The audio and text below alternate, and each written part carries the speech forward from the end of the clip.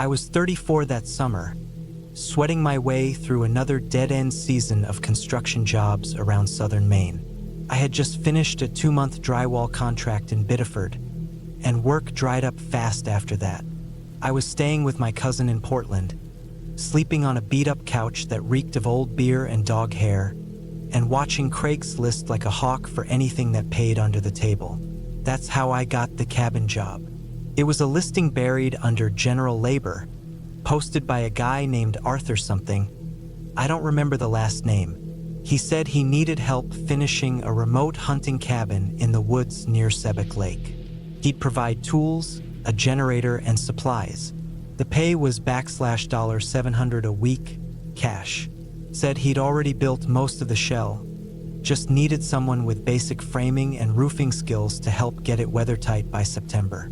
I didn't think twice. I replied. He messaged me the next day with a simple plan. I was to meet a man named Dave at a gas station just north of Dover Foxcroft.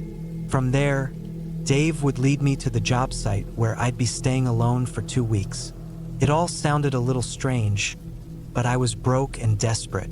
I packed a duffel, threw in a raincoat, gloves, some work pants, and a good utility knife. I had no car, so I borrowed my cousin's old F-150 with a leaky muffler and left Portland early on a gray Tuesday morning. By the time I met Dave, it was late afternoon. He was waiting in a silver Tacoma at a pump near the woods line, and he barely acknowledged me.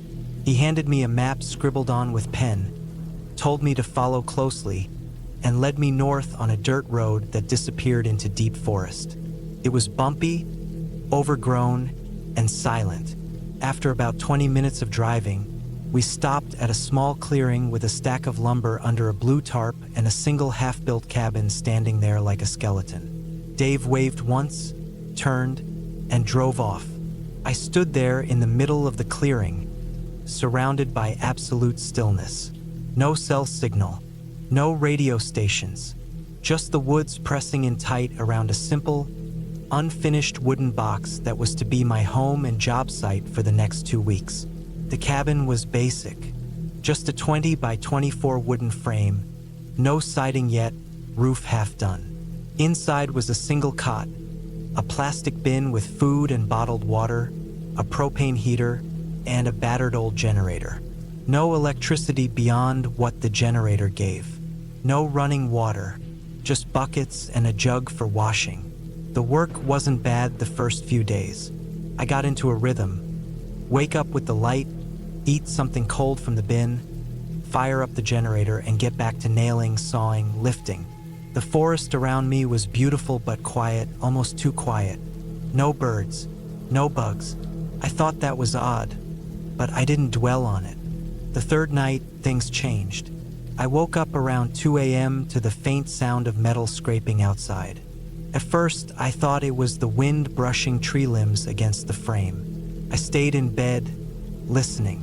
Then I heard it again, slow, deliberate, like someone dragging something heavy across the plywood porch. I stayed completely still. The cot creaked if I even shifted. I strained my ears, but after a few minutes, it went silent again. The next morning, I checked around the site.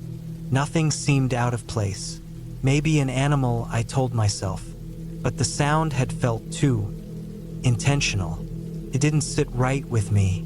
I tried to brush it off. I kept working. The days were hot, the nights cold. Every day felt longer, the silence pressing in like fog. By the 5th day, I started sleeping with my utility knife next to me on the cot. That Friday, I was up on the ladder finishing the soffits when I saw it. A figure in the trees. It was just a glimpse, gray shirt, dark pants, standing maybe 30 or 40 feet back in the woods. Watching, I froze. I stared at the spot. Nothing moved. I climbed down slowly, heart thumping. Walked toward the tree line, pretending to stretch, scanning the underbrush. No one there. I walked 20 feet into the woods. Nothing. Just trees, ferns, dead branches. No footprints, no path, no noise. I turned and walked back. All day I couldn't shake the feeling of eyes on me. I kept checking the trees. Nothing. That night, I kept the generator running longer, just to have the hum around me.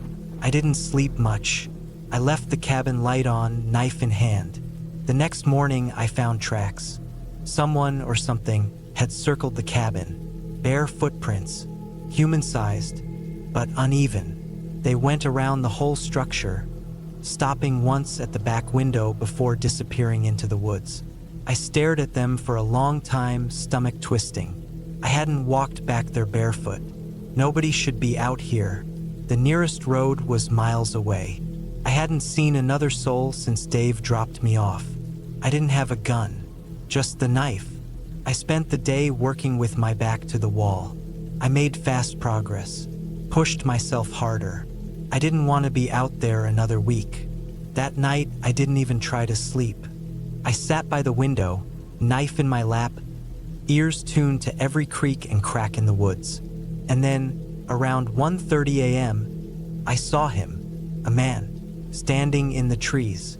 He wasn't trying to hide, just standing there half in shadow looking straight at the cabin. No light, no sound, just stillness. I stayed completely still too, crouched by the window, barely breathing. My mind ran through a dozen horrible scenarios. Meth head, escaped convict, some survivalist who thought I was on his land. I didn't know what to do. Eventually, after what felt like forever, he stepped back and disappeared into the dark. I didn't sleep a second that night. The next day, I packed everything. I nailed the remaining boards fast, finished the last section of the roof, and didn't stop for lunch. I wanted to be ready to leave as soon as Dave came back. But Dave didn't show up that day, or the next. I was out of fresh food by Sunday. I still had water, but not much else. The generator ran low on gas. I stopped using it to save what was left for emergencies. Nights were darker now, completely silent, no hum to comfort me. Monday morning, I found the footprints again. Closer this time, fresh. I made a decision. I wasn't waiting anymore. I folded my tools, jammed them in my duffel, and left the site around noon. I had the map Dave gave me, but I wasn't sure how accurate it was in reverse. I tried to follow the dirt road back the way we came. An hour passed, then another. I must have taken a wrong turn somewhere because the road started to narrow and twist in directions I didn't recognize. Then it ended, just stopped in a mess of thick brush and stumps. No cell signal, no signs. I was lost. I sat down on a log and tried to breathe.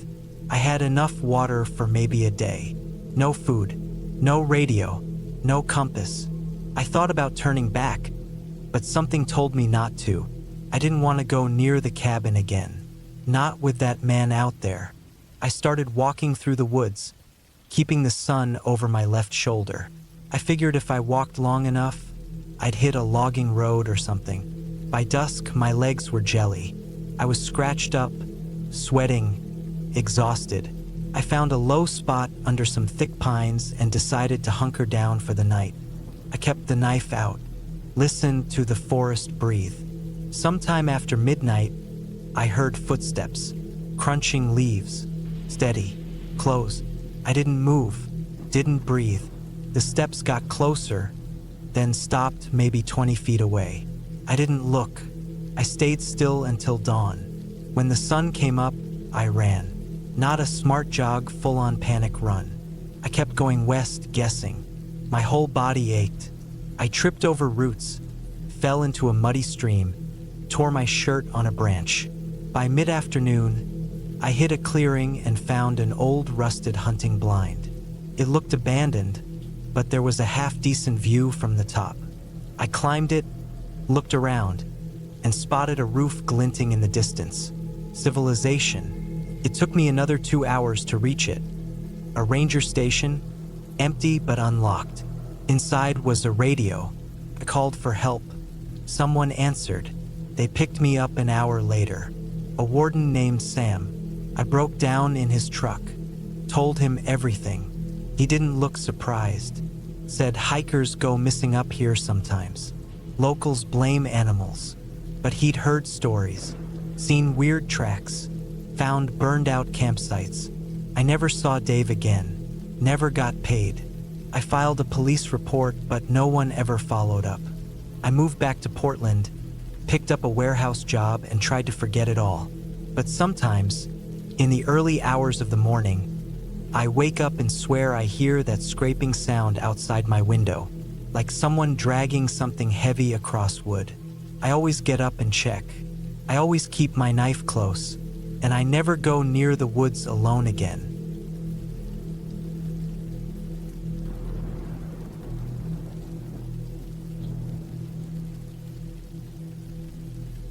My name is Daniel Graves. I was 37 the last time I used my father's old hunting cabin, a place tucked away deep in the Superior National Forest in northern Minnesota. It had been almost a decade since I'd last set foot there, and the place had been passed down to me after he died from a heart attack back in 2014. I didn't go up right away. Life got in the way. Work, marriage, and then divorce, one thing after another.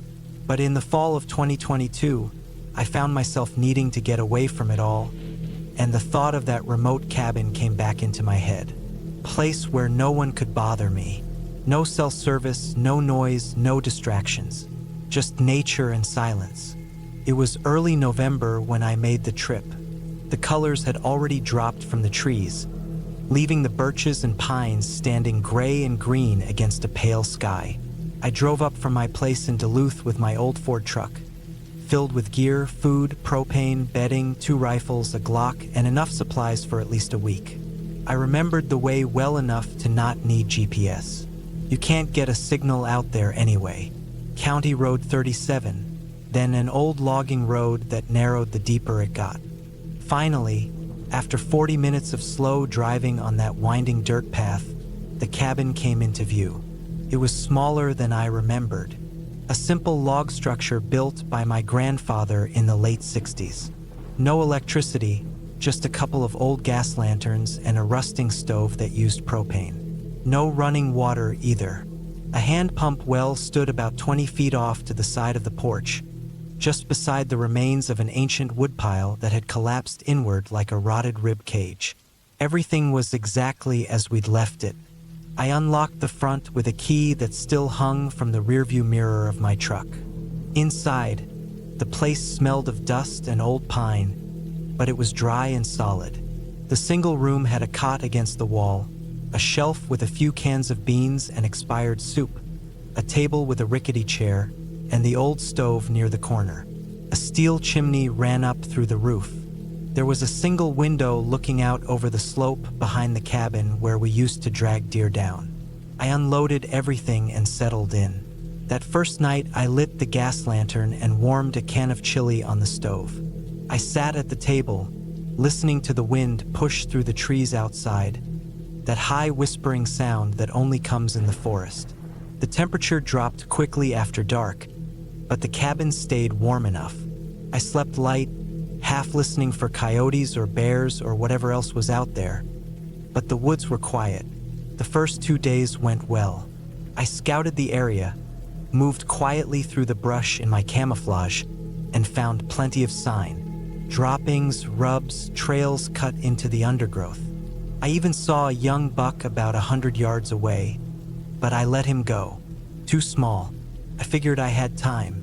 It was on the 3rd day that I started noticing odd things, little details that didn't sit right with me. I remember walking along the ridge about half a mile from the cabin when I found a trail I didn't recognize.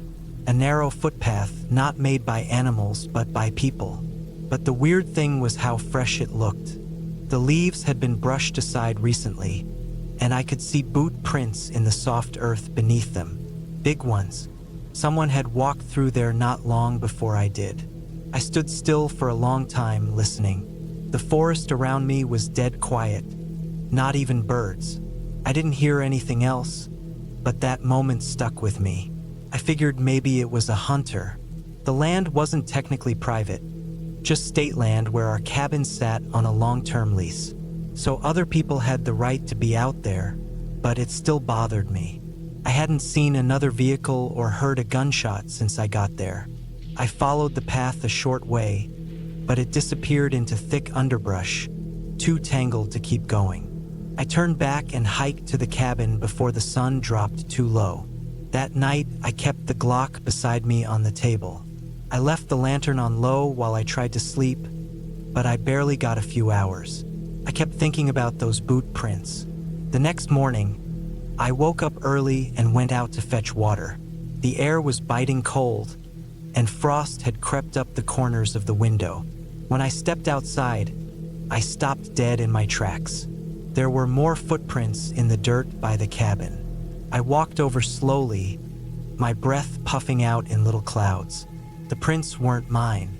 They were bigger, deeper, and came from behind the cabin, out of the woods. They circled around to the porch and back again, like someone had walked right up to the cabin during the night. I crouched and looked closely. They were fresh, probably from the last 8 to 10 hours. I didn't see any sign of forced entry. The door was locked, my gear untouched, but the idea of someone walking around out there while I slept made my stomach turn.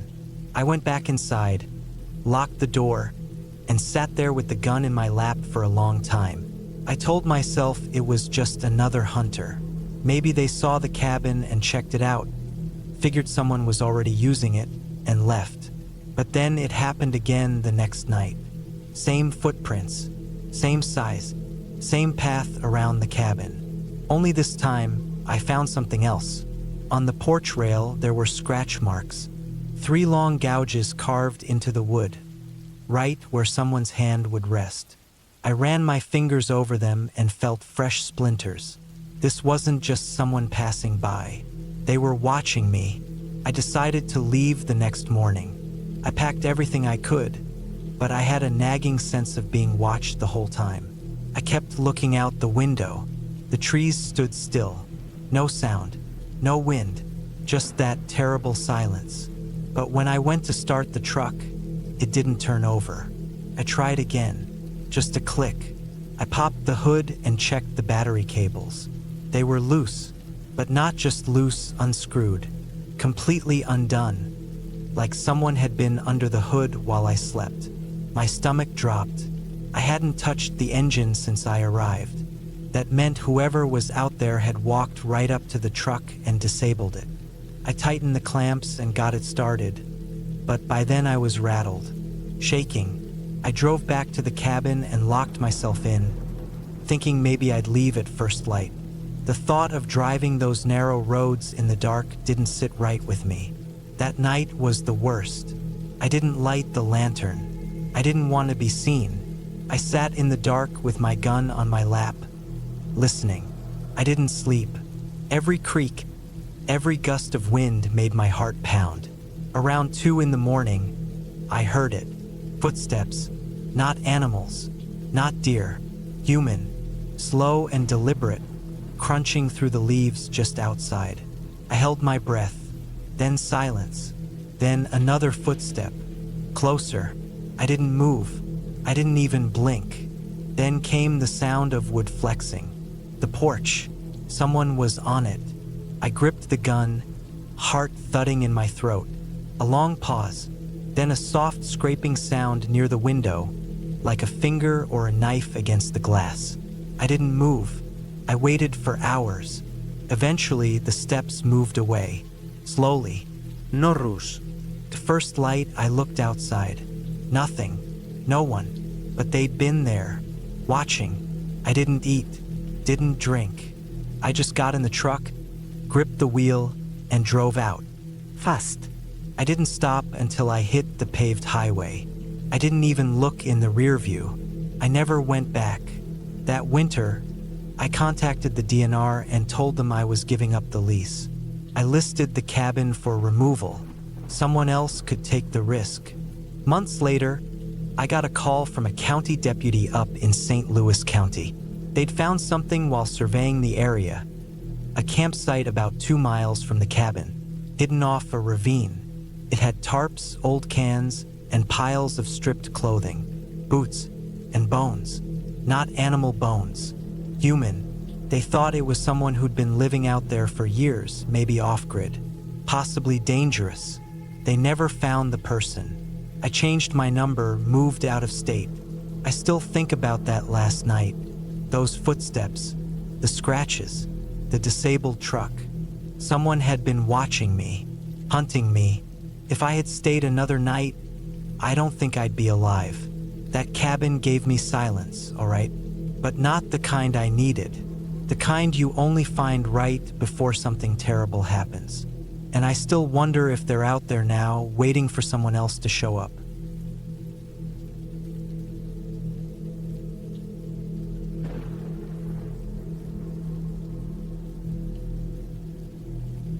It was October 2008 when I took a break from everything. I had just turned 33, and I was tired mentally, physically, the whole thing. I worked in a metal fabrication shop in Liverpool, and between the long shifts, the constant noise, and the oily stink that clung to everything, I just needed space. No city, no people, no damn phone ringing all the time. I wanted trees, mud, cold air, and nothing else. A friend of mine, Paul, had gone on this hiking trip up north around Dumfries and Galloway in Scotland the year before. He told me there were vast forest areas, lots of unmarked trails, and barely any reception. Just what I was after. So I planned a week off, packed a rucksack with the basics, tent, sleeping bag, camping stove, a bit of food, and drove up in my old Ford estate. I left the car near a logging road outside a small village called Kirkdale. From there, I just walked west into the trees, following animal paths and forgotten trails. By the third day, I was deep in the forest. No phone signal, no houses, not even fences. The sky had that early autumn look, cloudy but not heavy. The ground was soaked with old rain, the kind of wet that never fully dries. I'd been camping each night in a small tent, nothing fancy, just enough to keep the wind out. I moved slowly, stopped often, boiled water for tea over a little gas stove, and didn't think much about the world back home. On the fourth day, I found the cabin. It was maybe mid-afternoon, and the clouds were getting darker. I'd crossed a shallow stream and walked another half-mile through tall birch and pine when I saw something man-made between the trees. It didn't feel right. Not dangerous, just out of place. The cabin sat in a small clearing that looked natural but wrong somehow. Like the trees around it had been cut long ago and never regrew properly. The place was old, maybe 100 years or more. The wood was faded to a soft gray. Moss covered the lower walls. A small porch with a sagging roof sat at the front. No lights, no sound. The door was slightly open. I stood still for a minute, just watching. Nothing moved. No smoke from a chimney. No signs of life. I walked up slowly, boots crunching on damp leaves. The cabin didn't look lived in. The windows were coated in grime, and I could barely see inside. I knocked on the door out of habit, even though I knew no one would answer. Then I pushed it open. The inside smelled like old wood and damp clothes. The main room was simple. One old iron bed frame, a table, a broken chair, and a fireplace full of ash. A few empty tins lay in the corner, rusted and smashed. Someone had stayed here once, maybe decades ago, but it had been empty for a long time. I should have left. That's what I keep thinking now. I should have just looked around, taken a few photos, and gone back into the forest. But I didn't. The sky was turning dark fast, and it felt like rain was coming. I told myself I'd just spend the night there instead of messing around with my tent again. I cleared a space on the floor and rolled out my sleeping mat and bag. I boiled some water and made instant noodles while the rain started tapping the tin roof. Felt cozy in a way, safe even. I ate in silence, then sat with a headlamp on, reading a beat-up paperback. By 10, I was inside the sleeping bag, trying to fall asleep to the sound of rain. That's when I heard the noise. It wasn't loud, not at first, just a faint scraping, like something brushing against the outside wall. I thought it was a branch, Then it happened again, a bit louder. I turned off the headlamp and lay still, eyes wide open. I could hear the rain on the roof, but underneath that, there was movement. Something light, like fingers sliding across wood. I sat up and listened. The sound moved around the side of the cabin. Not fast, not heavy, just slow dragging. I waited, holding my breath. Then it stopped. I didn't sleep much that night. Every time I closed my eyes, I thought I heard something. A creak, a shuffle, a step on wet leaves. But when I finally drifted off, nothing else happened. In the morning, everything was still. The rain had stopped. The air was thick with mist, but there was no one around. I stepped outside and looked around the cabin. No tracks, no signs of anything. I told myself it had to be an animal. A fox maybe, or a deer brushing against the wall. I stayed another night. That second night, it got worse. I made a small fire in the old fireplace using sticks I collected nearby. Smoked a bit, but it worked. I made tea and sat on the floor in silence. As the sun set, the air inside the cabin felt heavier. I kept looking at the windows, expecting to see someone standing there. Nothing ever showed, but the feeling didn't go away. Started again just after midnight. The tapping this time, not scraping, tapping, light and slow. I froze. It was coming from the window to my left. 3 taps, then silence, then again. Tap, tap, tap. I didn't move. I sat there in my sleeping bag, eyes locked on the window. My headlamp was off. I was in the dark. The tapping moved. Another window, then the back of the cabin. I stayed still for an hour, maybe longer. Eventually, the sounds stopped. In the morning, I checked again. Still nothing. But I found something odd behind the cabin. A small pile of bones. Animal bones, picked clean. They looked old, but why were they arranged in a neat little pile? That was the moment I decided I'd leave. I packed up everything quickly and took the same path back toward the stream. I was maybe 15 minutes into the walk when I saw something that made my stomach twist. Boot prints. Not mine. Bigger, deeper. They weren't there when I came in. They followed my trail from the cabin and kept going in the direction I had just come from. Someone had been behind me. I moved faster. I stopped less. I didn't eat. By late afternoon, I had made it back to where I'd parked the car. I threw my pack in the back and drove until I hit the next town with signal. I stayed in a small inn that night. I didn't tell anyone what happened. Not the lady at the desk.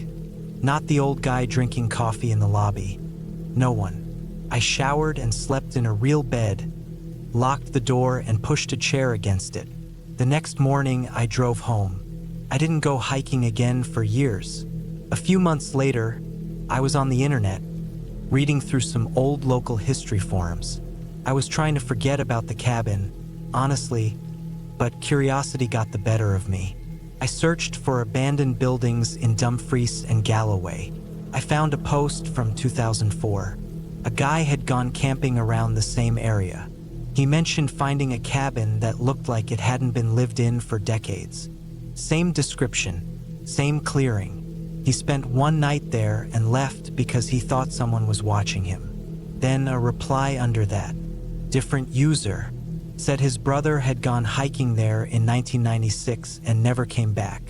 His last phone call had been from a payphone in Kirkdale.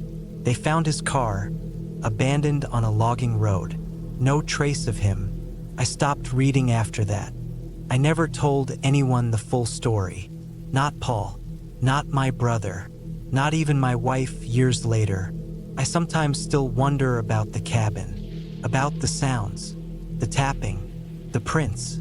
Someone was out there, not a ghost, not a monster, just someone.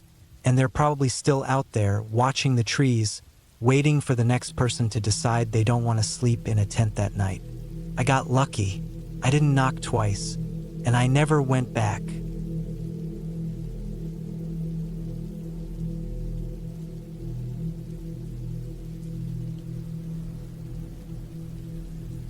I wasn't supposed to be there that weekend. That much I knew for sure.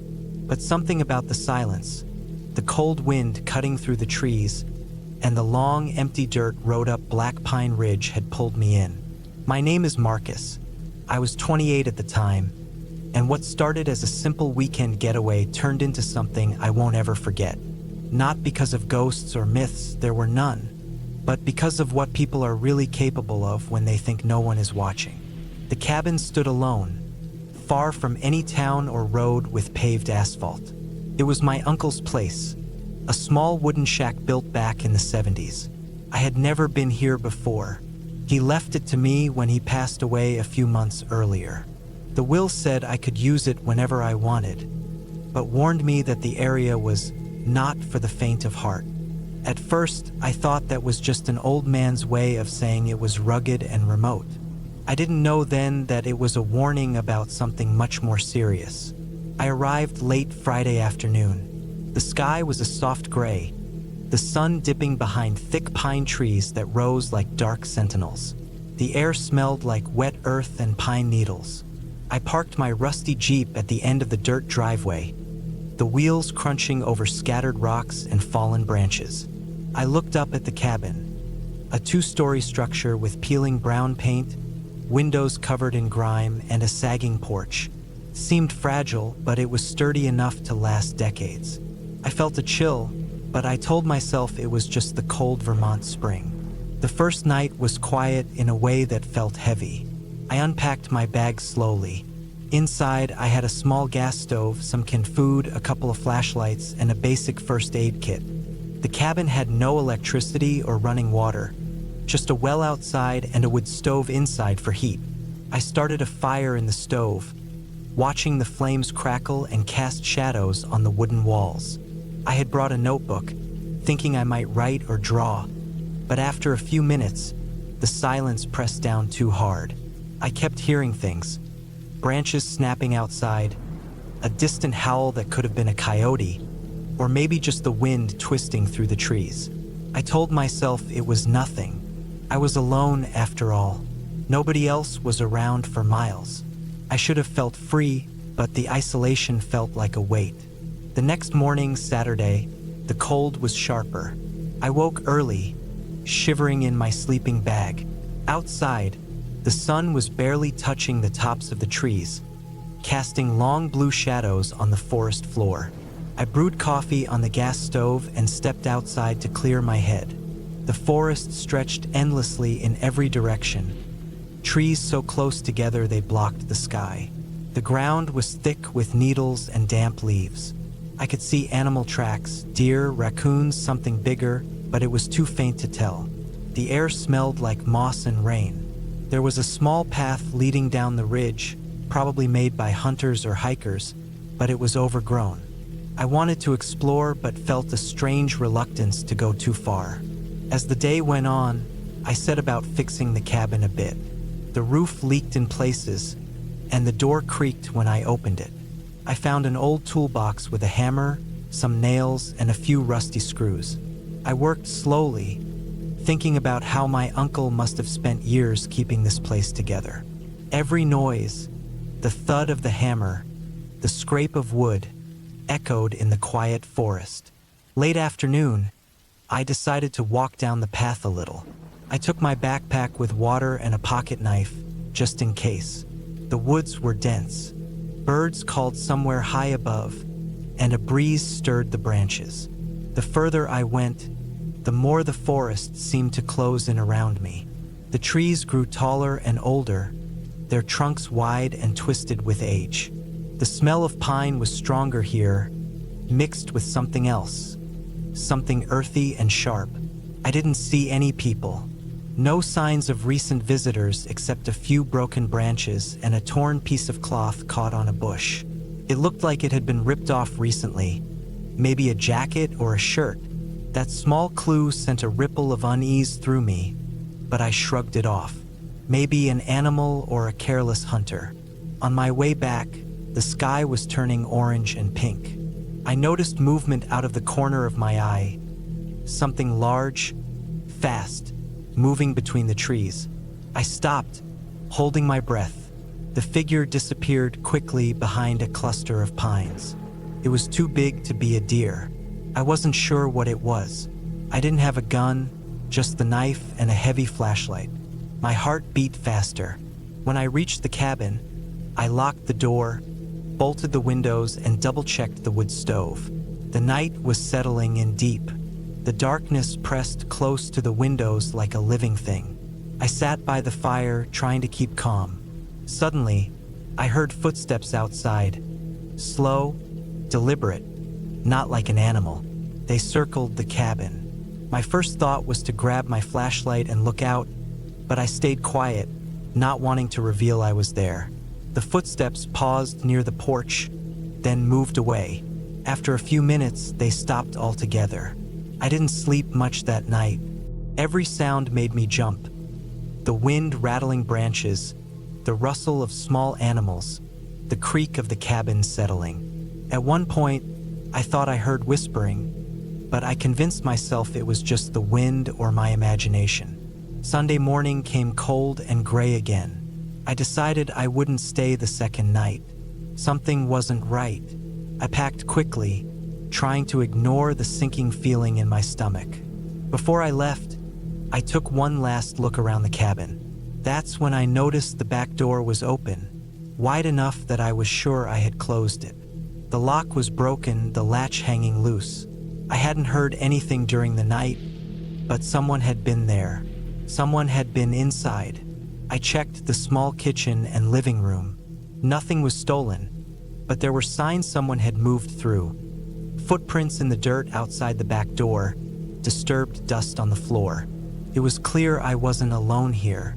I hurried to my Jeep, the forest feeling darker and colder than before. As I drove down the dirt road, I kept looking in the rearview mirror, half expecting to see someone standing at the edge of the trees, watching me leave. When I finally reached the main road and cell signal returned, I called the sheriff's office. They promised to send someone out to check the cabin. I stayed the night in a motel in town, uneasy and restless. The next day, the deputies came with search dogs and checked the cabin and surrounding woods. They found footprints too big for any animal and some old campfires not on any map. The dogs picked up a faint scent trail leading deeper into the woods, but it ended abruptly. The deputies said the area was known for illegal hunters and sometimes squatters who used abandoned places to hide from the law. They told me to be careful if I came back. I never did. The cabin on Black Pine Ridge sits there still, quiet and empty, but it's not alone. Whoever was out there, whoever came inside that night, could still be hiding in those woods, waiting. The thought chills me even now. I learned that some places are lonely not because they're empty, but because the people who come there don't want to be found. That weekend taught me to respect that silence, and to never go alone into the woods without telling someone where I was going.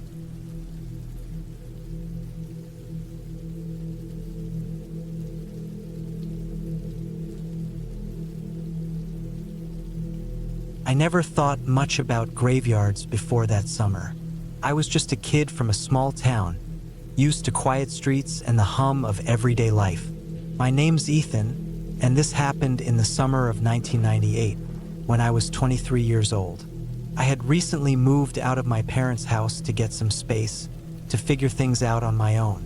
I found a little cabin for rent about 15 miles outside of a tiny town called Millfield in West Virginia.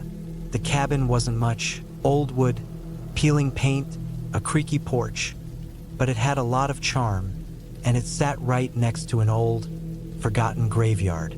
At the time, I didn't think much about the graveyard. I was just glad to have a quiet place. The graveyard itself was small, maybe 50 graves, spread out over a few acres behind the cabin. I had seen it from the window the first time I arrived. Weathered headstones, some leaning over, moss covering the names. It was eerie, sure, but nothing more than that. Just old stones. The locals barely spoke about it, except to say the place was resting ground for early settlers. The gravestones had dates going back to the 1800s. The cabin was basic. One bedroom, a small kitchen, and a wood stove in the corner of the living room. There was no electricity, no running water, just a well outside and a battery-powered lantern. I didn't mind. I liked being away from the city buzz. For a while, things were calm. I spent my days reading, writing little notes, chopping wood, and fishing in the nearby creek. But after about a week, something started to feel off. The first sign was the quiet. The graveyard was oddly silent during the day. No birds, no insects, nothing. When I stepped outside into the sunlit morning, it was like the trees themselves held their breath. At first, I thought it was just how isolated the place was, but the silence was too deep, too unnatural. One afternoon, I went out to collect water from the well. The sun was low in the sky, casting long shadows across the graveyard. As I passed by the headstones, I noticed something that made my stomach twist. Fresh footprints in the dirt, right near an old, cracked tombstone. The prints were large, heavy, like boots, and they looked recent, as if someone had been there just hours ago. I was the only one living near the cabin. Who else could it be? I followed the prints toward the edge of the graveyard where the forest began. They stopped suddenly at a thick patch of bushes. There was no trail beyond. It was like whoever made them disappeared into the trees. I stood there for a long time, heart pounding, staring into the dark underbrush. I decided not to tell anyone in town. No sense in stirring up old stories or inviting trouble. Besides, who would believe me? I had moved here for peace, not to get caught up in local rumors. Over the next few days, strange things kept happening. At night, I heard sounds outside. Heavy footsteps crunching through the dead leaves, distant thuds, and sometimes a low humming, like someone whistling a tune I couldn't place. I kept the door locked and the windows shut tight, but the noises always seemed to circle the cabin. One night, around 2 a.m., I woke up to the sound of something dragging across the porch. I grabbed my flashlight and crept to the door. The beam of light caught the edge of a long wooden plank leaning against the side of the cabin. It had been moved slightly, as if someone had leaned on it or dragged it. My pulse was racing. I stepped outside, but the night was still. No sign of anyone. The footprints in the dirt near the graveyard had returned, dozens of them this time, leading up to the cabin and then vanishing into the woods. I started to sleep with a kitchen knife beside my bed, just in case. I told myself it was probably some local kids playing pranks, but the thought didn't settle well in my mind. One afternoon, I found an old book buried under a pile of leaves near the graveyard fence. The cover was tattered, pages yellowed with age. It looked like a journal or a ledger from the late 1800s. I brought it back to the cabin and spent hours reading. It was the diary of a man named Jacob Milligan, who had lived in Millfield in the 1870s. He wrote about the hardships of the town, the illnesses that took many lives, and strange deaths that no one could explain. One passage caught my attention. Asterisk. There are those who come to the graveyard at night. They say it's for the dead, but the living tread here for darker reasons.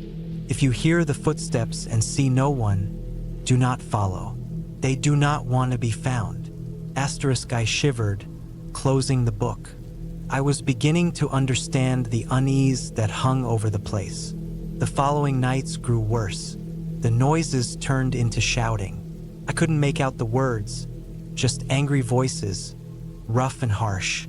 Sometimes, I saw flickering lights deep in the graveyard, like torches moving between the headstones. I never saw anyone clearly, only shadows and movement. One night, I stayed up watching from the window. Around midnight, I saw a group of figures moving quietly through the graveyard. They wore dark clothes and covered their faces with scarves. They stopped by one of the oldest graves, a woman's grave, judging by the shape of the headstone, and began digging. My heart hammered.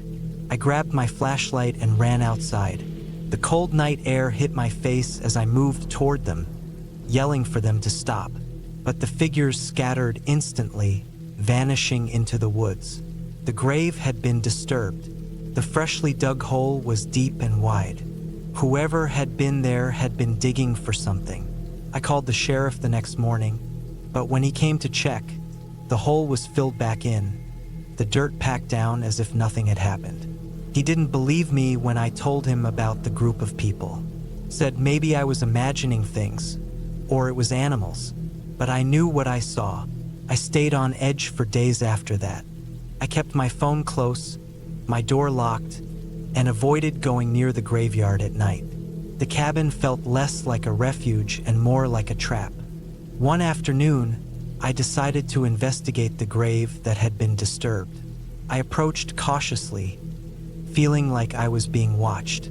The ground was soft but firm. I dug a little at the edge of the hole with a stick, careful not to disturb anything deeply. Suddenly, I hit something hard. A wooden box, old and rotting but intact. I pulled it out, wiped off the dirt, and opened it slowly. Inside were several old papers, a rusted pocket watch, and a few small items that looked like jewelry. The papers were letters written by the woman buried there, a Mary Langley. The letters spoke of secret meetings, warnings about people in town who wanted to take her land, threats against her family. It sounded like a fight for survival in a place where law didn't reach. I realized the group I saw was likely a band of people from the town, still protecting old secrets. Maybe they wanted to keep Mary's story buried forever. That night, I packed my things. I couldn't stay in the cabin anymore. The sense of being watched was overwhelming. I didn't want to become part of some hidden feud or old vendetta. Before I left, I took the box with me and gave the letters to a local historian I trusted. She promised to look into it and tell Mary's story properly. Driving away from the cabin, I looked back one last time. The graveyard lay still under the moonlight, silent again. But I knew that silence hid many secrets, some better left alone. I never went back. I moved into town and kept to myself, thankful for the peace. The cabin was rented out after I left, but the graveyard's shadow lingered in my mind. The story wasn't about ghosts or spirits. It was about people, their fears, their secrets, and the lengths they'd go to protect what mattered. Sometimes the scariest things aren't what you see, but what you know might be watching, waiting, and never quite gone.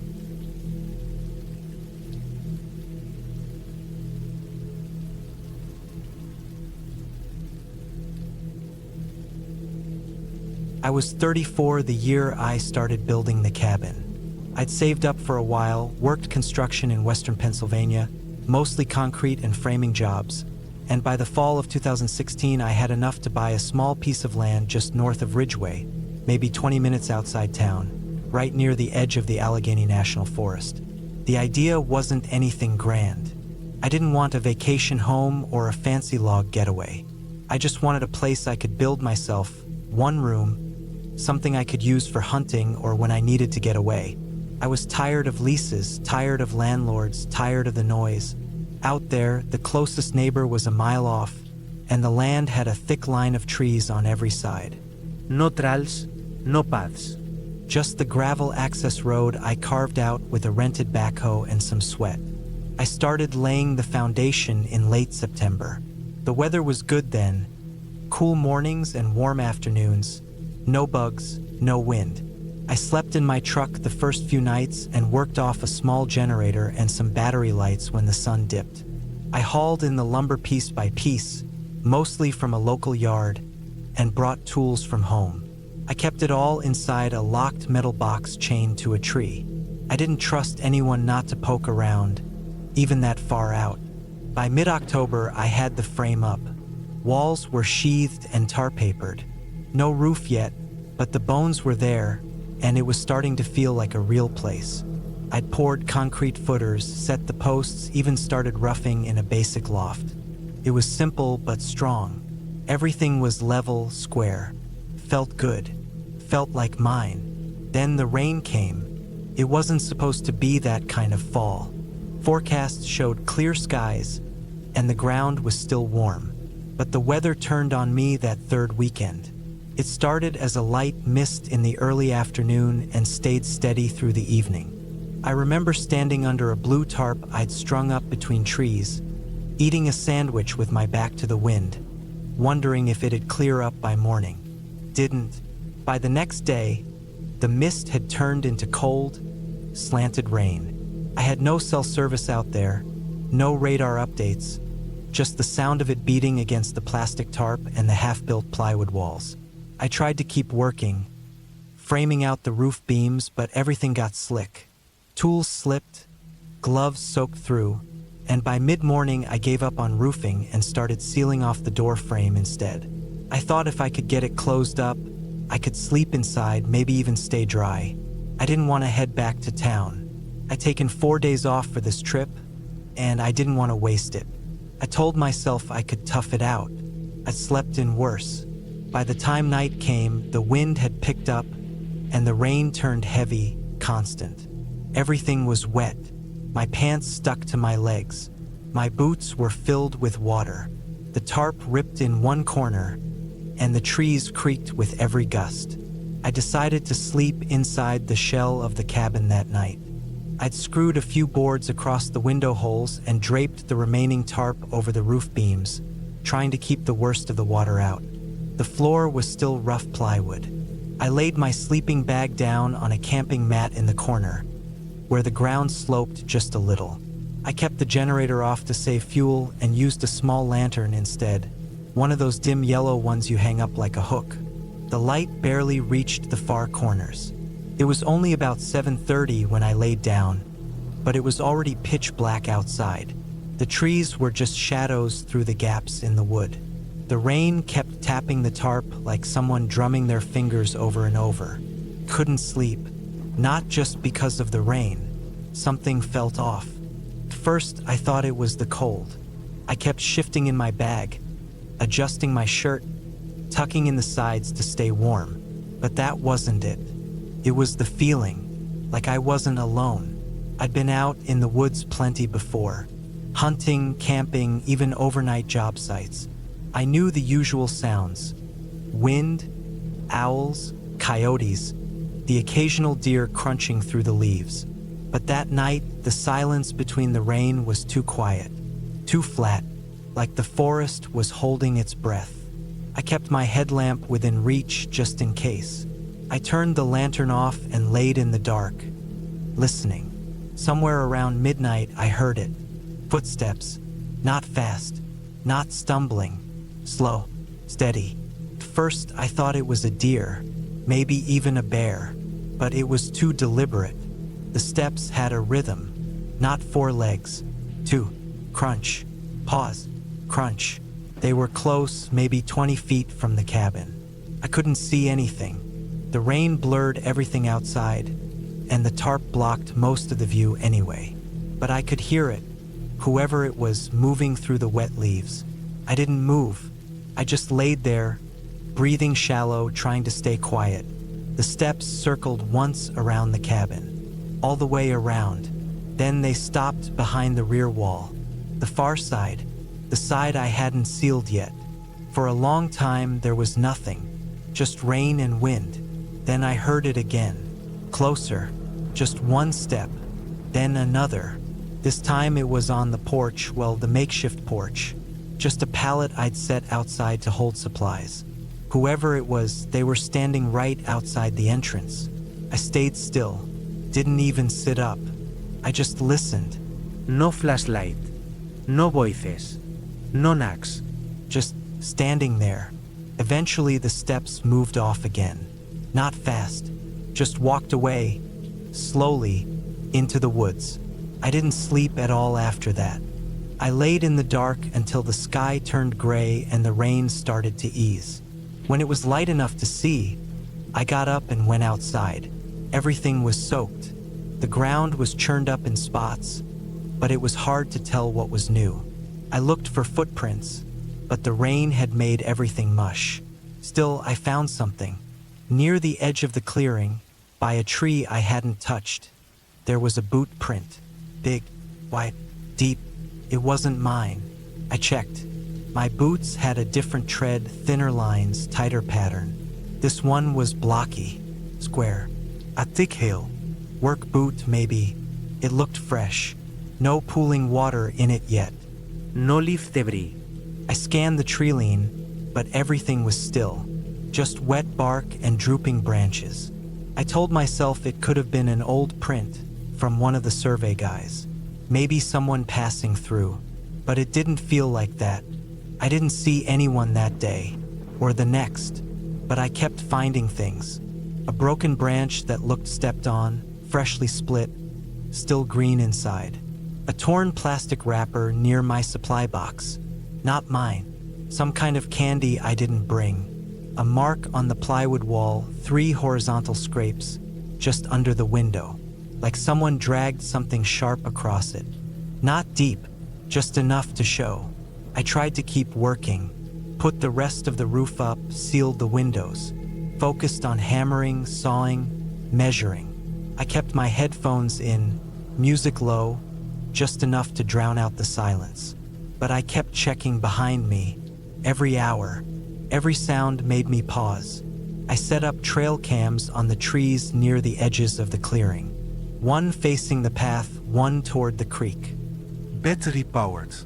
Motion sensitive, just to be sure. That last night it rained again, harder than before. I stayed inside the cabin, now mostly sealed. Still no insulation, no stove, just bare walls and a damp smell. But it felt safer than the truck. I bolted the door from inside with a steel bracket I'd installed, just in case. Around 1 a.m., the wind knocked something over outside. A loud thud. I jolted up, grabbed my light, and waited. My heart wouldn't stop pounding. Then silence again. I didn't check until morning. One of the sawhorses I'd left out had been tipped. But it wasn't the wind. There were scratches in the side of it, like fingernails. Not deep, just dragged across the grain. That was it. I packed my tools, locked the box, and drove back into town. I told myself I'd take a break, come back next week, maybe bring a buddy. When I got back, I pulled the memory cards from the trail cams. Most were blank, just trees shifting in the wind, except one. It triggered at 12:41 a.m. The image was blurry, taken in the rain, but I could make out the edge of the cabin, and something else.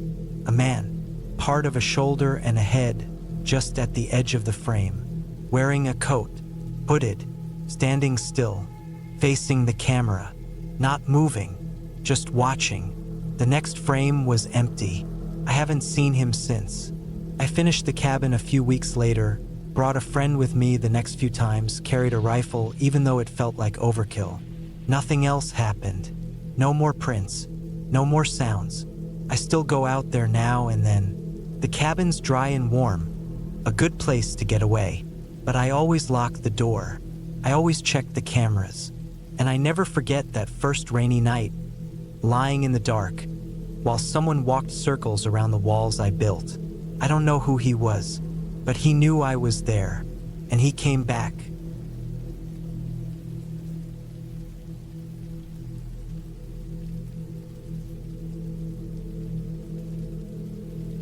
It was a cool morning in late October, the kind of chill that settles into your bones but doesn't quite freeze you. The sky was a soft, pale gray, heavy with clouds that promised rain but hadn't quite broken yet. I was driving a long stretch of 2-lane road, somewhere deep in northern Vermont, not far from the Canadian border. The trees on either side were a patchwork of burnt orange, dark red, and fading yellow leaves, thick with the weight of the season's end. I wasn't sure why I was here, not really. The drive was supposed to be simple, a way to clear my head after weeks of restless nights and half-finished mornings. But something about this road made me tense. Maybe it was the way the landscape felt so untouched, like it hadn't changed in decades. Maybe it was the memory of the cabin I was about to pass, the cabin that once belonged to my ex-wife, Claire. We had been married for 8 years before it all fell apart.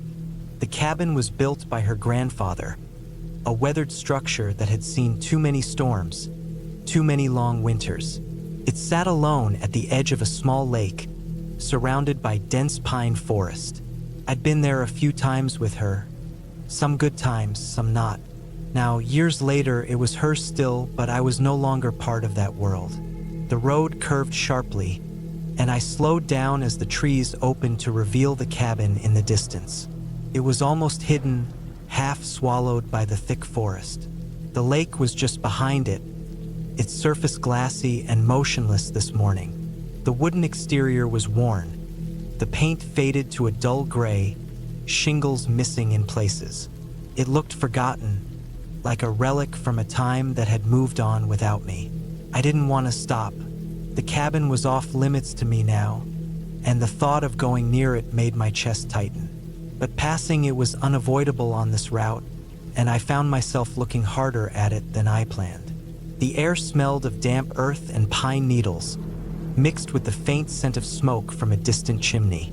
I could almost hear the crackle of a fire from inside the cabin, even though I knew it was empty. The silence felt heavy, like the forest was holding its breath. I kept driving, but my eyes kept flicking back to the cabin. I remembered walking those rough wooden floors, the way Claire's eyes would light up when she talked about fixing it up. She had always wanted to make it a home, a place away from everything, but I was never part of that dream. As the road stretched ahead, the sun tried to push through the clouds, casting a dull, gray light over the landscape. The trees pressed closer now, their branches reaching over the road like fingers. The leaves scattered in the wind, and I caught a glimpse of movement, something quick and low, darting between the trunks. I blinked and it was gone. Maybe a deer, maybe just my imagination. I tried to shake off the unease growing in my chest. The miles ticked by, but my thoughts stayed fixed on the cabin. The more I thought about it, the heavier my heart felt. The memories weren't all bad, but they were tangled in a web of regret and pain. Claire had been my world once. We had planned a future there, in that quiet place far from the noise. But life had other plans. The road narrowed suddenly, the trees so close now I could see the rough bark, moss growing thick on the trunks. I slowed again, noticing how the asphalt had cracked and buckled, roots pushing through the surface like something angry trying to break free. A few 100 feet ahead, the road curved sharply to the left, and then I saw it again, the cabin, but closer this time. It looked smaller, more fragile. The windows were dark, some cracked. The door sagged slightly on its hinges. A faded, no trespassing sign hung crookedly by the side. I swallowed hard. For a moment, I wanted to stop and look closer, to see if there was anything left inside that reminded me of her, of us. But the knot in my throat tightened, and I pressed down on the gas, pushing past it. The forest grew darker here, thicker. The sky was almost completely covered with clouds now, a dull, heavy gray that made everything feel muted and cold. I glanced in the rearview mirror and saw the cabin shrink behind me, swallowed by the trees again. The road stretched on, empty except for the occasional rustle of leaves. The silence was so complete it felt unnatural, like the forest itself was watching. I pulled the collar of my jacket higher around my neck, feeling exposed in a way I hadn't before.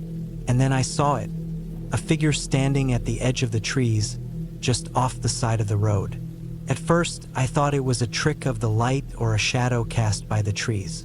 But it was real. A man, tall and thin, wearing a worn coat and a cap pulled low over his face. He stood perfectly still, watching me as I slowed down. His eyes were hidden in shadow, but I felt them burning into me. My fingers tightened on the steering wheel. The man didn't move, didn't even blink.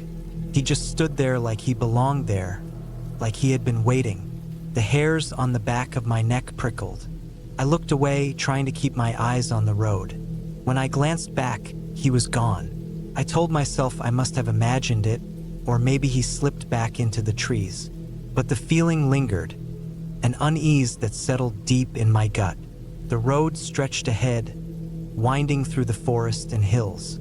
I drove faster, eager to leave this place behind. But the memory of that man stayed with me, like a shadow in the corners of my mind. Later, when I stopped at a small diner in the next town, I asked around about the cabin. The locals were polite but closed off. No one seemed eager to talk about it. One old man muttered something about strangers showing up and things that shouldn't be seen. I pressed, but he just shook his head and looked away. Driving back to the highway, I kept checking the rearview mirror, half expecting to see that man again. But the road was empty. The forest stood silent and still. The rest of the day passed in a blur. My thoughts kept circling back to the cabin, to the memories it held, to the man I saw standing there. I couldn't explain why, but it felt like a warning or maybe a reminder that some places hold more than just memories. When I finally pulled into my driveway that night, I felt a strange mix of relief and sadness. The past was behind me, but it wasn't gone. Not really. The cabin, the forest, the man. Each was a piece of a story I couldn't forget, no matter how far I drove or how fast I tried to run.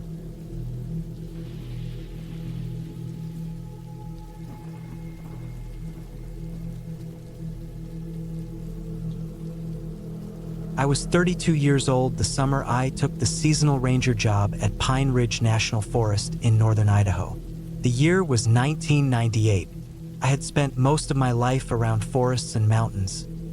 My father was a forestry worker, so I was familiar with the routines of forest work. But this job was something else. It wasn't just patrols or trail maintenance. I was assigned to stay in the old ranger cabin near the edge of the park, alone, for the entire summer. The idea was to monitor a remote section of the forest where a few hikers had recently reported suspicious activity. The Park Service thought it might be some kind of illegal hunting or drug operation, but nothing had been confirmed. The cabin itself was a small wooden structure built in the 1930s.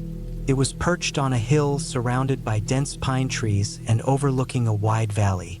The roof sagged a little and the windows had single panes, some cracked, but the place was solid. I liked it. It had an old stove, a woodpile stacked neatly outside, a cot, a table, and a desk with a small radio for emergency communication. There was no electricity or running water, so I had to rely on the creek a short walk away for water and my battery-powered lanterns for light. I arrived in early June. The air was fresh, cold at night, and the forest smelled like pine needles and wet earth. I unpacked my gear carefully: food, clothes, a first aid kit, maps, a notebook, and a small rifle for protection. I'd been trained for this kind of job. But even so, I felt the weight of isolation settle over me as I closed the cabin door behind me the first night. The first week was quiet. I spent my days walking the trails, checking the condition of signs, and noting any animal tracks. At night, I kept a fire going outside the cabin and listened to the forest sounds. Owl calls, rustling branches, the occasional howl of a distant coyote. It was peaceful in a way I hadn't expected, but the peace started to wear thin. On the 8th day, I found signs that something wasn't right. While patrolling the northern ridge near the creek, I spotted fresh tire tracks on a narrow dirt road that wasn't on any official map. They looked recent, maybe from the last night or early morning. The tracks were wide, from some kind of heavy vehicle, but I had never seen any authorized trucks or cars use that route. I marked the spot carefully in my notebook and decided to investigate more the next day. The next morning, I followed the tire tracks up the old road. The forest grew thicker, darker. Branches scraped my jacket, and the air smelled damp and earthy. After about a mile, I came across a small clearing. There were piles of wood stacked in a messy heap, some cut logs, and scattered pieces of metal and plastic. Something had definitely been here recently, but there was no one in sight. I took photos with my small camera and noted everything carefully. I returned to the cabin, feeling uneasy. There was a tension in the air, like the forest was holding its breath. That night, the wind picked up and rattled the cabin windows. I lit my lanterns inside and double-checked that my rifle was close by. The radio crackled faintly, but there was no other signal. Over the following days, the strange signs increased. More tire tracks appeared, along with fresh footprints that didn't match any known animals. They were too large and too deep for a human, but the prints had a rough, irregular shape, as if someone had been walking heavily on soft ground wearing uneven boots. The forest seemed quieter too, less bird songs, fewer animals. One evening, just before dusk, I spotted movement near the tree line across the clearing. I couldn't make out details, just a shadowy figure slipping between the trunks. My heart beat faster. I stayed still and waited, but it disappeared quickly, leaving only broken twigs and disturbed leaves. I spent that night on high alert. The forest noises felt sharper and closer, but no one came near the cabin. I locked the doors and windows as tightly as possible and kept my rifle close. The following morning, I found more evidence of recent activity. Fresh footprints around the cabin itself. Whoever had been here had circled the place but never came close enough to see inside. That was unnerving. I wrote a detailed report and tried to call the ranger station on the radio, but all I got was static. The remote location made communication difficult. Days passed. The feeling of being watched grew stronger. I began to check outside more often, shining my flashlight into the trees and listening for any sound. Once, I heard the faint crunch of footsteps on gravel, but when I looked out, there was nothing. The isolation gnawed at me. I had no company except for the occasional deer or squirrel, and the nights dragged on. I kept my fire burning longer and made sure the woodpile was well stocked. Then one morning, I woke to find my supplies disturbed. My food box was open, and some cans were moved. I was sure I had locked everything the night before. Someone had been in my cabin while I slept. That was the moment fear truly set in. I took a deep breath and tried to stay calm. I double-checked the locks and moved my rifle closer. I spent the day watching the forest from the small porch, eyes scanning the shadows. The next night was restless. I woke several times to noises outside, a rustling in the bushes, distant footsteps, and once, a sharp snap of a branch. I sat up quietly, holding my rifle, trying to listen. The darkness felt thick and suffocating. Just before dawn, I heard something different. Whispers, faint and hard to understand, carried by the wind. They didn't sound like normal voices, more like murmurs or low growls. I could not tell if it was an animal or a person. When daylight finally broke, I found a new set of footprints leading away from the cabin toward the road I had discovered earlier. The footprints were deep and wide, just like before. I realized then that I wasn't alone in these woods. Someone was watching me, maybe hunting me. But why? What were they doing out here? I decided to prepare to leave. I packed my essential gear, stacked wood to make the fire look like I was still there, and set a simple tripwire alarm around the cabin using cans and string I had found in my pack. It was primitive, but it might warn me if someone approached. That afternoon, I started the long hike back to the ranger station, sticking to the main trails and avoiding the back roads. The walk was tense. Every sound made me jump. Every shadow seemed alive. I kept checking behind me, but no one followed. When I finally reached the station late in the evening, I was exhausted and shaken. I reported everything I had found and experienced in detail. The rangers took me seriously and launched an investigation. Weeks later, they discovered an illegal logging operation in the same area I had been patrolling. The men involved were armed and dangerous, hiding deep in the forest, watching for anyone who might discover them. I was lucky to get out when I did. The Park Service increased patrols and removed the illegal operators. The cabin was abandoned afterward, deemed too risky to use again. I never returned to Pine Ridge. The forest, the silence, and the feeling of being hunted stayed with me long after I left. It wasn't ghosts or monsters that scared me, just real people doing bad things in a place where no one should be disturbed.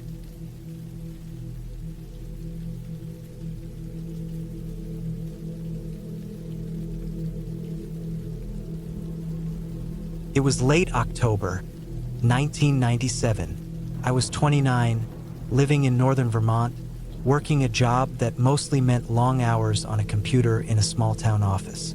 I needed a break, some fresh air, some quiet, time to clear my mind.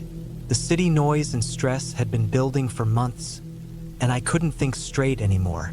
I found the cabin online, a small old place tucked away deep in the Green Mountains, far from any roads or towns. The ad said it was perfect for hunters or anyone wanting to get away. No electricity, no running water, just the bare essentials and lots of pine trees. I rented it for a week.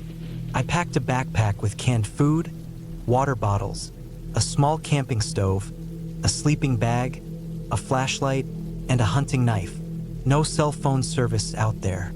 That was part of the draw. The drive itself was nerve-wracking. The last 5 miles were on a dirt road that got narrower and rougher the further I went. The trees pressed in on both sides, their branches reaching out like claws over the road. I saw a few rusted-out cars abandoned by the roadside. The silence in the woods was thick, almost loud in its emptiness. When I finally reached the cabin, I noticed it was older than the pictures showed. The wood was weathered, cracked in places. The porch sagged under years of snow and rain. There was a small chimney, but no smoke. No signs of recent life except for some footprints in the dirt mine and maybe one other set, but they were faint. I parked my truck and unloaded my gear slowly. The air smelled like pine sap and damp earth. The sun was setting, and the shadows grew long and cold. I moved inside the cabin. The floorboards creaked under my boots. The room was small, maybe 15 by 15 feet, with a wood stove in the corner, a rickety table, and 2 chairs. A single window looked out into the trees. I set down my pack and lit the stove, coaxing a fire from dry wood stacked nearby. The warmth felt good, but there was a cold chill under my skin I couldn't shake. I spent the first night restless. Outside, the wind whispered through the trees, sometimes rattling the cabin like it might fall apart. I heard twigs snap. Something moved just beyond the window, but when I looked, I saw only shadows and branches. The next morning, I decided to explore. I walked through the woods, noticing the forest floor covered in old leaves, pine needles, and broken branches. The silence was heavy.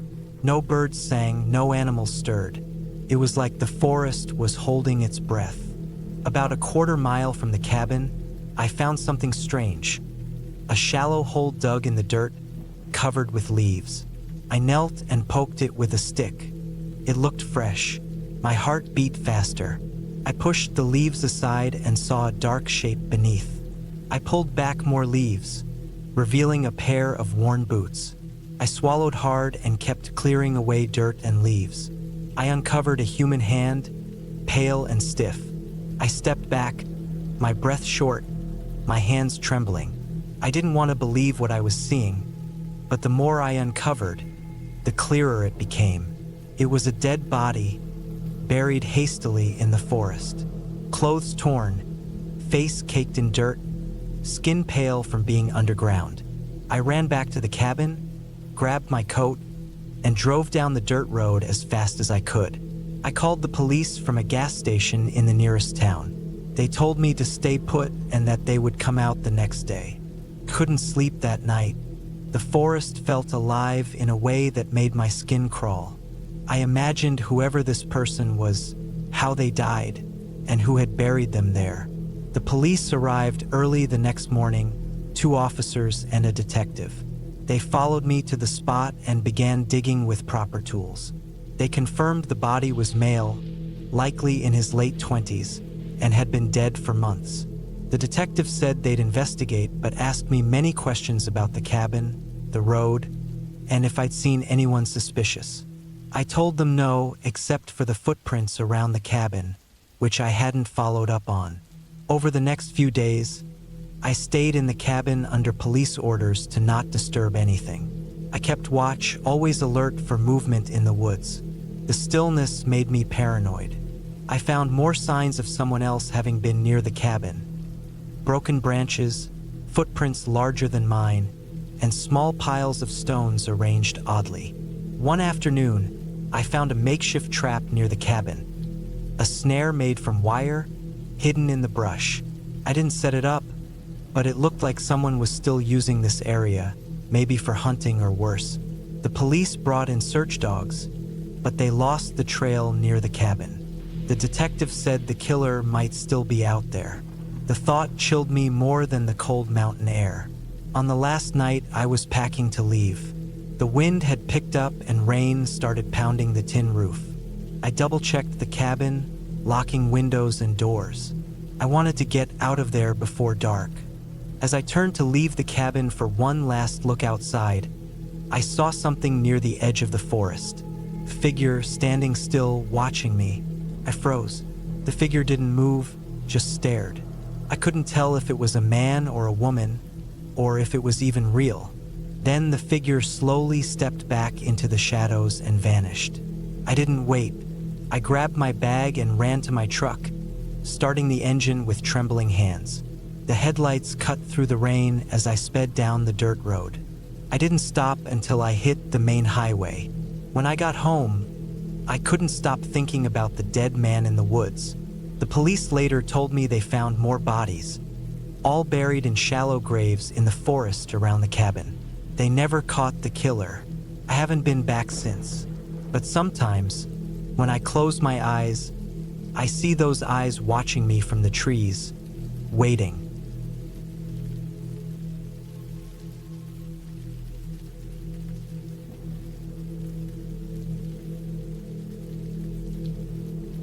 The summer of 1997 was one I'll never forget, though I wish I could. I was 28 and thought I could handle anything. I had been working in the city for years, stuck in a dull routine of office work and weekends that blurred together. When my uncle died unexpectedly, he left me his cabin up in northern Minnesota, near a town called Eerie, right on the edge of the Boundary Waters Canoe Area Wilderness. It was the kind of place where cell phones didn't work and the roads turned to dirt miles before the nearest gas station. I had never been much of an outdoorsman, but I figured spending a couple of weeks there, away from everything, might be good for me. The cabin wasn't fancy. A small wooden shack with peeling paint and a sagging porch, but it was mine now. I packed my old backpack, grabbed some basic supplies, and drove up there alone, excited for a break from the city's noise. The drive was long, winding through thick forests and past lakes so still they looked like glass. I remember the air changing as I got closer, fresher, cooler, and carrying the scent of pine and earth. When I arrived, the sun was already low, casting long shadows over the cabin. The place felt still, almost silent except for the occasional call of a loon from the lake nearby. The cabin sat about a quarter mile from the dirt road, surrounded by towering spruce and birch trees. The porch creaked under my weight as I stepped inside. Inside was sparse. A small kitchen with a wood stove, a table with 2 chairs, a cot in the corner, and shelves lined with dusty jars and cans. A few old tools hung on the walls. The windows were dirty but gave me a clear view of the forest outside. That first night was quiet but uneasy. I built a fire in the stove and tried to settle in. The only sounds were the wind through the trees and the crackle of burning wood. I didn't hear any animals, just the deep silence that felt almost unnatural. I lay on the cot and listened until I drifted off. The next day, I explored a little around the cabin. I found a path that led down to the lake, where the water was cold and clear. I skipped stones and watched the sky reflect on the surface. The woods felt vast and untouched, like time had stopped here. I thought about my uncle, a man who had lived alone in this cabin for years, and wondered what his life was like. On the third day, the weather turned. Gray clouds rolled in, and rain started falling in steady sheets. The forest changed sound then. The rain made the leaves drip and the dirt paths muddy. I stayed inside mostly, reading an old book I found on the shelf, but that night I noticed something strange. Outside the cabin window, in the fading light, I thought I saw movement. At first, I assumed it was a deer or some other animal, but the shape was too tall, too slow, and deliberate. I stared through the dirty glass, but it vanished before I could make out anything. I shrugged it off as a trick of the light. The fourth day was even worse weather, heavy rain and wind that shook the cabin. The power was obviously non-existent, so I relied on my flashlight and the wood stove for heat. Around midday, I heard a noise outside that stopped me cold. It was a sharp crack, like a branch breaking, followed by a crunching sound. It didn't come from the usual forest animals. It was heavier, more deliberate. I grabbed my flashlight and opened the door just enough to look out. The rain blurred my view, but I caught sight of footprints in the mud, large and uneven, heading toward the cabin. They weren't human, but not animal either. They looked like boots, worn and heavy, but only one set. I hadn't seen any other people since I arrived. Panic started to rise. I checked my supplies, food, water, my knife, and thought about what I should do. I considered leaving immediately, but the road was slippery and I wasn't sure I could get my car out in the rain. That night, I locked the door and stayed close to the stove, listening. The forest felt alive with sounds, twigs snapping, leaves rustling. But there was something else, a faint scraping noise, like someone dragging something heavy through the underbrush. It moved slowly, circling the cabin. Sleep was impossible. The next morning, the rain stopped, but a thick fog had settled over the area. I tried to stay calm and pack up to leave. As I gathered my things, I noticed something disturbing. My old pickup truck, parked near the road, had deep scratches all down the driver's side. The paint was gouged, and the window had been cracked. Fear gripped me harder now. Someone had been near my truck, close enough to damage it. I realized my phone had no signal, so calling for help wasn't an option. I decided I had to walk down the road to the nearest town, a few miles away, hoping to find help. I packed a small bag and left the cabin locked behind me. The fog thickened, making it hard to see more than a few feet ahead. The forest around me felt oppressive, like I was being watched. Halfway down the road, I stopped. There were more footprints in the mud, larger than mine, heading the same way. But I didn't see anyone. My heart pounded. Every crack and snap made me jump. I moved faster, my boots sinking into the wet earth. The road stretched endlessly, twisting and turning between the trees. Suddenly, I heard a shout in the distance, rough and urgent. My breath caught. I froze, scanning the fog. No one appeared, but the sound repeated, closer this time. It wasn't a shout for help. It was something else, something aggressive. I broke into a run, tripping over roots and slipping on mud. The sound followed me, echoing through the trees. My mind raced with every possible explanation. A lost hunter, someone drunk, or worse. I didn't stop until I reached a small gas station at the edge of town. It was open, and a woman behind the counter looked at me with concern as I burst in, soaking wet and out of breath. I told her about the cabin, the footprints, the truck, the noises. She nodded slowly and told me that lately, there had been reports of a man living rough in the woods, someone dangerous who had been scaring locals and damaging property. The police had been looking but never found him.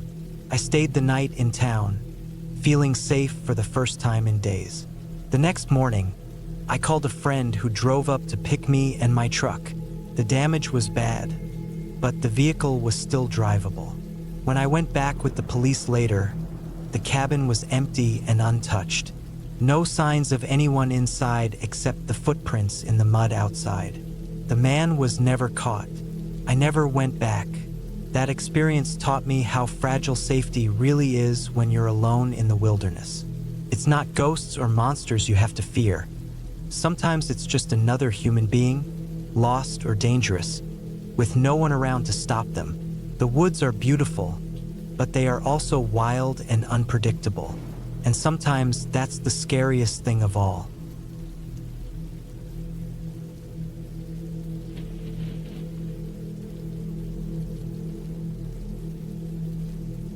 I never wanted to visit my boss's cabin. The thought alone made me uneasy, though I never said it aloud. It was the summer of 2013, and I was 27 years old, working a job I didn't particularly love but needed. My boss, Martin, was a man of few words, maybe late 40s, with a gruff manner that didn't invite many questions.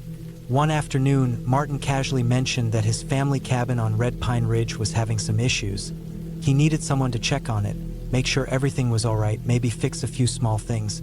He asked if I could drive out there and spend a couple of days.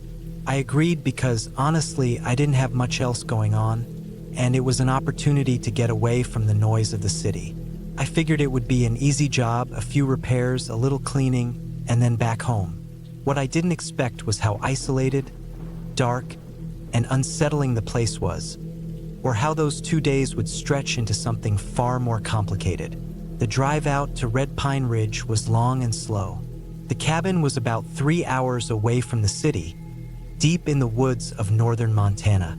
The highway gave way to a rough gravel road after about an hour, and eventually, the path narrowed to barely wide enough for a single car. Pines towered on either side, thick and close, their branches blocking much of the sunlight. The air smelled of wet earth and pine needles crushed under tires. I had Martin's old Ford pickup, a rusted but reliable truck with a cracked dashboard and a smell of old cigarette smoke. The sun was starting to dip as I pulled up to the clearing where the cabin stood. It was a squat, wooden structure, faded brown with patches of moss climbing its sides. The windows were small and dirty, some cracked, and the door hung slightly off its hinges. The place looked abandoned, not just empty but forgotten. I remembered Martin saying the cabin hadn't been used much in years. His family came there only during the summers, usually for hunting season or brief weekends. This year, no one had been out here. I grabbed my backpack from the truck bed, took a flashlight and some tools Martin had packed for me, and stepped inside. The air inside was stale and thick with dust. The floorboards creaked underfoot. I ran a hand over a windowsill coated in dead bugs and cobwebs. The cabin smelled of damp wood and something faintly sour, like old sweat left in fabric. The furniture was sparse. A rickety table, 2 chairs, a sagging bed frame, and a small wood stove in the corner. I set to work. The first thing was to check the stove. It looked like it hadn't been used since last winter, with ashes cold and untouched. I cleaned out the firebox, stacked some dry wood I found in the shed, and set to work inspecting the cabin's wiring. There was no electricity connected. Martin had made it clear the cabin was off-grid. Power came from a small generator stored in the shed. I located the generator, checked its fuel, and found it was half empty but still usable. That night, I built a fire in the stove, boiled some water on a camping stove I brought with me, and sat in the dim light trying to relax. The walls seemed to close in, and the silence was total except for the crackling fire and the occasional creak of the cabin settling. Outside, the wind rustled the trees, and somewhere far away, a coyote howled. I found it hard to sleep. The next day was warmer, with sunlight cutting through the forest canopy in bright slants. I worked methodically, fixing the broken door hinge with some tools from my kit, tightening loose boards, and patching small holes in the windows with plastic sheeting. While doing this, I noticed signs of recent animal activity, fresh tracks in the dirt around the cabin, scat from what I guessed was either a raccoon or a stray dog. In the afternoon, I explored the small clearing around the cabin. I found a well capped but old. The water pump beside it was broken, which explained why Martin wanted someone to check on things. The pump had been temperamental in the past. I tried to fix it, but quickly realized I needed parts one didn't have. I marked it down as something to report. As the sun fell, I returned inside, and the loneliness wrapped around me like a thick blanket. I couldn't shake a growing sense that I was being watched. The woods were silent in the daylight, but in the dusk, the shadows moved strangely. Every little noise made me jump. A branch cracking, a bird calling, even my own breathing felt loud. That night, the wind picked up, howling through the gaps in the cabin walls. I wrapped myself in an old blanket and sat near the stove, the fire burning low. Then I heard it, footsteps outside, crunching on the dead leaves, slow and deliberate. I froze, heart hammering. I grabbed my flashlight and walked quietly to the window, shining the beam out into the dark. The forest was black, thick and unreadable, but for a second, I thought I saw a figure moving between the trees. I blinked, and it was gone. I told myself it was an animal, maybe a deer or a large bird, but something about the sound felt off. Heavier, slower, more careful. I stayed up most of the night listening. At one point, I heard a low rustling near the shed. My mind played tricks, making me imagine shadows creeping along the walls, whispering voices. But there was nothing except the cold night and the trees swaying outside. Morning came slowly. I was exhausted but determined to finish my task. I went out to the shed to inspect the generator again. As I approached, I saw fresh footprints in the mud, larger than mine, with deep tread marks. They weren't animal prints. Someone had been here, maybe during the night. My stomach sank. I checked the generator and found it had been tampered with. The fuel line was cut. Whoever had come here wanted to disable it. That made no sense. Why sabotage an old cabin that barely anyone used? I spent the day finishing the repairs I could and writing down everything to tell Martin. When evening came, I packed up most of my tools, ready to leave in the morning. But I couldn't shake the feeling of unease, that I wasn't alone, that the woods were hiding something watching me. That night was worse. The footsteps came back, this time closer, pacing around the cabin in slow circles. I didn't move, didn't make a sound. My phone had no signal, so I couldn't call anyone. The flashlight was my only defense, but I knew it would be useless if whoever was outside decided to come closer. At one point, I caught the beam of light reflecting off a window, eyes staring back at me. The shape was tall and thin, moving just out of reach of the light. I felt trapped, like a small animal cornered in a cage. I stayed awake until dawn, my body tense, every muscle ready to bolt. When the sun finally rose, I grabbed my things and left the cabin, my heart pounding. Back in town, I told Martin everything. He listened quietly, then sighed. He admitted the cabin had been broken into a few times over the years. People came looking for something, though he never said what. Some locals believed the land was cursed, but Martin didn't believe in that. He told me to stay away from the place and that he'd handle it. I never went back, but even now, years later, I remember the heavy silence of the woods, the feeling of eyes watching from the shadows, and the long, lonely nights by the cold fire in that forgotten cabin on Red Pine Ridge.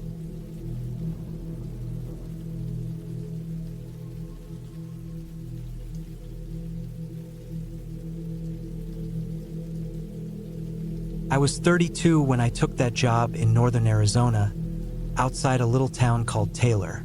It was 2016, early fall. I had been working in construction most of my life, but this was the first time I'd agreed to something like this. Isolated solo cabin work, deep in the woods, far from people. My boss, George, needed someone to head out to this remote plot of land and finish framing and sealing a half-built hunting cabin before winter rolled in. The client had money but no patience, and George promised me a nice bonus if I stayed out there until it was done. I didn't have much tying me down then. No girlfriend, no kids, no real plans. I figured a few weeks in the quiet might do me good. George dropped me off in his truck with 2 weeks worth of supplies, a .22 rifle in case I ran into anything wild, and the keys to a rusted-out red trailer with a bed and propane stove. No cell service out there. The nearest paved road was about 15 miles away. He gave me a radio that barely worked and said he'd be back in a week to check in. The first few days were easy. I got up at dawn, ate canned food, drank from the well pump, and worked until the sun dipped low behind the pines. The forest was dense, thick pines and juniper, low ridges, loose rock. Coyotes yipped at night, and every so often I'd hear something big moving through the brush. Elk, I thought. Once I caught a black bear sniffing around the trash, but it took off as soon as I made noise. That fourth night is when things started to feel off. I was lying in bed, not quite asleep, just listening to the wind in the trees. It had picked up around midnight, and I could hear the trailer creaking. Then, underneath that, I heard a sound that didn't belong. It was faint, barely there, but it stopped the breath in my lungs. It was a tapping, just one soft tap and then silence. A minute later, another. It wasn't like something hitting the trailer by accident. It was too precise, too deliberate.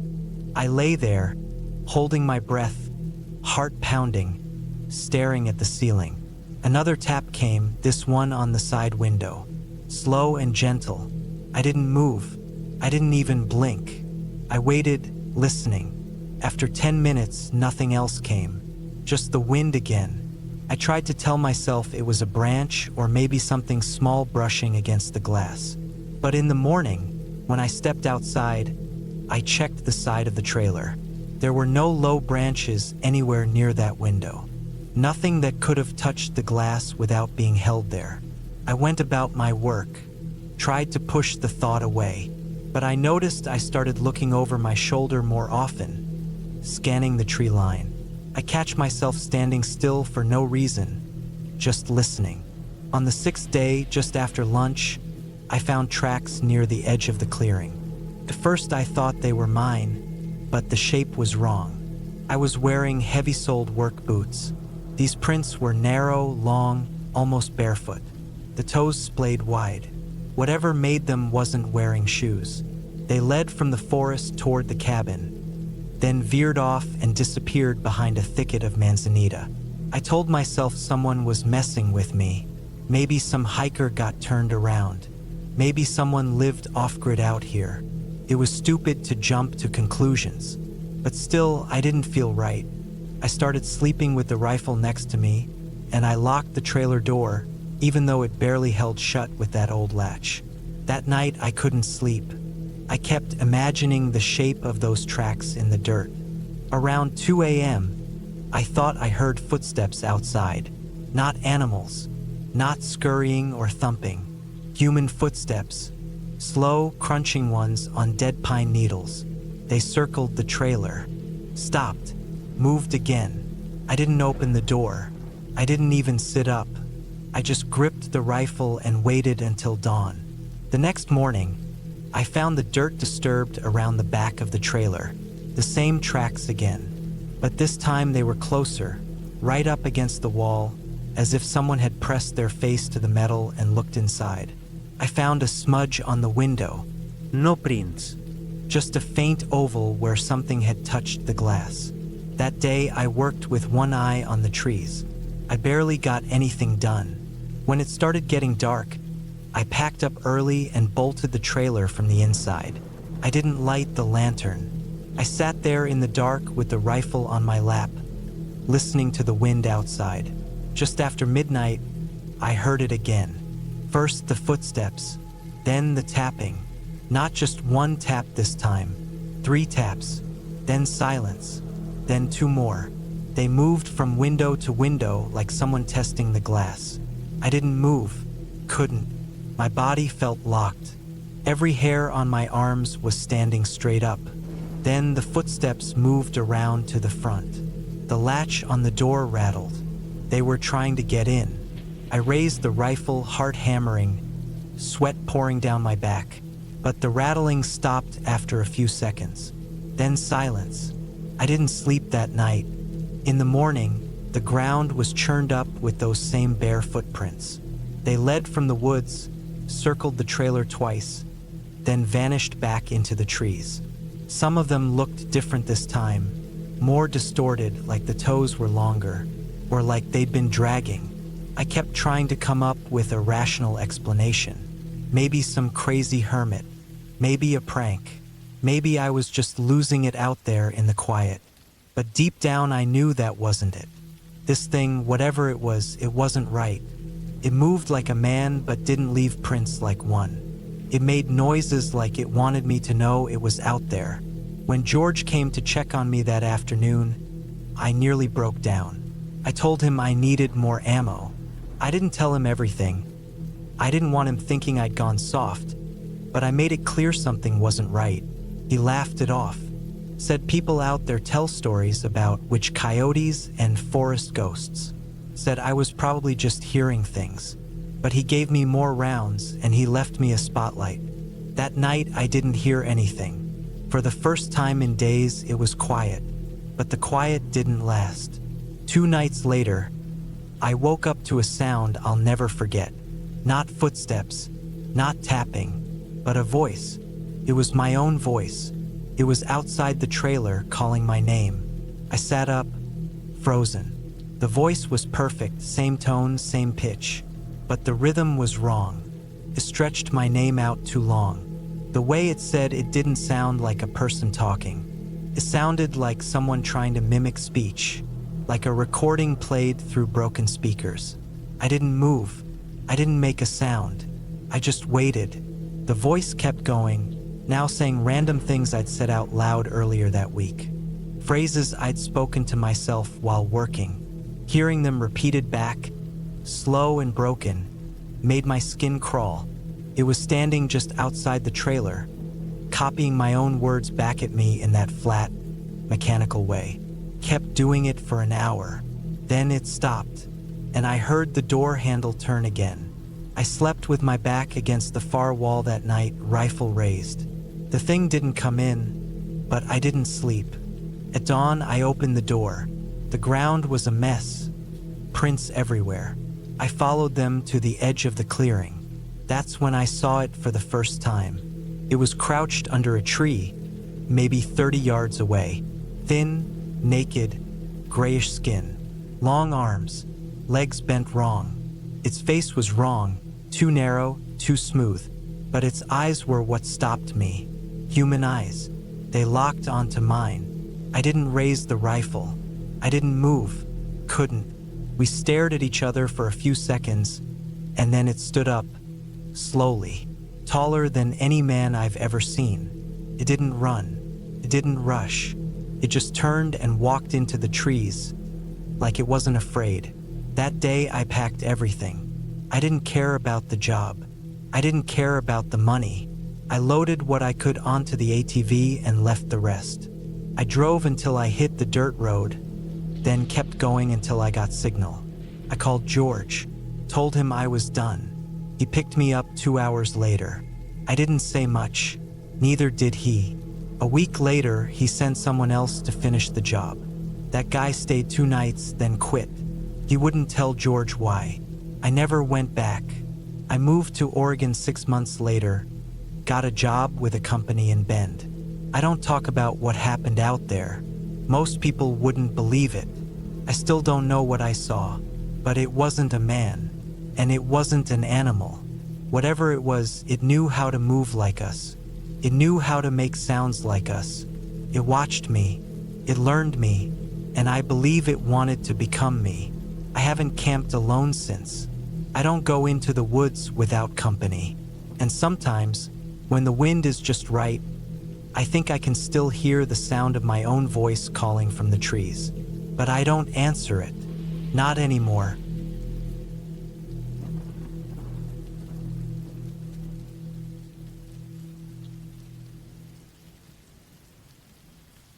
I was 32 the year I decided to take a break from everything. It was autumn 2016, and things in my life felt like they were cracking from the inside out. Work was a mess. My long-term relationship had ended just months before, and the city was starting to make me feel boxed in, like the walls were always closing. I lived in Derby back then, but I couldn't stand another day of looking at the same streets, the same traffic, the same routine. I booked a small rental cabin in the Peak District. It wasn't far in terms of distance, just an hour and a half by car, but it felt like a world away. It was isolated enough to make me feel alone, which was exactly what I thought I needed. A small wooden cabin surrounded by trees and walking trails. No internet, no mobile signal, and just one narrow road leading in and out. The place was called Millstone Wood Cabin, hidden off a barely marked gravel road that twisted through trees and shallow hills. When I arrived on a Thursday morning, the sky was heavy with clouds and the air had that damp, earthy smell that only deep countryside seems to hold. The leaves had already started to turn, and the sound of them crunching under my boots felt oddly comforting. The cabin itself was basic. One bedroom, a small living room with a wood burner, a kitchenette, and a bathroom with weak water pressure. There was a loft up top, too, empty except for a rolled-up mat and some cobwebs. The outside had a wraparound porch and a single bench facing the woods. No TV. No radio, just a few books left behind by previous visitors and a notebook filled with handwritten entries from people who had stayed there before. Most of them wrote about the peace, the silence, the walking trails. That's what I had come for, too. The first 2 days were just what I'd hoped. I spent hours hiking through the hills, taking photos of mossy stones and mist hanging low over the trees. I cooked simple meals, drank tea by the fire, and wrote in a cheap notebook I'd brought with me. I didn't miss my phone once. It was on the third evening that things started to feel off. It had been raining since morning, a thin, cold drizzle that made everything look gray and tired. I stayed in most of the day, reading and writing, occasionally stepping out to smoke under the porch roof. Around dusk, I noticed something odd, a shape through the trees, just a shape at first. I was standing at the window, holding a mug of tea, when I saw it, a pale shape between two trees, maybe 30 feet from the cabin. It didn't move. I thought maybe it was a stone or some trick of light. The trees out there were dense, and shadows could do strange things. But then I saw it again the next day. This time it was morning, and the rain had let up. I was standing outside on the porch, stretching my legs before going for a walk, when I saw it, that same shape, that same pale tone. It was a woman, at least I thought it was. She was far enough away that I couldn't see her face. She stood still between two trees, like she had just stepped out of the woods and forgotten what for. She wasn't dressed for the weather. A long beige coat, hanging down to her calves, and something white beneath it. Her hair was long and dark, stringy and wet from the rain. She didn't move, not once. I stared at her for maybe 10 seconds, expecting her to wave or speak or move, but she just stood there. And then I blinked, looked down to set my mug on the bench, and when I looked back, she was gone. I walked a little closer, out to the tree line. Nothing. No sound except wet leaves and the occasional bird. I didn't hear branches break. No footsteps. No rustling. She was just gone. I told myself it was a local out for a walk. Maybe a neighbor from one of the scattered farms or cottages nearby. But that didn't sit right. She hadn't looked like she was walking. She looked like she was watching. And the direction she came from, there was nothing out there. Just hills, trees, and more trees. That night, I didn't sleep well. I kept hearing noises. Not inside the cabin, but outside. Faint crunching of leaves, soft steps circling the porch. Once I thought I heard a hand brush against the wall. Just a soft scrape. I froze in bed and held my breath, staring up at the wooden ceiling, heart pounding like a drum. But when I got up and checked, there was nothing. No one. I should have left then, packed my bag and gone. But I told myself I was being paranoid. It was just isolation playing tricks on me. Too much time alone, too much silence, too much imagination. The fifth day was cold and dry. I went for a longer walk, trying to shake off the nerves. The path behind the cabin led uphill, through older trees and rocky ridges. I walked for maybe an hour before I turned back, and that's when I found something that made my stomach drop. Footprints. In the mud. Small, narrow, like a woman's. They came from deep in the woods and led toward the cabin. No other signs, no bike tracks, no boots, no dogs, just those steps. I followed them with my eyes until they faded into the leaves. Back at the cabin, I checked the door twice. Locked. I moved a chair under the handle anyway. I didn't sleep that night either. The wind picked up around midnight and howled through the trees like voices. But there was something else. A sound that cut through it all, fingernails. I'm sure of it. Fingernails dragging slowly across the cabin wall, like she was circling again. When I woke up the next morning, the first thing I saw were smudges on the window. Not fingerprints, just streaks, like someone had wiped a wet cloth or sleeve across the glass. That morning, I finally gave in. I packed my bag, loaded it into the car, and started the engine. I didn't care if it was just nerves or some weird coincidence. I wasn't staying another night, but the car wouldn't start. It wasn't the battery. The lights came on, the dashboard lit up. It just wouldn't turn over. No sputter, no click, nothing. Like someone had pulled something from the engine. I opened the hood and stood there staring like I knew what I was looking for. I didn't, but something looked off. One of the hoses was cut. Not worn, not cracked, cut, clean.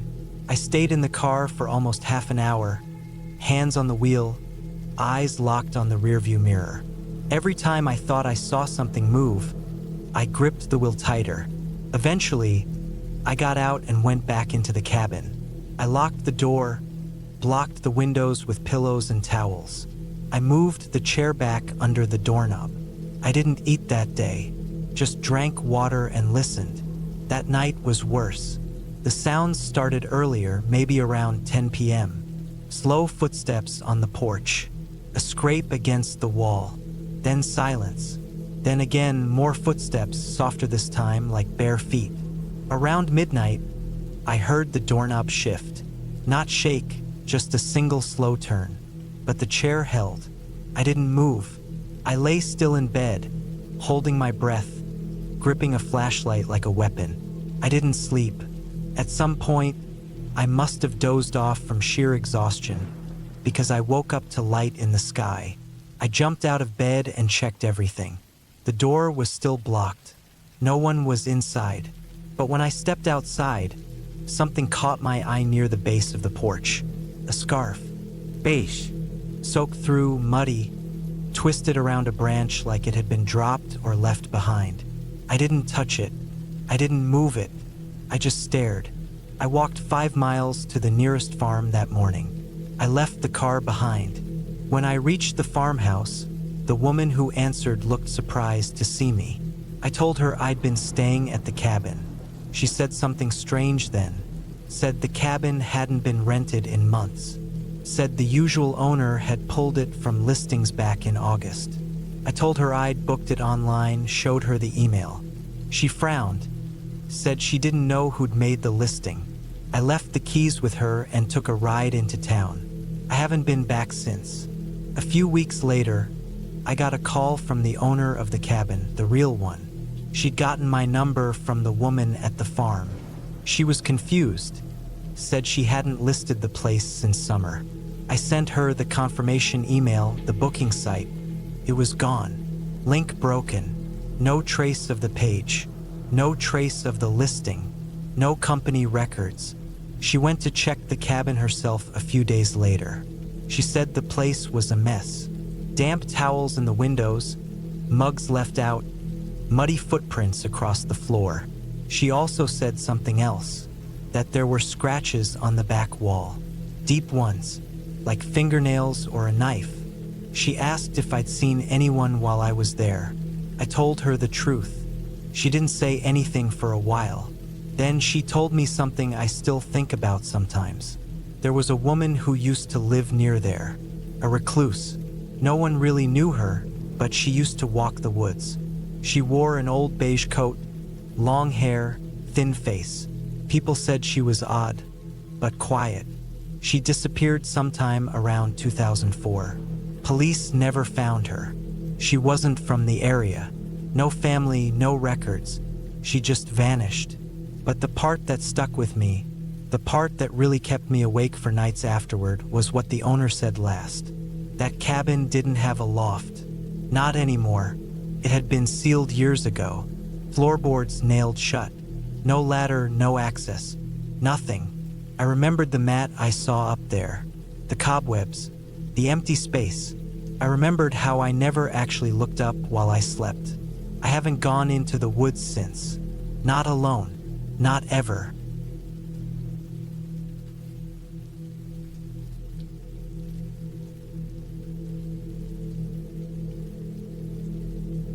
I was 27 when I decided to spend the summer alone in my uncle's old cabin in northern Arkansas. It was 2016, and I had just gone through a rough patch. Left a job I hated in St. Louis, broke up with someone I shouldn't have dated for that long, and needed space from the endless noise of city life. I thought time in the country would clear my head. I wasn't looking for peace exactly, just quiet, a reset. The cabin sat on a 100-acre piece of farmland that hadn't been worked in years. My Uncle Jack, who passed in 2011, used to raise cattle and a few hogs. But once he died, my aunt sold the animals and left the place abandoned. The house wasn't much. Really, wooden frame, tin roof, no insulation, and one generator-powered light that buzzed faintly when it worked. There was a well pump out back, a composting toilet my uncle built himself, and an old propane stove that sometimes hissed even when it wasn't on. Most of the furniture was handmade, rough and heavy and splintered at the edges, and the windows were so dirty they might as well have been walls. Still, I liked it. There was no reception, no internet, and the nearest neighbor was about 6 miles down a gravel road. The first night I couldn't sleep, not because I was scared, just because it was so damn quiet. That kind of silence rings in your ears if you're not used to it. I lay there in that creaky twin bed, watching the ceiling, hearing nothing but my own heartbeat, a cricket outside the window, and the occasional groan of the old wood shifting in the wind. I fell asleep eventually and woke up to the sound of a wild turkey picking around just outside the porch. For the first 2 weeks, everything went the way I'd hoped. I read books from a moldy cardboard box I found in the closet, hiked down to the dried-up creek bed every morning, took naps in the heat of the afternoon, and cooked over a fire pit out front when the stove gave me trouble. I patched up a hole in the screen door and swept out most of the rat droppings from the kitchen. There was something satisfying about fixing up that place, even though I wasn't staying long. I knew I'd have to leave once the weather turned, or once I ran out of propane. But for a while, it felt good to be cut off from everything. Then small things started to bother me. The first time, I didn't even think much of it. I found one of my boots, my good leather work boots, halfway across the yard one morning. I'd left them on the porch overnight, but now one was in the grass, soaked in dew, the laces dragged out like someone had tried them on. I figured maybe a raccoon or a possum had been nosing around. But then 2 days later, the other one was gone entirely. I never found it. I started bringing things inside after that. Kept the porch swept, made sure nothing was left out, even locked the door at night, though I knew that lock wouldn't keep much out if someone really wanted in. Still, the idea of someone out there didn't feel real yet. I just blamed animals or wind, or the kind of forgetfulness that comes from being alone too long.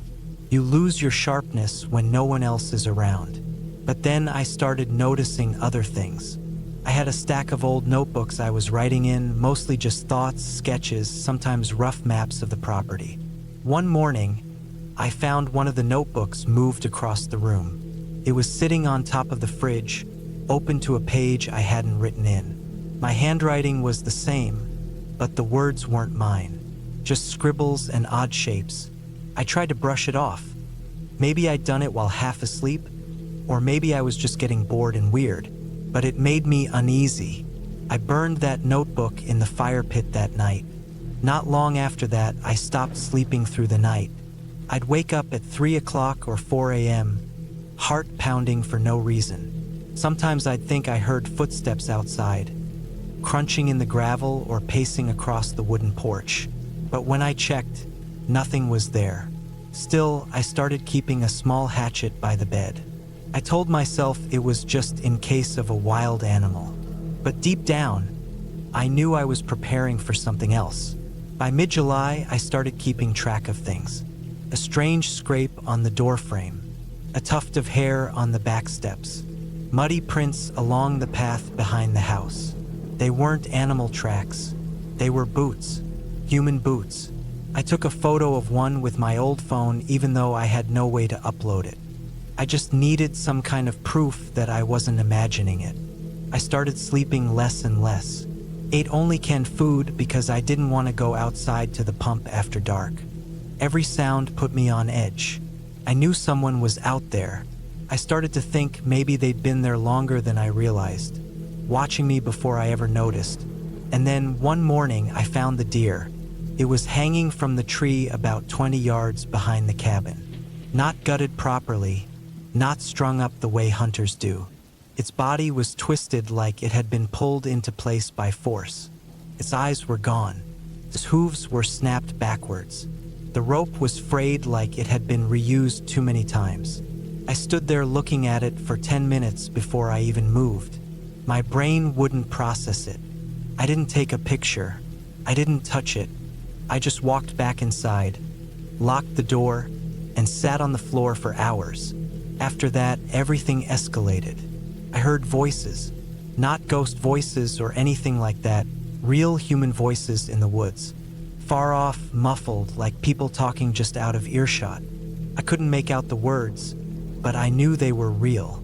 Every night after that, I saw flickers of light through the trees, flashlights or lanterns, never close enough to make out a face, but always moving, always circling. I thought about leaving, packed my bag twice, but I couldn't bring myself to go out there in the dark.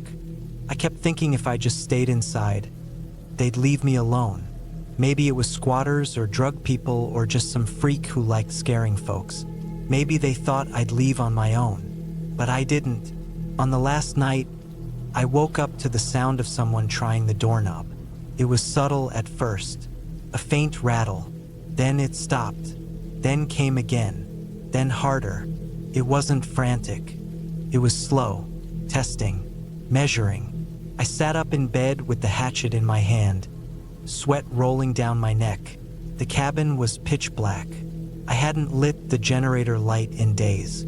I didn't move, just waited. Then came the sound of the porch boards groaning under weight, a shift of pressure against the wall, the scratching of something metal along the siding.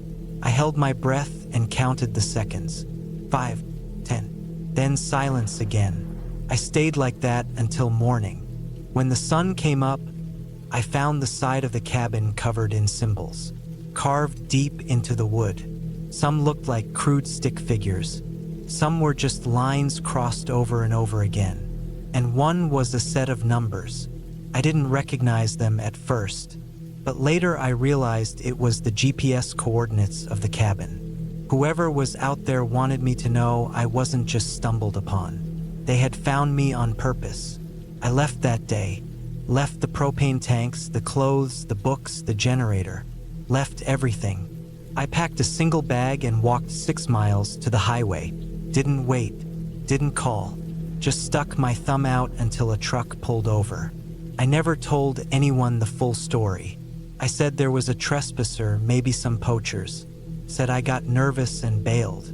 I never went back. 2 years later, in 2018, a hunter found something buried about half a mile from the cabin. A backpack, a metal box, and a journal. Not mine. Belonged to a man named Curtis Day. Last known address was somewhere in Oklahoma. He had disappeared in 2009 while hiking through the Ozarks. Inside the journal were pages of frantic writing, maps of the woods, and lists of names, none of which I recognized. The last entry said only this: "They live here." No one ever figured out who they were.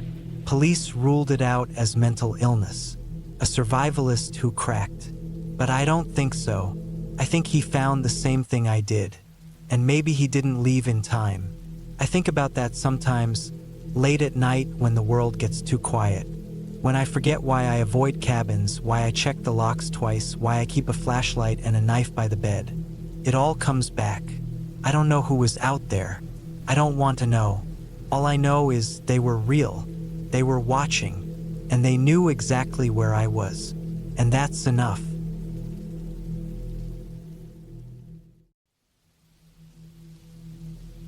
I hadn't thought about the cabin in a few years.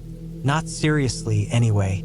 It had come up in passing, like when I drove north or when I had too much to drink and my thoughts drifted into places I didn't want them to go.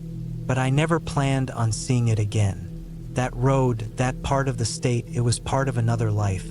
One I thought I was done with. It was early October of 2022 when I made the mistake of heading up to the Upper Peninsula. I was 41 then, not young, not old. Just in the middle, stuck between trying to move on and still carrying too much from the past. My name's Rick, by the way. I was born and raised near Grand Rapids, Michigan. Worked in construction most of my life, but I was doing contract surveying by then, which kept me traveling. Some weeks I loved the silence of it. Others, it just felt like running.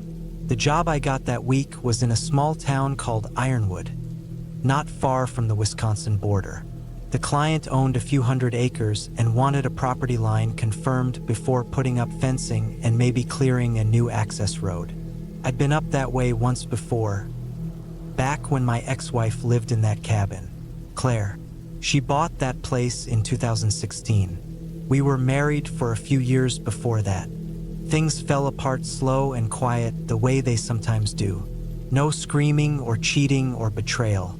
Just distance, like two boats drifting farther every year until you look up and can't even see the other anymore. She stayed in the UP after the divorce. Said it made more sense for her to be closer to her dad, who had some land outside Wakefield. I went back south and promised myself I wouldn't look back. But on that drive north in 2022, my GPS decided to take me through a side route off Highway 28. I could have stayed on the main road, but traffic was backed up from construction outside Marinisco. I didn't think twice when the map rerouted me, just followed it.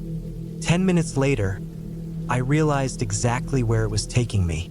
The road twisted through a stretch of thick woods, darker than it should have been for that hour of the afternoon. I knew every bend, even though I hadn't driven it in 6 years. Gravel crunched under the tires, and the pine trees pressed in on both sides. And then, just past a rise in the dirt road, the cabin came into view. It looked the same. That shocked me more than anything. Same brown paint, same tin roof, same broken porch railing I always meant to fix. The woods had grown in a bit thicker around it, and there was moss on the north side where sunlight never touched. But otherwise, it was like time hadn't moved. I slowed the truck, not to stop, just to look. I told myself it was just curiosity, but my foot eased off the gas, and before I knew it, I was pulled over on the shoulder with the engine idling. No car in the driveway, no lights on. A few dead leaves blew around the base of the steps. It looked empty. I should have kept going. I don't know what made me shut the truck off and get out. Maybe I wanted closure. Maybe I wanted to prove something to myself. Maybe I just wanted to know if she was still there. Not Claire necessarily, but the feeling of her. What we had. What we didn't have. The air was colder than I expected when I stepped out. That Upper Peninsula chill that cuts through your coat no matter how thick it is. Everything smelled damp. Wet earth, pine needles, the bite of fall decay. I crunched over to the base of the driveway and stopped, hands in my jacket pockets, just staring. No mail in the box. No signs of fresh tire tracks. The windows were dark and a little fogged over on the inside. like the cabin had been shut tight for a long time. I told myself I was just going to take a quick walk up to the porch and look through the window. Just once. 5 minutes. Then I'd go. My boots scraped over gravel as I walked. The closer I got, the heavier everything felt. Not just in my body, but in my head. Like every memory I'd buried came back up all at once. I reached the porch. The steps creaked just like they always did. Still missing that third spindle on the right-hand side of the railing. The door was closed the way I'd expected. But when I tried the handle, it turned. I shouldn't have been surprised. Claire never believed in locking doors out here. I stepped inside. The smell hit me first. Not rot or mold. Just closed up air, stale and heavy. Like the air had been trapped inside too long. The light through the windows was dim, filtered by tree cover and the slant of the sun. Dust danced in it. The place hadn't changed much. Couch still there. Bookshelves still full. A few jackets hung by the door. A rusted old cast iron pan sat on the stove, just like always. There were signs that someone had been there not too long ago. The calendar on the wall was turned to August. A few dishes in the drying rack. But the silence was thick and deep. No radio, no humming of a fridge, no sound of someone moving in another room. I didn't call out, didn't even breathe loud. I just stood there, listening, watching. Then I noticed something strange. The pictures were gone. Claire used to hang a ton of pictures in the hallway. Her parents, us back in 2015, a few of her hiking trips. Every one of them had been taken down. Just empty nail holes in the paneling. I moved closer and saw the outlines where the frames used to hang. Faint rectangles where the wood hadn't faded. That's when I should have left. Instead, I walked down the hall. The bedroom door was open. The bed was stripped bare. Just a mattress with a crumpled blanket on top. The closet was empty. The drawers were open and half full, like someone had packed fast and messy. In the bathroom, the mirror was cracked. Not shattered, just a long split across the middle like it had been hit hard once and left that way. Toothbrush cup was gone. Soap dish still had a sliver of old bar soap in it. The rug was soaked. I crouched and touched it. My fingertips came back wet. It hadn't rained in days. I turned to leave.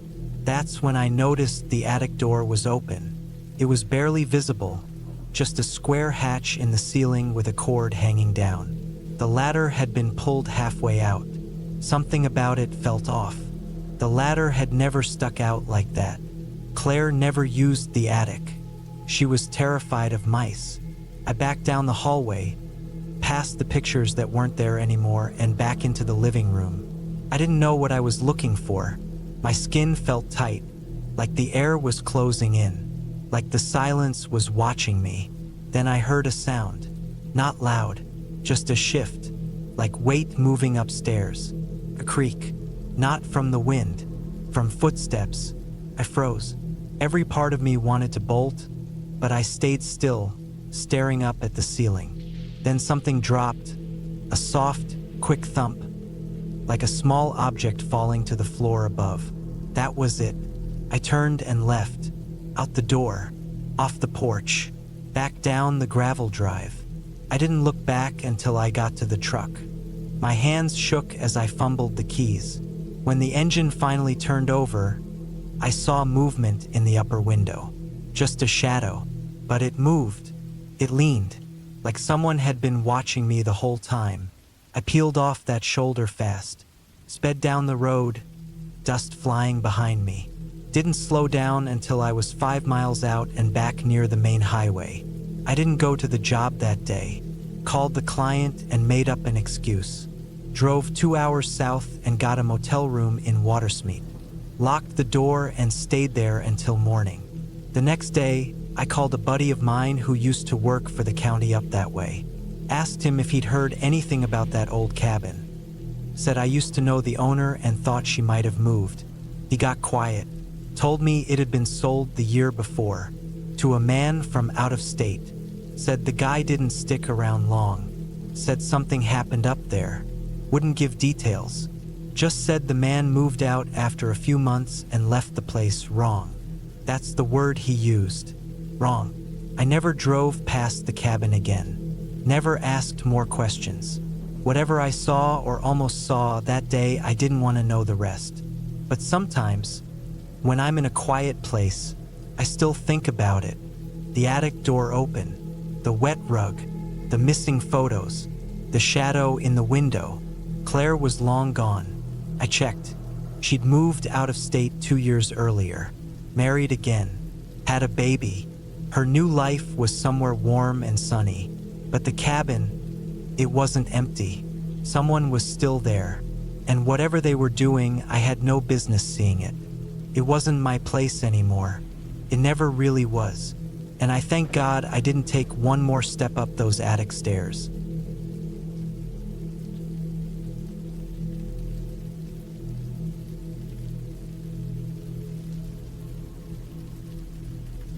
My name's Michael Derry, and I was 36 when this happened.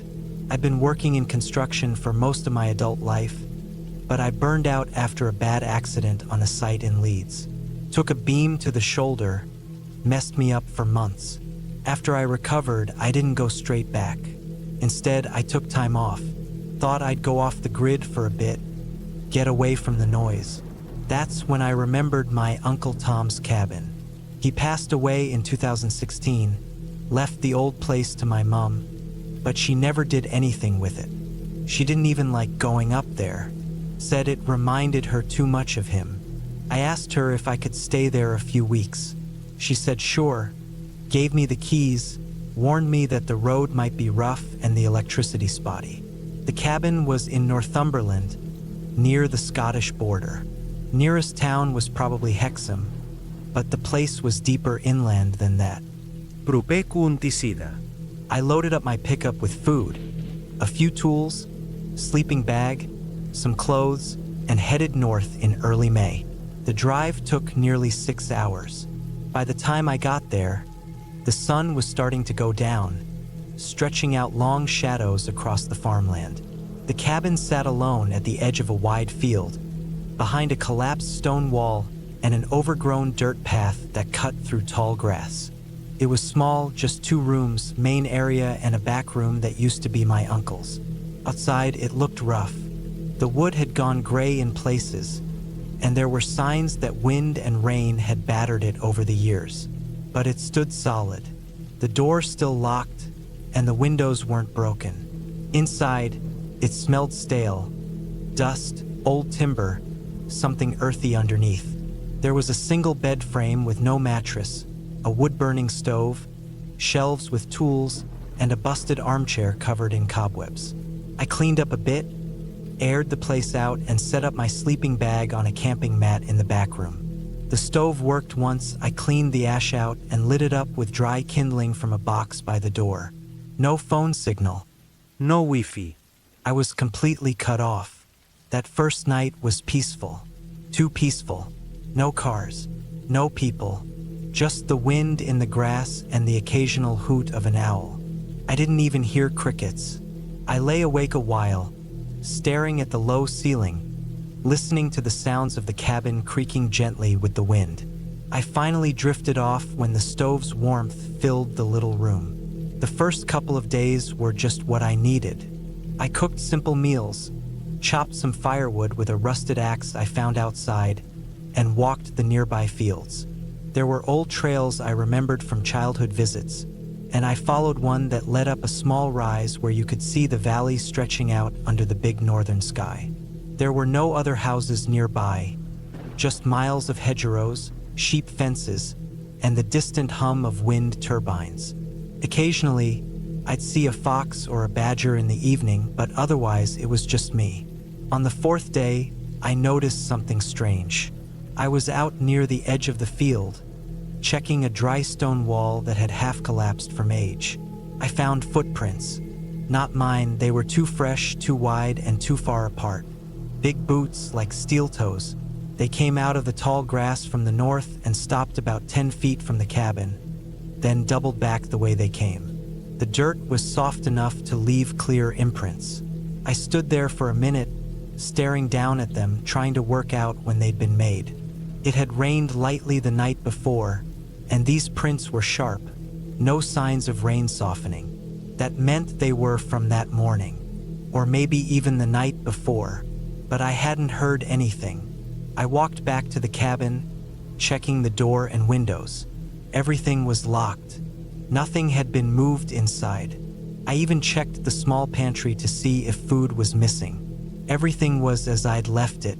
Still, I couldn't shake it. That night, I propped a garden rake by the inside of the door. If anyone tried to come in, I'd hear it fall. I also stacked 2 metal pans near the window ledge so they'd clatter if knocked. Nothing happened, but I didn't sleep much. I kept hearing little sounds. Shifts in the wood, tiny creaks, things that could have been mice, but I didn't know for sure. On the 6th day, I walked north across the field, toward where the footprints had come from. The land rose and dipped, mostly covered in wild grass and thorns. After maybe half a kilometer, I found a thin trail, not wide enough for a car, more like something used by sheep or deer. It was faint, but it led into a patch of scrubby woodland, bare, twisted trees, thin underbrush. I followed it for maybe 15 minutes and then stopped dead. There was a camp, not a proper one, more like a spot someone had been using. A black plastic tarp tied between trees, a dented kettle on a bed of rocks, and several bits of trash scattered around.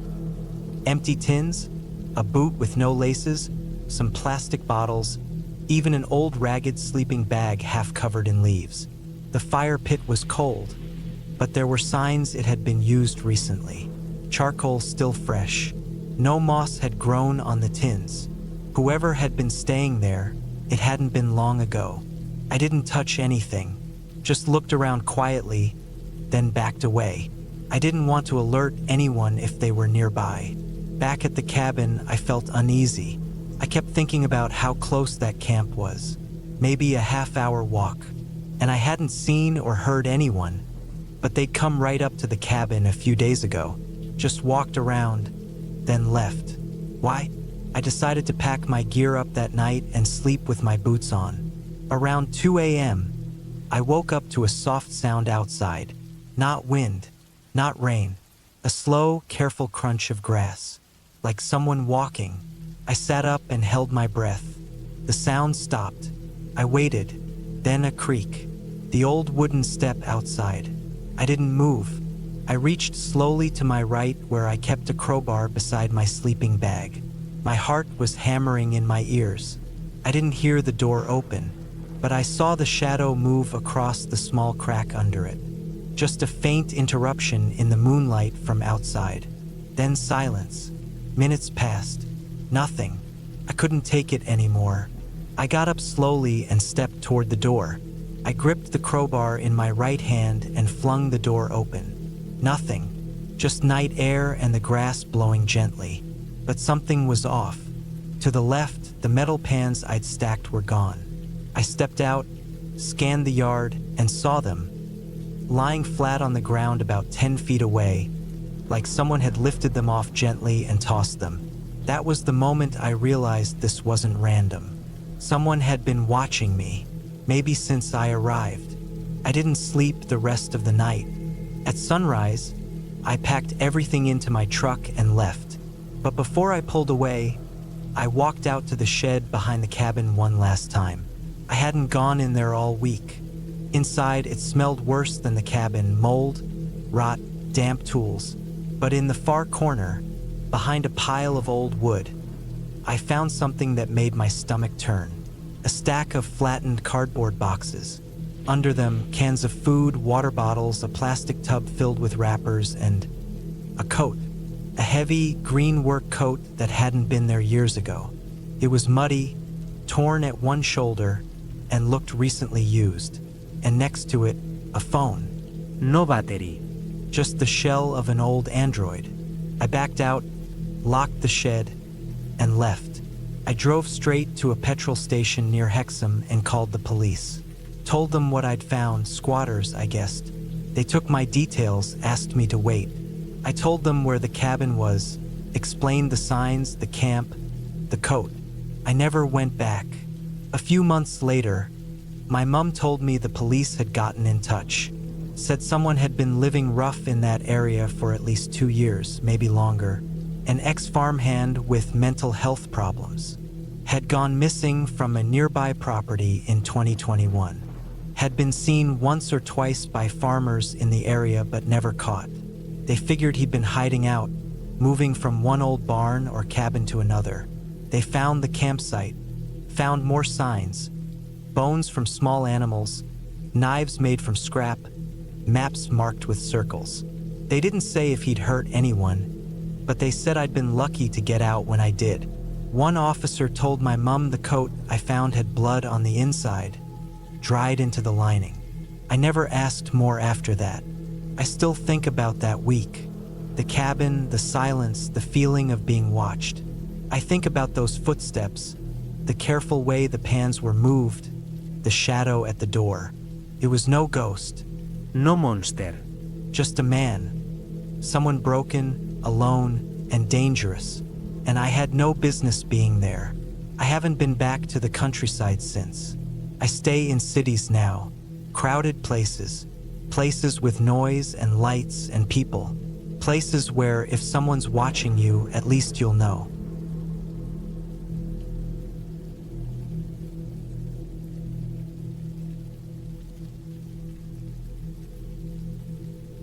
It happened back in 2014, during a short break I took after leaving a warehouse job in Bristol. I was 32 at the time, single, and not in any sort of rush to get another job. I had saved up a bit, not loads, but enough to live easy for a couple of months if I was careful.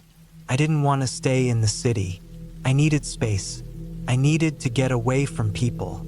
So I booked a small cabin up in Northumberland, near the Scottish border, tucked deep into the woods just outside a place called Kielder. It wasn't a fancy getaway. It wasn't a rental through some company. I found it on an old online forum I used to browse. A man there said his uncle had a small wooden cabin he no longer used, and he was renting it out cheap to help cover taxes. I messaged him, he seemed normal enough. Said it was basic, no electricity, just a gas heater, a wood-burning stove, and a well for water. I figured it sounded perfect. Just peace and quiet. I didn't want phone signal or internet. I wanted to sit still for a bit. I took the train as far as Hexham, then a local bus, then finally met the man's cousin who gave me a lift the rest of the way. He was in his 50s, quiet. Just pointed at things as we passed them, the reservoir, the trails, the dead ends. Said the cabin didn't get visitors much and that I'd have the woods to myself. The track leading to the place was narrow, filled with ruts and rocks. He had a battered Land Rover that handled it like it had been driving there for years. The cabin itself wasn't much from the outside. Just a simple structure, dark wood, slightly slanted roof, moss on one side. One window in the front, one on the side. A rusted chimney poking out the back. There was a small shed a few feet off to the side, locked with a thick old padlock. The cousin said not to bother with it, just tools and junk in there. Then he handed me a metal key, told me he'd be back in a week to check in on me, and left. Inside the cabin, it was just as simple. A narrow bed against one wall, a small table and chair, and an old gas heater beside a blackened cast iron stove. There were a few shelves with dusty jars of lentils, oats, and tea. A tiny sink with a hand pump attached to the well. A single lantern hung from a hook. It was cold, quiet, and exactly what I wanted. The first few days passed easily. I hiked during the mornings, brought some books, and spent the afternoons reading by the stove. At night, the silence was almost crushing. No cars, no people, no hum of lights. Just the occasional creak of wood or the soft scratching of something outside. That sort of thing doesn't bother you at first. You expect it in the woods. Animals move around. Trees settle. Wind shifts. But by the fourth night, something changed. It was well past midnight. I had fallen asleep and woke up needing the toilet. I used a bucket inside the cabin since the outhouse behind it was just a hole with a cover, and I didn't feel like stumbling around outside in the dark every night. I was pouring the waste out behind the cabin into a little trench someone had dug long before when I thought I saw something out of the corner of my eye. It wasn't the sound that made me turn. It was the feeling, like someone was watching.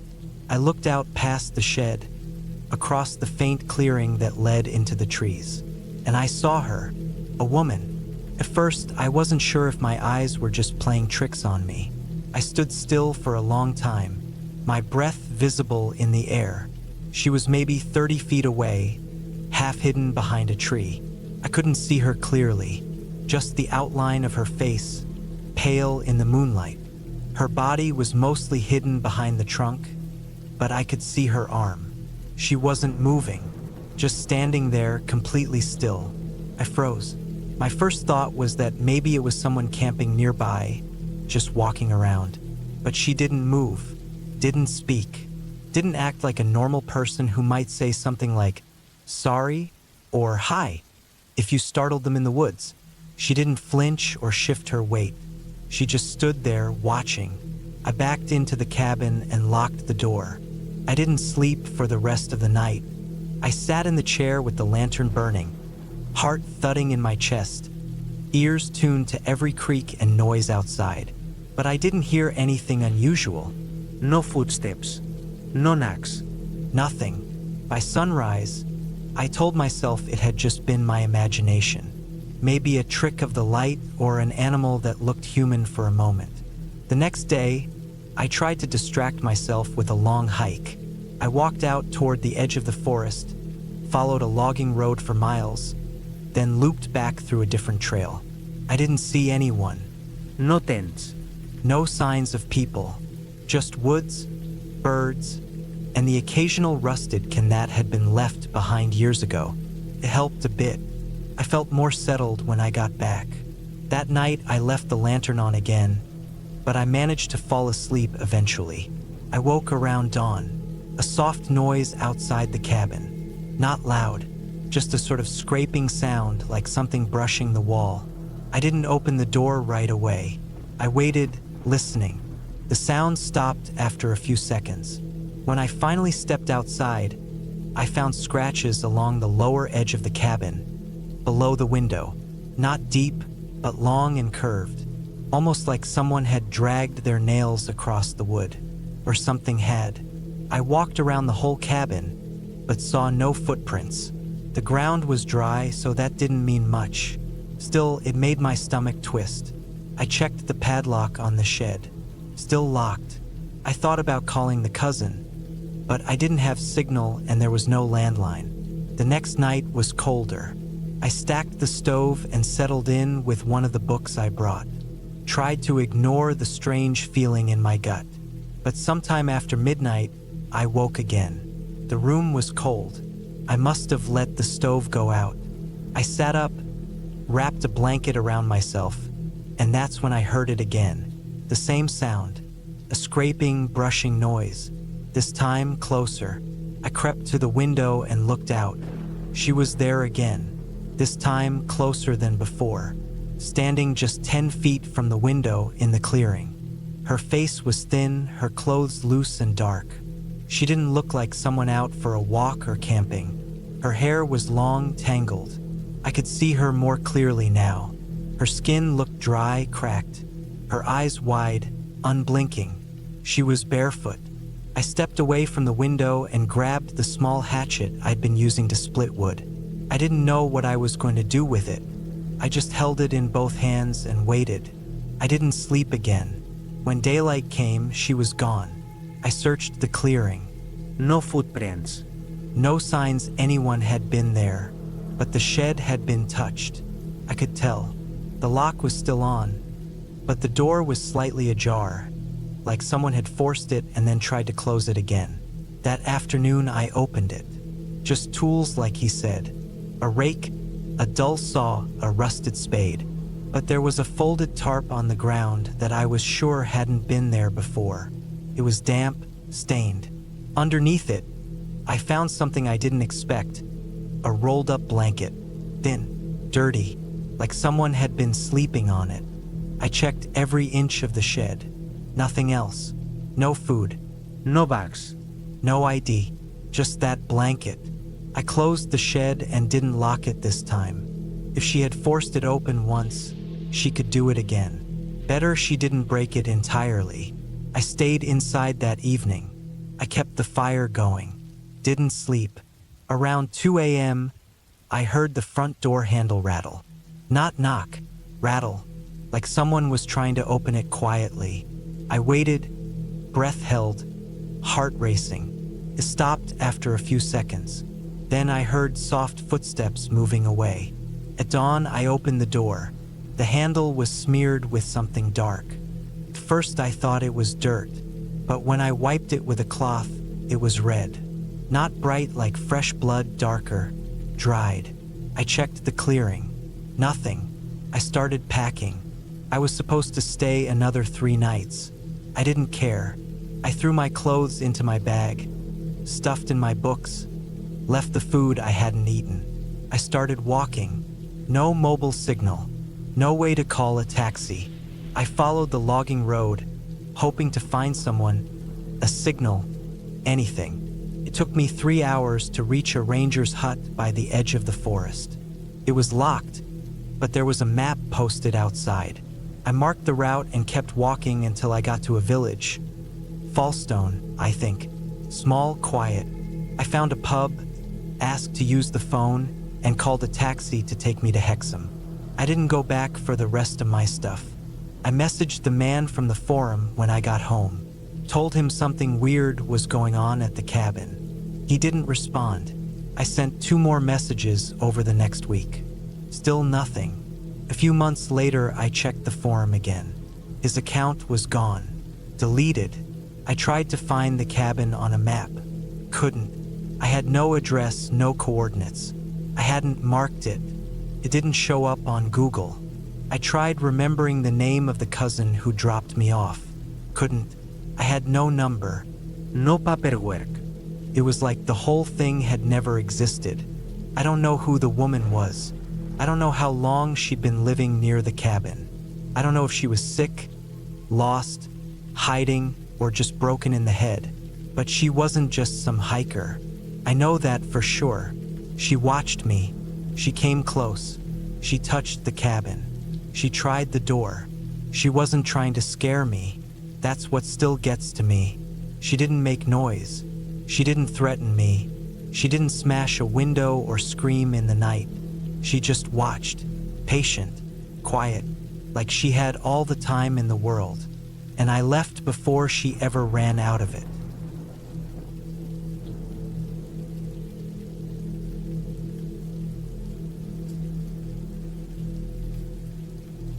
I was 32 when I first went back to that place. It had been nearly 20 years since I last saw it. Tucked away in a patch of woods off a narrow road in eastern Kentucky, where my grandfather used to live. He died when I was 12, and I hadn't returned since the funeral. But something about that summer made me want to go back. Maybe it was a mix of boredom and a need to feel connected to something real, something raw. I had just quit my job in Lexington, packed up what I had left, and decided to disappear for a little while. The cabin seemed like the right place. The property technically belonged to my uncle, who lived in Oregon now and hadn't set foot on it in years. When I called to ask if I could stay there for a bit, he gave a casual okay. Said there was probably nothing left but raccoons and rot, but I was free to do what I wanted with it. I had no idea what I was looking for, but I packed up my old Ford Ranger with tools, some supplies, and drove the 4 hours out there alone. The cabin sat on a hill that overlooked a long stretch of wooded land. It wasn't deep wilderness, but it was far enough from civilization that you couldn't hear cars or see lights at night. There wasn't even a driveway anymore. I had to park along the gravel road and hike a half-mile through the overgrown trail with a machete and a pack on my back. When I finally reached it, the cabin was still standing, barely. The wood was dry and gray, the tin roof dented and streaked with rust. but the walls were intact and the front door still closed tight. The porch had collapsed on one side, and there were vines snaking up the walls like veins. But it was better than I expected. I didn't plan to stay inside that first night. I set up my tent outside and cleared a space in front of the porch for a fire. There was something about being out there again that felt both familiar and unsettling. I kept catching myself looking at the tree line, watching for movement, even though there was nothing out there but deer and wind. Behind the cabin, maybe 50 or 60 feet away, was the old graveyard. That's what my grandfather called it, though it was barely that. Just a small patch of land fenced off with iron posts and chain links. There were 6 or 7 headstones in there, all crooked and covered in moss. I remembered walking through it as a kid, reading the names and trying to guess how they died. My grandfather told me they were just family and locals, people from way back. I never asked more than that. I spent the first week clearing brush, chopping wood, and getting the cabin back in some kind of livable shape. I swept out the inside, patched some holes in the floor, and even got the old wood stove working again. There was no power, no running water, just a rain barrel and an outhouse a ways downhill. I didn't mind, felt honest. The nights were the worst. They stretched long and silent. No cell service. No lights. Just blackness and the sounds of the woods shifting and settling. On the third night, I started hearing footsteps outside. Not animal footsteps. Heavy, slow, human ones. I grabbed my flashlight and looked, but there was never anything there. I wrote it off as my imagination. A trick of the wind in the trees or maybe a raccoon in the leaves. But it kept happening. I'd hear them again around midnight, then again near dawn. Always slow, always circling. I started sleeping with my hatchet next to me and keeping the fire going as late as I could. The footsteps were never close, just right at the edge of hearing. But they felt deliberate. On the 6th day, I decided to really explore the graveyard. The grass was knee-high, and the fence was half collapsed. I climbed over and walked between the stones. The names were worn almost smooth, but I could make some of them out. Abner M., 1872 to 1911. J-Télé. 1883 to 1926. Most of them died young. There was one small stone that looked like it had never been finished. It just said C, with no date. It didn't feel spooky so much as sad.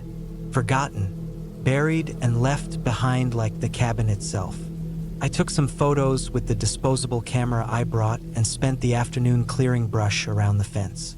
I didn't want the graves to disappear under weeds. Felt like the right thing to do. That night, the footsteps came again. Louder, closer. They stopped right outside the cabin door. I didn't move.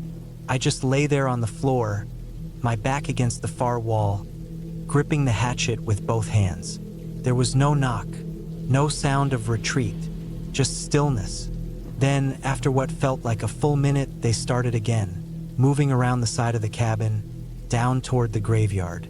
I didn't sleep at all. At first light, I went outside and looked for tracks. The ground was soft from the rain the day before.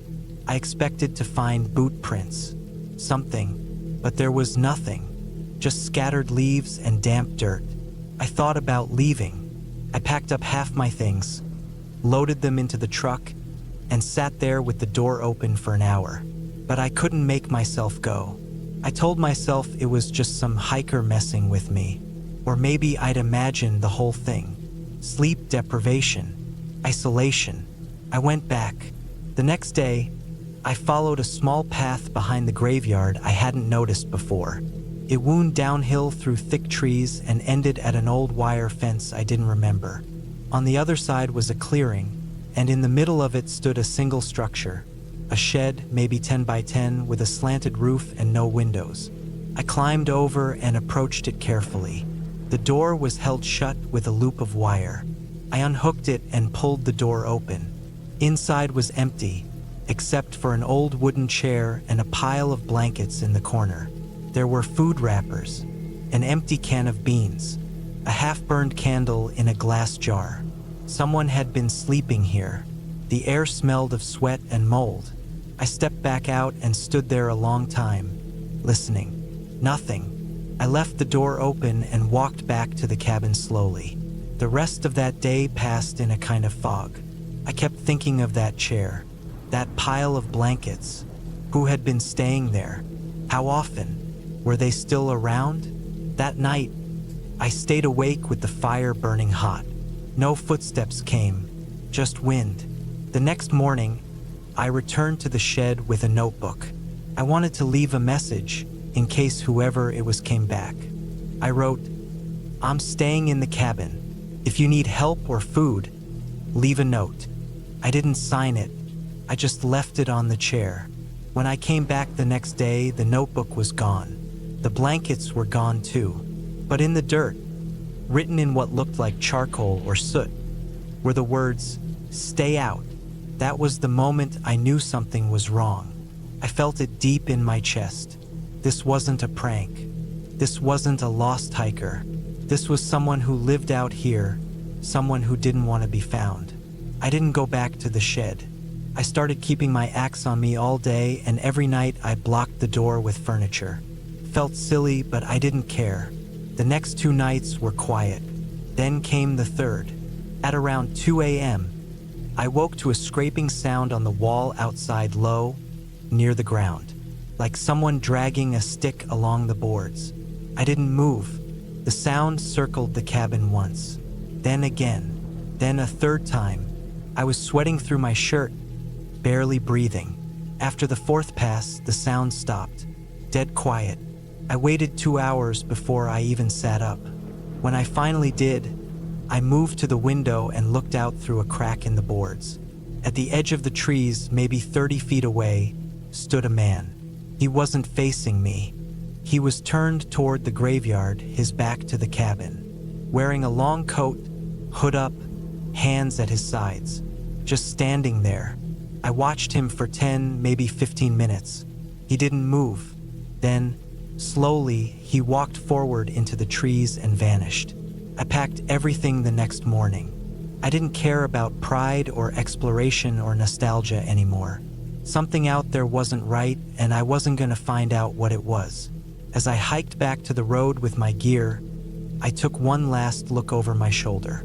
In the grass near the graveyard, where I'd cleaned the week before, were fresh footprints, bare feet, deep and wide and scattered in a pattern that made no sense, like someone had danced in circles or wandered without direction. When I reached the truck, I drove nonstop until I reached Lexington. I called my uncle that night and told him the place wasn't safe. He said he'd send someone to board it up. Months passed. I tried to forget. I took a new job in a warehouse and started rebuilding a normal life. Then, one morning in the mail, I got a package. No return address, just a small cardboard box. Inside was the notebook I'd left in the shed, and nothing else.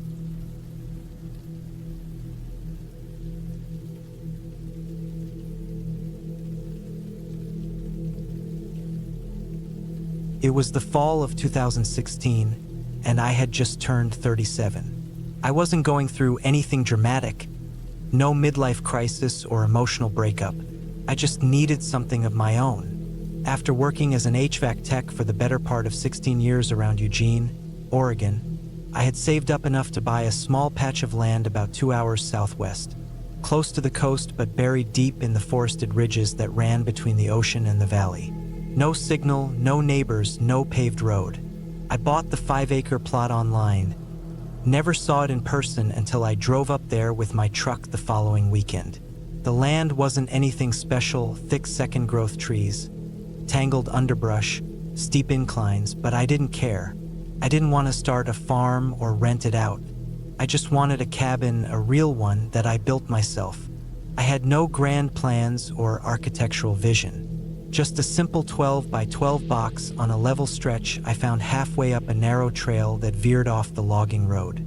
It took the better part of 3 weeks to cut down the brush and clear it. There were days I came back scratched to hell, knees soaked, boots full of dirt. I worked during weekends, camping out of the back of my truck, dragging logs one by one to a makeshift staging area. The plan was to build the floor frame and maybe get some walls up before winter came full force. It was already raining most days by early November. Oregon gets that kind of wet that doesn't come all at once but settles in like a fog. Soaks into your bones, your gear, your plans. But I had the tools and the will, and I didn't really tell anyone about the project. Not my coworkers, not my family. That was part of the point. That weekend, the weather report said heavy rain Saturday night, possibly into Sunday. It didn't matter. I loaded my truck with the pressure-treated beams, plywood, my generator, and enough food and water to last me 2 days. I left early, around 5 a.m., still dark.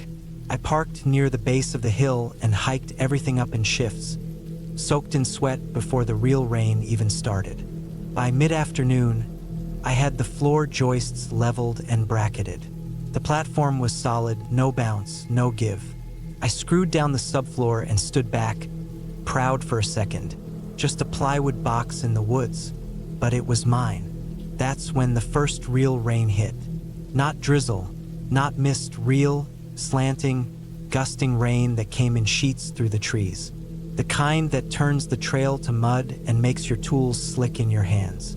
I had a heavy-duty tarp and rigged it up like a low roof from the nearby trees, sloping it down toward the back so the runoff had somewhere to go. I threw down a tarp inside the box and set up my gear, cooler, sleeping bag, folding chair.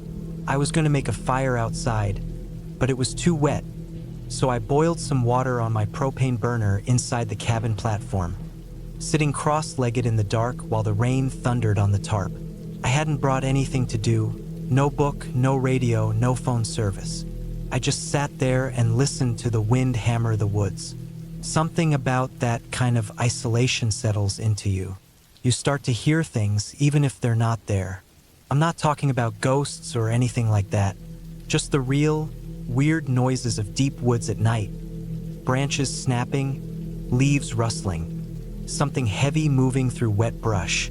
Animals, probably. Or the trees themselves shifting under their own weight. I heard one sound, just past midnight, that didn't feel like any of that. It was like someone stepping onto plywood. That dead, hollow creak that wood makes when it bears weight. I froze. There was nothing inside the tarp shelter but me, and I hadn't left the platform since I climbed in to sleep. I was sure of that. I listened hard, barely breathing. Nothing. Just the wind pushing through the forest and the relentless drumming of rain on nylon. I told myself I must have rolled over and shifted something under the tarp. Maybe a beam or tool I hadn't secured. I turned on my flashlight and checked around. Everything was where I left it. Still, I didn't sleep much after that. The next day was worse. The rain hadn't stopped, and I had planned to frame at least one wall, but everything was soaked. The boards, my gloves, the plywood, all saturated. Nails slipped, saw blades stuck, and my boots sucked in the mud so deep it felt like I'd never leave. But I forced myself to work. By late afternoon, I had the back wall framed and temporarily secured. I was drenched and exhausted, so I took a break, sat under the tarp, ate some jerky. That's when I noticed the drag marks. They weren't mine. About 10 feet behind the cabin, the underbrush was pressed down in 2 long grooves. Not deep like tire tracks, just twin smears, as if something heavy had been dragged across the forest floor. They cut through the ferns and moss and vanished into the trees. I didn't want to think too hard about it. Could have been a bear or someone hauling firewood. The logical part of me kicked in and said it didn't matter. But I kept looking at those tracks. That night, the wind picked up. The tarp strained against the ropes. I tightened them down, reinforced the anchor points with heavy branches. I could hear limbs snapping off trees in the distance, crashing to the ground with a thud. And then, again, something stepped on the plywood. This time, I felt the vibration. Just one step, then nothing. I laid there in my sleeping bag, staring into the dark, my flashlight clutched but off.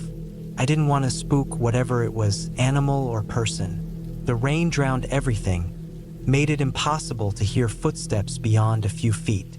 After a long silence, I turned the light on and swept the cabin floor.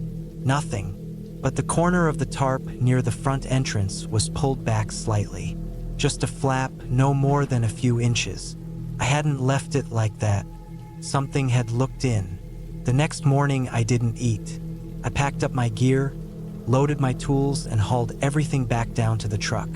The wall stayed, the floor stayed, but I was done for the weekend. I didn't go back for 2 weeks. When I did, something was off.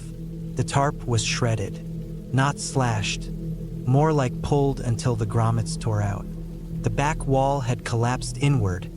The nails bent like someone had pried the frame apart with force. The plywood floor was scratched, not clawed, scratched, like someone had dragged something heavy across it over and over in long, lazy arcs. And the ferns behind the cabin? The drag marks were back, longer, deeper. I stood there for almost an hour just staring. I didn't know what to do. I hadn't told anyone where I was building. There were no homes nearby, no hikers that I'd ever seen. I considered calling someone, police maybe, but what could I say? Someone wrecked my half-built shack in the woods? Instead, I rebuilt. I told myself it had to be animals, that the wall had fallen in the wind, that the tarp had rotted and torn, that raccoons or a bear had pawed the floor looking for food. So I rebuilt. That weekend, I brought better gear. Motion lights, a game camera. I framed all 4 walls, anchored everything harder. Brought long screws, lag bolts, steel brackets. I drilled everything deep. By Sunday night, I had a skeleton cabin, walls up, tarp roof. I set the game camera to trigger on motion, facing the clearing. Then I went to sleep, this time with my hammer in my sleeping bag. The rain came again just after midnight, the kind of rain that swallows everything. And I heard it again, wood creaking, this time more than once. Step, pause, step. I sat up slowly, heart slamming. Step, closer. I fumbled for the flashlight, clicked it on. Nothing inside the cabin, but outside, near the edge of the tarp, the motion light triggered. And I saw something, just a flash, less than a second. A shape at the edge of the clearing. Not animal-shaped, human, not moving, just there, then gone. The light clicked off. I stayed awake until dawn, every sound exaggerated in the wet dark. When the sun came up, I checked the camera. Dead. Battery gone. I checked the batteries myself before setting it. That was it for me. I left everything but my tools and hiked out. The next day, I came back with a friend. I didn't tell him what happened, just said I wanted help finishing the roof. He noticed the scratch marks, the missing tarp. I blamed the storm. We worked fast, finished the framing, laid the roof panels, tacked up some siding. I didn't stay the night. He did. Next morning, I came back and found him waiting in the truck. Said he hadn't slept. Said someone walked around the cabin all night. Never saw them. Just heard footsteps on the plywood outside. That was the last time I went up there. I sold the land 2 months later. Took a loss. Didn't care. The buyer was a contractor from Medford. Said he wanted it for hunting. I didn't tell him anything. A year later, I drove past the old logging road. Curiosity got the better of me. I hiked in just once. The cabin was gone. Nothing left. No walls, no floor. Not even nails or scrap wood. Just ferns grown back. Drag marks, faint but there. Like something had hauled every piece away. Piece by piece. I never went back again. And I don't plan to.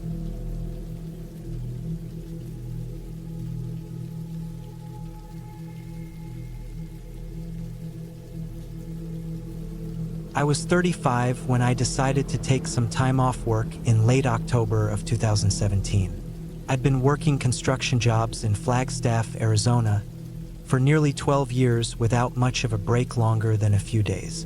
My body was tired, My head was foggy, and I knew I needed to get away. No phones, no emails, no cities. Just quiet. An old buddy of mine from years ago, Marcus, had once told me about this small hunting cabin his uncle owned near the edge of the Kaibab National Forest. Way off the beaten path, past some rough dirt roads and a dried-out stream bed. Back then I had dismissed it as too remote, but now it was exactly what I was looking for. I called Marcus and asked if his uncle still had the place. Turned out he did, but no one had used it in a few years.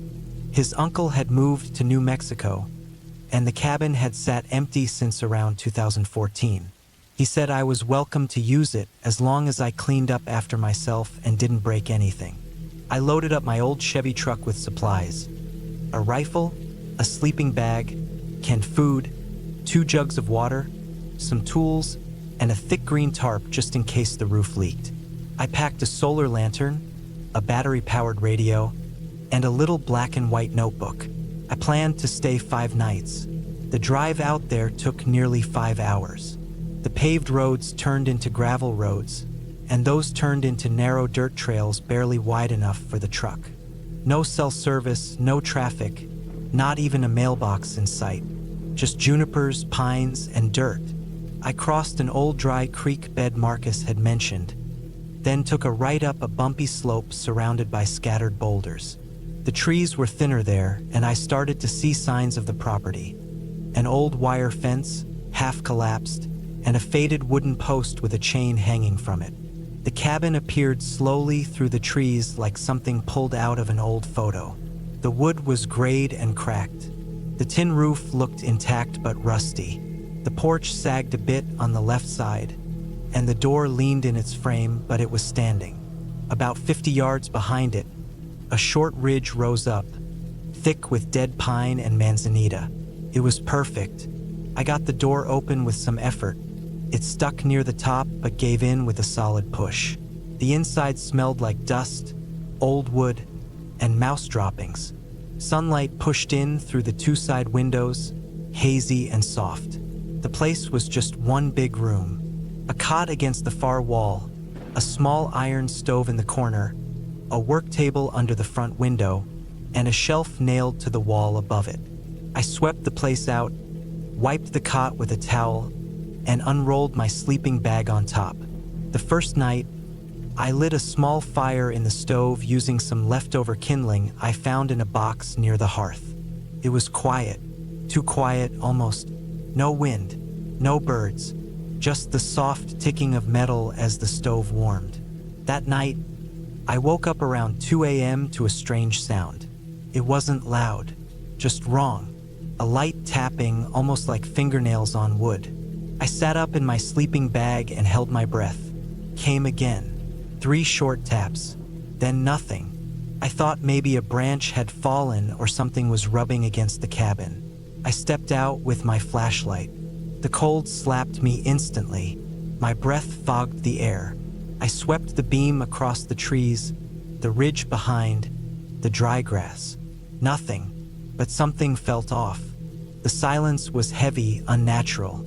Even out in the woods, you expect to hear bugs, an owl maybe, a rustle of small animals. There was none of that. I went back inside and shut the door tight. I slept light the rest of that night. The next morning, I found something strange in the dirt just outside the porch steps. A print, not a boot, not a paw. It looked almost like a human foot, bare but wrong. Toes longer than they should be, the arch too low. It was half faded, like it had been left sometime before sunrise. I told myself it had to be an animal, maybe a mountain lion dragging a foot. I knew better, but I didn't have a better answer. The day was quiet. I hiked a few miles out, saw no one, heard nothing. I read a bit in that notebook and carved some small sticks into stakes just to keep my hands busy. I boiled water for some ramen noodles and watched the trees shift in the breeze. Night came early. The second night, it happened again. Just after 1 a.m., I heard something move outside the cabin. This time, it was steps. Slow, deliberate, crunching over dry leaves and gravel. I reached for my rifle and held it across my chest. I didn't move. I just listened. The steps circled around the cabin once, then twice. I could hear them clearly. Something walking upright. A deer doesn't do that. A coyote doesn't either. I didn't breathe. I didn't move. I waited. Then silence. I cracked the door and looked outside. Empty. I stepped out and swept my flashlight. I caught something in the beam for a split second, just at the edge of the trees. It looked like a person, but too tall and hunched. His head was low, legs bent. The skin looked gray or tan, but I couldn't be sure. It was gone almost instantly, stepping behind a trunk. I ran forward with the flashlight and rifle. Nothing, not even footprints this time. I didn't sleep that night. The next day, I thought about leaving. I had 3 days left, but I was already exhausted and uneasy. Still, the cabin was quiet in daylight. Nothing seemed out of place. Maybe it had been a trick of the light. Maybe I had scared myself more than I should have. That afternoon, I noticed something weird. Up on the ridge behind the cabin, about halfway up, I saw movement. I looked through my binoculars and spotted what looked like another cabin or maybe an old shack tucked behind the rocks and trees. I hadn't noticed it before. It was far back, maybe 300 yards away. No road led to it. The roof was caved in and the walls looked black with rot. I hiked up to take a closer look. As I got closer, I felt uneasy again. The trees up there were wrong, older, thicker, but not in a healthy way. Almost like they'd grown around something they shouldn't have. The air felt heavier. The structure wasn't really a cabin, it was more like a lean-to but big. Maybe it used to be a hunting shack or someone's temporary home. The roof had collapsed and the walls leaned in. Inside, I found bones. Dozens of them. Some small rabbits maybe, some bigger, maybe deer. They were clean and dry, scattered in piles.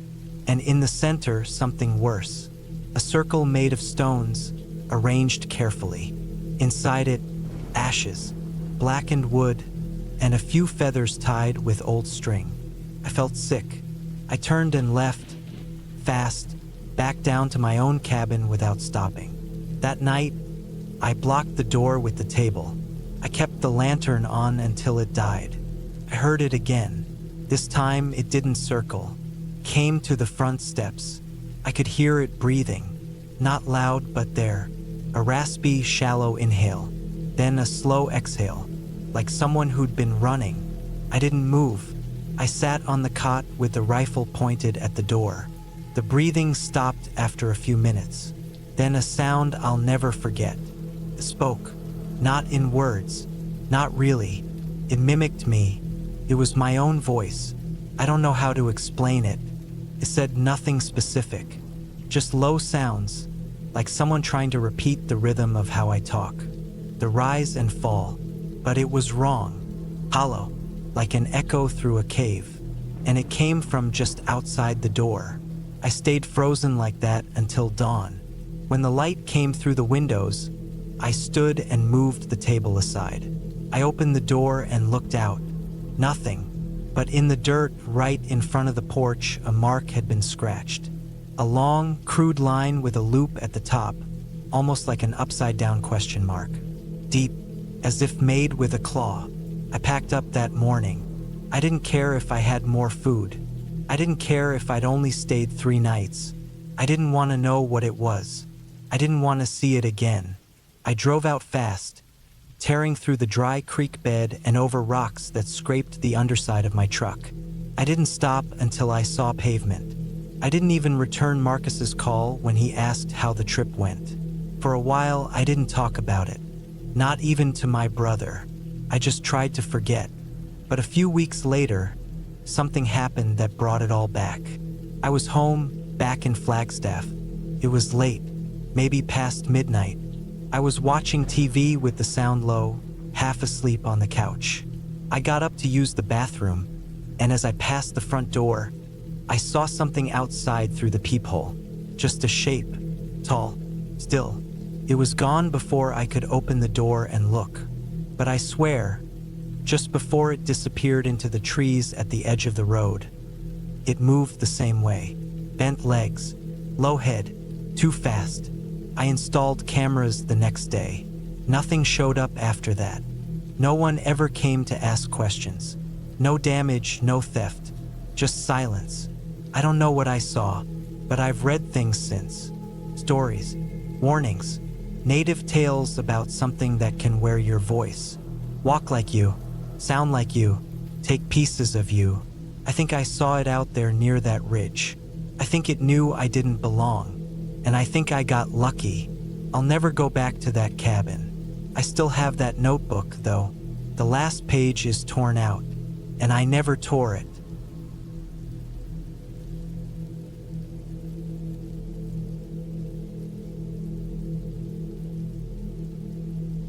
I wasn't the type to get scared easily. I had grown up in the country, where nights were long and quiet, and the dark meant nothing more than the absence of light. I had camped alone before, but never stayed for more than a day or two. This time, I wanted to try something different. I wanted to spend a full week in a cabin tucked deep in the woods, with my dog, Ranger. He was a big mutt, half shepherd, half something else, but loyal as they came. He was the reason I felt safe enough to try this. The cabin was in northern Wisconsin, about a 4-hour drive from the city. It was old but solid, built in the early 70s, with weathered wood siding and a steep roof that shed snow in the winter. It sat just beyond a clearing surrounded by tall pine trees that stretched high, their needles thick and green even in late September. The forest floor was soft with fallen needles and damp moss. I arrived late afternoon, when the sun was low but still warm on my skin. Ranger sat in the back seat, panting lightly, eager to explore. The cabin smelled like old wood and earth, with a faint hint of cedar. The inside was simple: a small living room with a stone fireplace, a kitchen with a wood stove, and a tiny bathroom. Upstairs was a loft with a bed and a small window that looked out over the trees. I unpacked my gear slowly, wanting to take my time. I set up the firewood, stacked neatly by the door, and made sure Ranger had plenty of water. We went outside for a walk around the clearing. The trees whispered in the wind, and the only sounds were Ranger's paws crunching dry pine needles and the occasional call of a distant bird. As night fell, the sky turned a deep blue-black, the stars coming out one by one. I lit a fire in the fireplace, the flames crackling and warm. Ranger lay close by, his head resting on my feet. The cabin felt peaceful, safe. I had planned to stay off the grid for a while. No phone, no internet, just me, the woods, and my dog. I was ready for quiet and maybe a little solitude. The first 2 days passed without incident. I explored the trails nearby, collected firewood, cooked simple meals over the stove, and read an old paperback I had brought along. Ranger was happy chasing squirrels and sniffing every inch of the forest. On the third night, something changed. It started with the sounds. Ranger's ears perked up while we sat by the fire. I heard it too, a faint rustling outside the window like branches snapping. I told myself it was probably a deer or a raccoon, but Ranger growled low in his throat, a warning I had learned to respect. I went outside with a flashlight, scanning the clearing and the edge of the forest. The beam landed on a set of footprints in the dirt, human footprints. They were fresh. The prints were big, heavy, as if whoever had left them wore boots. I followed them for a short distance before they disappeared into the trees. I didn't sleep well that night. Ranger stayed alert, occasionally growling or standing at the door, ears forward. I kept my old hunting knife within reach on the table. The next day, I found more signs. The woodpile had been disturbed. A few logs shifted as if someone had leaned on them. The door, which I had locked carefully, had scratches around the frame. Deep, long marks that looked like claws or maybe a tool. Ranger's anxiety seemed to grow. He wouldn't leave my side. I tried to convince myself it was just a neighbor or another camper passing through. But this place was so isolated, and I hadn't seen a single soul since I arrived. The nearest cabin was a good mile away. That evening, I decided to stay inside after dark, keeping the fire burning bright. Ranger paced near the window, muscles tense. Around midnight, the rustling started again, louder this time. I could hear heavy footsteps circling the cabin, crunching through the fallen pine needles. I grabbed my flashlight and opened the door just enough to peek outside. Nothing but shadows. I called Ranger and shut the door quickly, locking it behind me. I sat on the couch, heart pounding. Suddenly, I heard a sharp bang on the front door, like someone hitting it with a fist or a heavy object. Ranger barked fiercely, teeth bared. I stayed still, trying not to make noise. The banging came again, harder this time, then a pause, then silence. I waited for what felt like hours, but no more sounds came. Ranger was trembling beside me. The next morning, I found footprints again, this time circling the cabin multiple times. The door had fresh scratches and a deep dent in the wood. Someone had been trying to break in. I called the local sheriff's office from the nearby town. They told me they would send someone by to check in later that day, but that it was probably just some drunk camper or kids messing around. Still, they advised me to leave if I felt unsafe. I thought about packing up, but I wanted to see it through. I had come out here for a break from the city, from noise and people. I didn't want to run because of some troublemaker. That afternoon, I noticed something else. My food supplies had been moved. A can of beans I had left on the porch was open, the contents spilled on the ground. My pack of jerky was gone. That night, I stayed awake, fully alert, the knife gripped tight in my hand. Ranger stayed close, growling at every shadow. Around 2 a.m., I heard footsteps on the roof. Heavy, slow, deliberate, someone walking over the shingles. I flicked on the flashlight and shone it upward. Nothing. No figure, no shadow. The footsteps stopped suddenly. I called the sheriff again, voice shaky. They promised to send a car right away. But by morning, there was no sign of them. No patrol car, no deputy. I packed what I could quickly and prepared to leave. Just as I was about to get into my truck, I heard a low growl from the woods behind the cabin.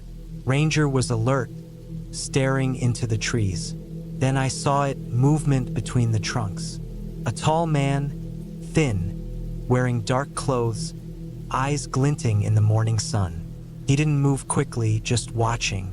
I locked the truck and got inside, revving the engine. He took a step forward, then another, but stayed at the tree line. I didn't stop to look back. Driving away, I felt relief flood over me. Weeks later, I heard that there had been a series of break-ins in the area. Cabins ransacked, campers followed, sometimes threatened. No one caught the man, but the sheriff said they believed he was a drifter who had been living off the forest. I didn't go back. Ranger never seemed scared again, but I never forgot those nights. The quiet woods had turned dark and threatening. Sometimes the safest place isn't the one you build with walls and fire, but the one where you choose to walk away.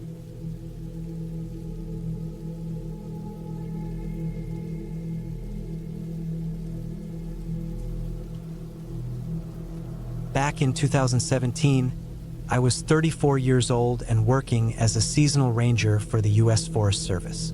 I'd been doing it for nearly 8 years at that point. It was the kind of job that made sense to me. Being outdoors, keeping an eye on trails, helping lost hikers, basic maintenance. I liked the solitude. I'd worked across several states, but that year I got a placement in the Payette National Forest in Idaho. I was stationed at a remote cabin called Finch Hollow Lookout, nearly 30 miles from the nearest paved road. Most of it wasn't even on a map you'd find at a visitor center. It wasn't one of those towers with the 360-degree views. Finch Hollow was an old ground-level fire cabin used in the 60s, sitting right at the edge of a ridge overlooking a basin. One road led to it, if you could call it a road. It was more like a series of wide dirt switchbacks winding through trees that were too tall and too close together. The cabin was primitive. One room, wood stove, bunk, shelves with some canned food, and a water barrel that collected rain runoff. I had a handheld radio, a satellite phone, and a solar panel set up to keep a few things charged. The job was to monitor trail conditions, log animal activity, and stay on alert for fires. I'd file reports twice a day over the radio and send one email when I went down to the service shed every Saturday to check on the radio relay and use the landline. I was supposed to be there for 4 weeks, from late May into June. That first week was quiet. Cold mornings, long hikes, the sound of wind brushing through pine needles and nothing else. It was the kind of peace that made your ears ring. I'd spend most mornings hiking the nearby trails, noting blowdowns, checking animal tracks, and looking for illegal campsites or fire rings. Every evening I'd cook something simple, usually beans or rice or whatever canned crap I had with me, and I'd sit on the cabin's back step and watch the treetops shift under the sunset. The quiet didn't bother me, but on the 8th day, I noticed something off. It was around 2 p.m., and I was heading back to the cabin after hiking the ridge trail to mark a fallen tree. About 200 yards from the cabin, the trail dipped into a narrow bend. Just as I rounded it, I saw a boot print in the soft dirt, fresh and wide, probably a size 12. Not mine. I wear 9s. I stopped and stared at it for a while. It was the only one. No matching tread next to it, no staggered steps, just a single print pointed toward the woods, like someone had stood still for a while before stepping off trail. I scanned the woods. Nothing moved. No barges, nos quirréus, no rustle. It was dead silent. I crouched next to the print and took a picture with my phone. Not for evidence or anything. I just figured I'd mention it in my log. Maybe a hunter had gotten lost and doubled back. But I hadn't seen any tire tracks at the trailhead, and you'd need a high-clearance 4x4 to even make it that far. It didn't add up. That night, I didn't sleep as well. Every sound outside felt closer. I'd hear a twig snap and hold my breath, thinking it was just a deer or wind, then realize I hadn't heard anything else for hours. 3 nights later, I found the first sign near the cabin. I always did a lap around the place before bed, checked the water barrel, cleared the wood pile, made sure I didn't leave anything out that would attract animals. That night, just past the barrel, I found a cigarette butt, not old, still had a little ash on the end, like someone had flicked it a few hours ago. I don't smoke, and the previous ranger, whose stuff I'd packed into a container the week before, didn't either. No other ranger had been up that season yet. I picked it up with a stick and dropped it in an empty coffee can I kept near the stove. There was no trash around. No rapes, no cans. Just that one cigarette and a faint imprint in the mud near the eastern window. Not a full print, just enough to see the edge of a boot sole. Someone had been standing there, watching. I told myself it might have been a poacher, or someone who thought the cabin was abandoned. Still, I locked the door that night. I pushed the table in front of it, too. Didn't sleep. The next morning, I hiked down the switchback road to the old fire pit area about 2 miles downhill. There was a clear line of sight from that spot back up toward the ridge. I scanned for footprints and found nothing. No new trash, nothing out of place. I hiked the full loop trail, a 5-mile circuit through heavy timber, and didn't see anyone. But the feeling of being watched wouldn't go away. By week 3, the mood had shifted entirely. I'd wake up to small things moved. Nothing major, just a pot turned the wrong way, or my hat on the bunk instead of the shelf. One morning, my field notebook was sitting open on the back step, like someone had read it. I hadn't touched it since the night before. There were no signs of forced entry. The door stayed locked. The windows were latched. I started rigging up small pieces of fishing line across the porch steps and under the window latches. Nothing ever broke the line, but stuff kept changing. quietly, subtly. On the 19th day, I hiked back late. I'd followed a set of bear tracks deeper into the southern part of my zone, near an old burn scar from a 2003 wildfire. I returned to the cabin around 6:30 p.m., sweaty and sore. As I crested the ridge, I saw something that made my mouth go dry. The door was open, not swinging, not cracked, open wide like someone had walked in. I froze. I scanned the clearing. No movement, no sound. I drew my sidearm, which I rarely used, and stepped as quietly as I could around the edge of the cabin. I checked both sides. No one. I stepped inside. Everything was still there. My pack, my sleeping bag, my stove. But the chairs had been turned toward the window. Both of them. The can of cigarette butts was gone. I backed out, shut the door, and bolted it. That night, I slept with the gun under my pillow. The next morning, I did something I'd never done before. I used the satellite phone and called my supervisor. Told him someone was messing around near the cabin. I said it calmly, didn't overstate it, just told him I felt like someone was messing with my supplies. He asked if I wanted out early. I said no. I had 5 days left. I could handle it. I shouldn't have stayed. The next 2 nights were tense. I stayed up late, barely blinking, staring out the windows with my rifle on my lap. I didn't hear anything, didn't see anything, but that didn't comfort me. Then came the final night.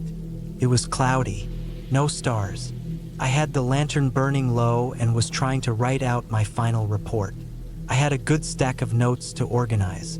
At around 11:30 p.m., I heard it, a crunch, just one, outside the west wall. I turned the lantern off immediately and stood still. My eyes adjusted. I crept to the window and peeked through the edge of the curtain. First, I saw nothing. Then I saw movement, just a flicker. Someone ducking behind the water barrel. They didn't move like they were lost. They weren't looking around. They were crouched still, watching. Again, I stepped back, raised the rifle and shouted. Not words, just a loud bark to let them know I was inside and armed. I waited. Nothing happened. I flicked the outside flood with the switch by the door. A single solar-powered spotlight lit up the yard. No one. I opened the door, swept the clearing with the rifle and stepped out slowly. I walked to the barrel. Behind it, on the dirt, was a pile of photographs. They were of me, from different angles. Some were blurry, some were close, all taken from outside the cabin. One showed me reading on the back step. Another showed me walking down toward the ridge trail. One had me sleeping inside, my face partly visible through the window. That one nearly made me vomit. I scooped them into my bag and went back inside. I didn't sleep that night. I waited for sunrise. As soon as it was light enough to see clearly, I packed everything into my rucksack, slung the rifle, and hiked out. I didn't use the road. I bushwhacked straight south until I hit the trailhead road and kept going until I hit pavement. I flagged down a road crew near a maintenance shack and hitched a ride back to the station. I turned over the photos to the sheriff's department. They took it seriously.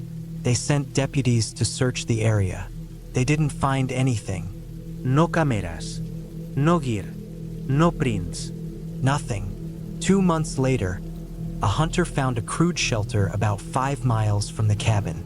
Just a lean-to made of branches and tarps, buried deep in the trees. Inside were more photographs, not just of me, of several different rangers who'd worked the area. Some dated back years, all taken from a distance, all silent, all still. They never found whoever built it. I didn't go back to field work after that. I switched to trail maintenance closer to towns and eventually left the Forest Service altogether. I live in Montana now, in a regular house with neighbors and streetlights and locked doors. Sometimes I still wake up in the middle of the night, thinking I heard something outside. Sometimes I check the window just to make sure no one's there. So far, no one has been. but I still keep the rifle loaded, just in case.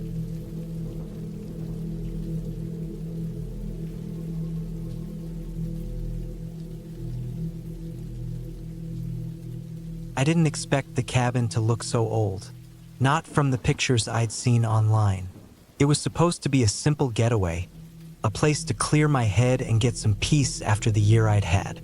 The year 1998 was almost over, and I was 32 years old, tired of the city noise, the endless routine, and the weight of my own thoughts.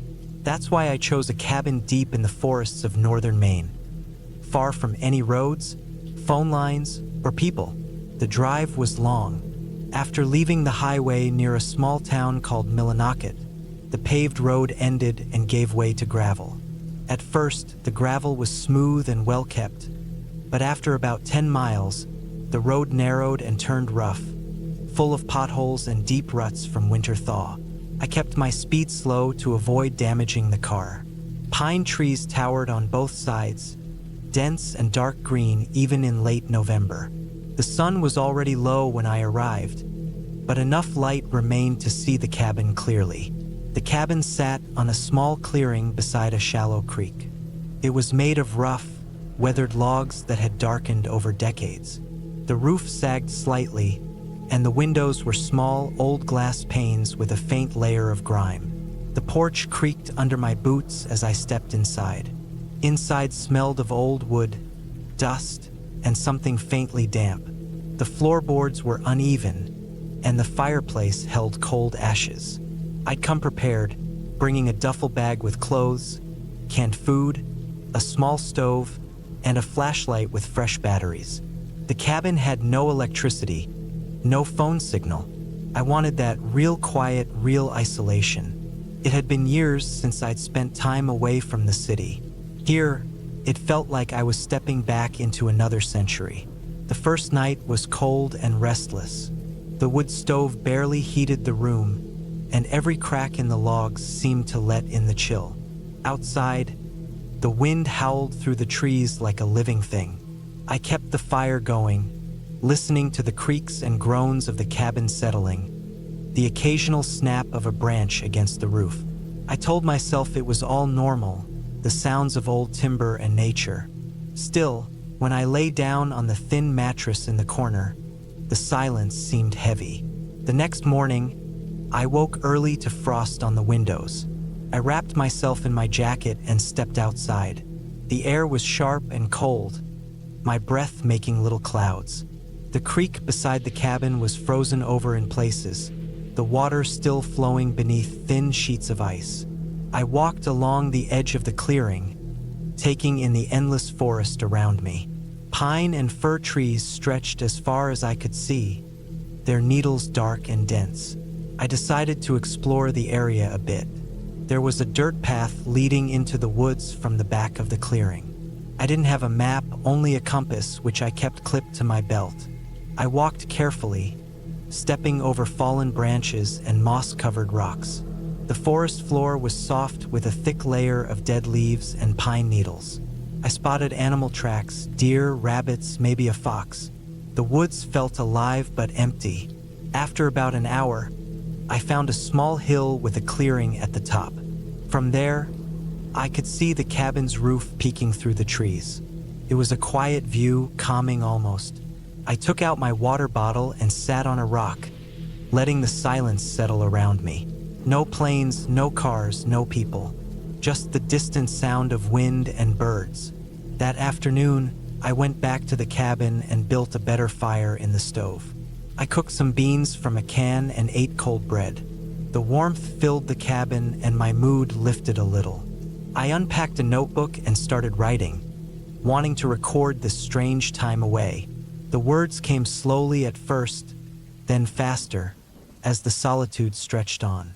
But as the day faded into evening, I noticed something odd. The silence felt different now, heavier, like the woods were holding their breath. I thought I heard footsteps outside, soft and careful. I looked out the window but saw only the swaying trees and dark shadows. Maybe an animal. Still, a knot formed in my stomach. That night, I couldn't sleep. The wind picked up, rattling the cabin. Every now and then, I heard a low thud outside, like a heavy branch falling. I checked the lock on the door, making sure it was secure. I turned off the fire so no light would shine outside, and sat in the corner with my flashlight, waiting for morning. The next day, I found marks around the cabin, scratches on the wooden porch posts, deep enough to show raw wood beneath the aged surface. I hadn't noticed them before. Strange footprints circled the clearing, too big to be deer with a heavy step. I checked my compass again and made a mental note not to wander too far. The days passed. I kept to a routine, exploring a little, gathering firewood, reading and writing inside. The isolation grew thick around me. My thoughts tangled like the underbrush outside. Sometimes, I thought I saw movement just beyond the tree line, a shadow slipping between trunks. No sound, just a glimpse of something that didn't quite belong. One evening, I heard something I never expected. A voice, low and distant. No words, just a human sound, but faint and muffled. It stopped quickly, like whoever it was realized I was there. I didn't answer or make noise. I stayed perfectly still, heart pounding. When I looked outside, there was nothing but dark trees. That night, I slept with the door locked and my boots by the bed.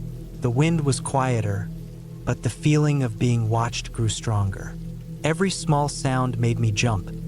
A branch breaking, a rustle in the underbrush. I wondered if I was imagining things. But the marks on the porch, the footprints, the voice, they were real. On the 5th day, I decided I wouldn't stay longer. The woods were no longer peaceful, but tense and strange. I packed up quickly in the morning, stacking my gear in the car. I took one last look at the cabin, feeling a mix of relief and sadness. The place was beautiful in a wild, raw way, but it held secrets I didn't want to uncover. As I drove away, I glanced in the rearview mirror. For a moment, I thought I saw a figure standing at the edge of the clearing. A man, tall and still, watching me leave. The road ahead was rough, but I didn't slow down. I kept driving until the trees gave way to open fields, then to the highway and the noise of the city. Back in my apartment, the memory of the cabin stayed with me. The loneliness, the feeling of being observed, the silence that wasn't quite silence. I never found out who or what was out there in those woods, but I know now that some places don't want visitors, and sometimes it's better to listen and leave.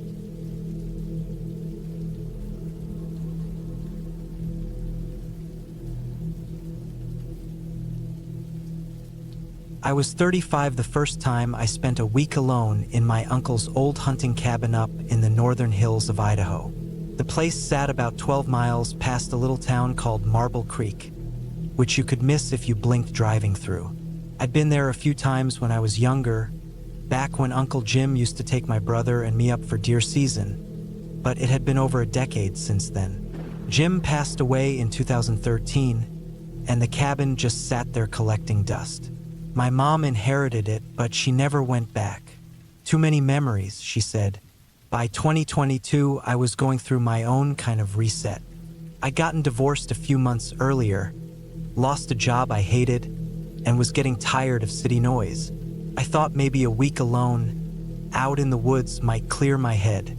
That kind of quiet, the kind that presses in on your ears when there's nothing but wind and birds, had always helped me think. I didn't go up there planning to hunt, really. I just wanted the space. The drive out was mostly uneventful. I left early on a Monday morning, just before sunrise, with everything I'd need packed into my old Toyota Tacoma. I had a .30-06 and enough rounds to take a deer or two if the opportunity came up, but it wasn't the priority. I had canned food, tools, a water filter, sleeping gear, and an old battery-powered lantern. The cabin had no electricity and no running water. That's how Uncle Jim liked it. There was a small creek nearby where we used to collect water in jugs, and a steel chimney for the fireplace. The place was remote, more than most people would be comfortable with. No cell signal after Marble Creek. Just dirt roads, tall trees, and the long stretch of quiet that gets inside your head after a while. The first day, I arrived just after noon. The road up to the ridge had overgrown a little, but the truck made it fine. The cabin was just as I remembered it. Rough-hewn logs, moss growing thick at the base, and an old deer skull nailed to the edge of the porch roof. I took the padlock off the front door, which had rusted so bad it nearly snapped in my hand. Inside, the place smelled like dry rot and dust. I swept out a few dead mice, laid out my gear, and opened the windows to air it out. That evening, I sat out on the porch with a can of beans and a tin cup of black coffee. The air was cool and dry. It was late September, the kind of time when you can feel the season ready to shift. Leaves were starting to turn gold and orange, and the light filtered through the trees like a painting. I watched a few deer come up over the ridge around dusk, just silhouettes against the line of trees. It was peaceful, which is what I needed. But that night, I woke up around 2:30 to a sound that didn't belong. It wasn't loud, just enough to make me snap awake. I was lying on the cot near the window, and I heard it again. A short, dry scraping sound came from the side of the cabin, low to the ground. I froze. My brain went to raccoons or maybe a porcupine, even a bear, though it didn't sound heavy enough. I stayed still for a minute, holding my breath, listening. The sound stopped. No movement. No footsteps. Just silence. After 5 minutes, I figured it had moved on. I sat up slowly, grabbed my flashlight, and peeked out the window. Nothing. The woods were pitch black except for the moonlight bouncing off the creek. I didn't go outside. No point in wandering out there barefoot, half awake in the cold. I locked the door and lay back down. Next morning, I walked around the cabin to check. About halfway down the left side, near where the old firewood rack used to sit, I saw something odd. The dirt looked disturbed. Not footprints exactly. More like someone had dragged a stick or a piece of metal in a short line along the wall. It was about 4 feet long, angled, with a small pile of loose soil at the end. I crouched down and touched it. Dry. Not fresh, but not old either. Maybe an animal had nosed around. Maybe not. That day, I cut some firewood, walked the ridge a bit, and sat out near the edge where the land drops into a thick patch of pine. There was no sound of traffic, no distant hum of engines or planes, just birds, squirrels, and wind in the leaves. I cooked a can of stew over a little propane burner and sat on a log until it got dark. That night, it happened again. Around 1:40 in the morning, I woke up to a knocking sound. Not loud, but steady. Knock, knock, knock. It was deliberate. 3 times. Then silence. I sat up in the dark, heart pounding. My flashlight was within reach, and I turned it on. I didn't move from the cot. I listened. Knock, knock. 2 more. This time on the back side of the cabin. I stood quietly and grabbed the rifle. Not loaded. I'd left the rounds in the gear bag, but I held it anyway, more out of instinct than sense. I moved to the back window and aimed the light out. Nothing. Trees. Branches moving. A raccoon couldn't knock like that. Not with that rhythm. I waited 10 minutes. Nothing else. Eventually I got back into bed but didn't sleep well. In the morning I looked again. The back of the cabin had no steps or porch, just a narrow path and brush. I saw a mark on the bottom of the back door, about knee height, like something had tapped it with a blunt object. I walked out into the trees, checked the brush for signs. There were a few broken sticks, but nothing with shape or reason to it. I told myself it was probably just my nerves. The third night was when things really shifted. It was just past midnight when I heard a new sound, something I hadn't expected. Breathing. It was outside, maybe 10 feet from the window, shallow and irregular, like someone trying to stay quiet but still gasping slightly. I turned off the lantern and sat in the dark, my heart hammering. The breathing stopped after a few seconds. Then came the soft crunch of leaves, very slow footsteps circling around the cabin. I stood in the dark, rifle in one hand, flashlight in the other. I waited until the steps faded away, then flicked on the light and swept the area through the window. I saw nothing, but I knew what I'd heard. By dawn, I was exhausted. I didn't leave the cabin that day. I sat by the fire, cleaning the rifle, loading it. I drank coffee until my stomach hurt. I thought about driving back down, but the idea of going outside, loading the truck, and heading out down that narrow road made my skin crawl. Whoever or whatever was out there, they knew where I was, and they were getting bolder. The fourth night, I didn't sleep. I stayed up, rifle across my lap, lantern dimmed. Around 2 a.m., I heard footsteps again, this time heavier, crunching through the pine needles toward the porch. Then a long pause. I sat there, frozen. I thought I saw a shadow move across the small slit of moonlight beneath the door. Then nothing, just quiet. But this time it didn't fade. It stayed quiet like someone was standing there, waiting. I didn't move. I didn't breathe.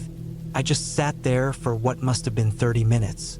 Eventually, I heard slow, retreating steps, deeper into the woods. By morning, I decided I had to leave. I packed my gear fast, keeping the rifle close. When I opened the cabin door, I saw something that chilled me to the bone. On the front step, laid out carefully in a row, were 5 small stones, each the size of a fist. They'd been placed with equal spacing, perfectly aligned. Not natural, not random. It was a message or a warning. I got in the truck and left without looking back. Back in Marble Creek, I stopped at the only gas station. The guy behind the counter asked where I'd been staying. I told him about the Ridge cabin. He gave me a look, kinda side-eyed, but didn't say much. Just nodded and handed me my receipt. When I asked if anyone else had places up near there, he shrugged and said, "Not for a while. I never went back to that cabin. I told my mom to sell the land or let it rot. I didn't care. To this day, I don't know who was out there. Could have been a drifter. Could have been someone living off-grid.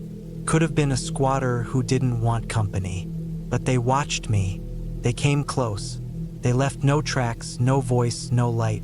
Just slow footsteps, tapping knocks, and quiet breathing in the night. And those 5 stones. Sometimes the scariest things aren't loud. They're patient. They wait. And if I'd stayed one more night, I don't think I'd be writing this.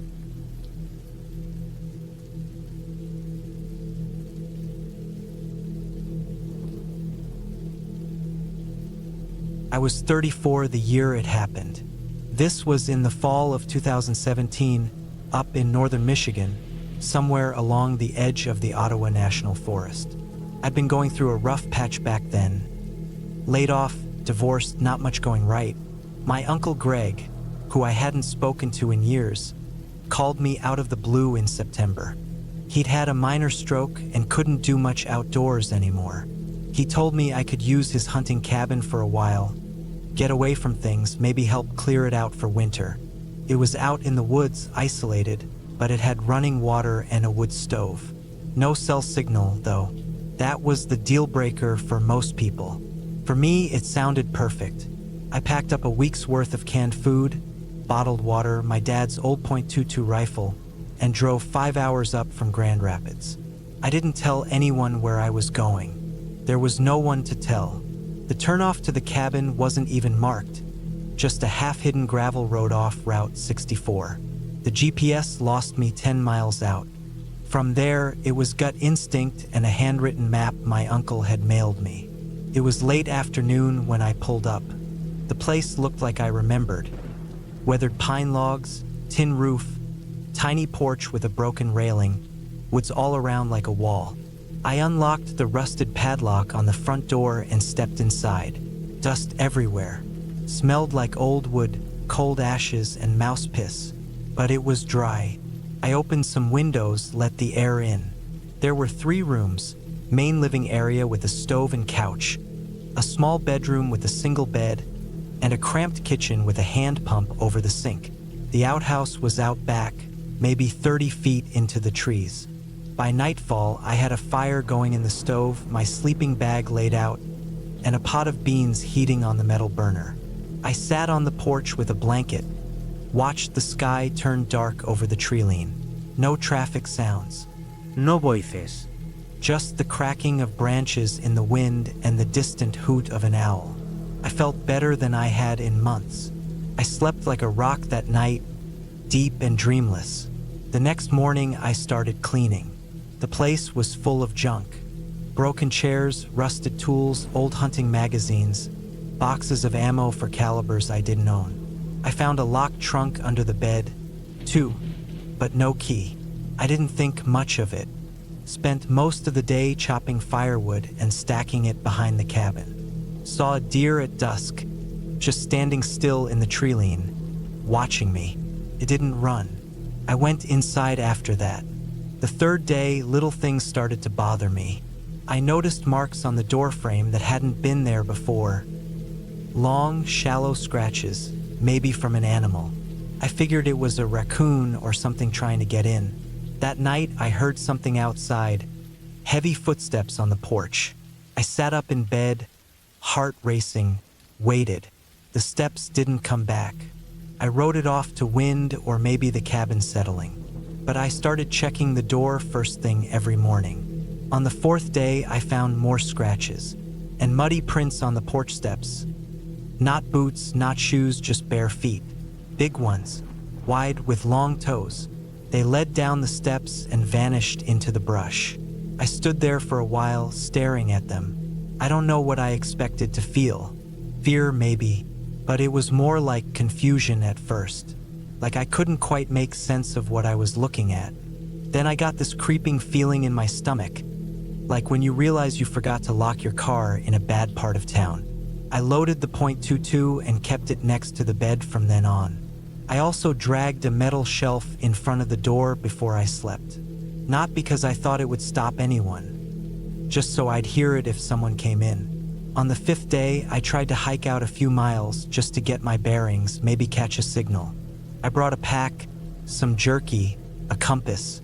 I walked for hours but didn't find anything. No trails, no roads, just endless pine and birch. When I turned back, I noticed something strange. There were signs of someone else out there. A small pile of cigarette butts, fresh ones. A torn scrap of blue cloth hanging from a branch. A dead rabbit hanging from a tree, skinned, tied with fishing line. I hadn't been there on my way out. I moved faster going back. Got lost once, had to backtrack using the sun. I made it to the cabin just before dusk. The shelf I'd set against the door was knocked over.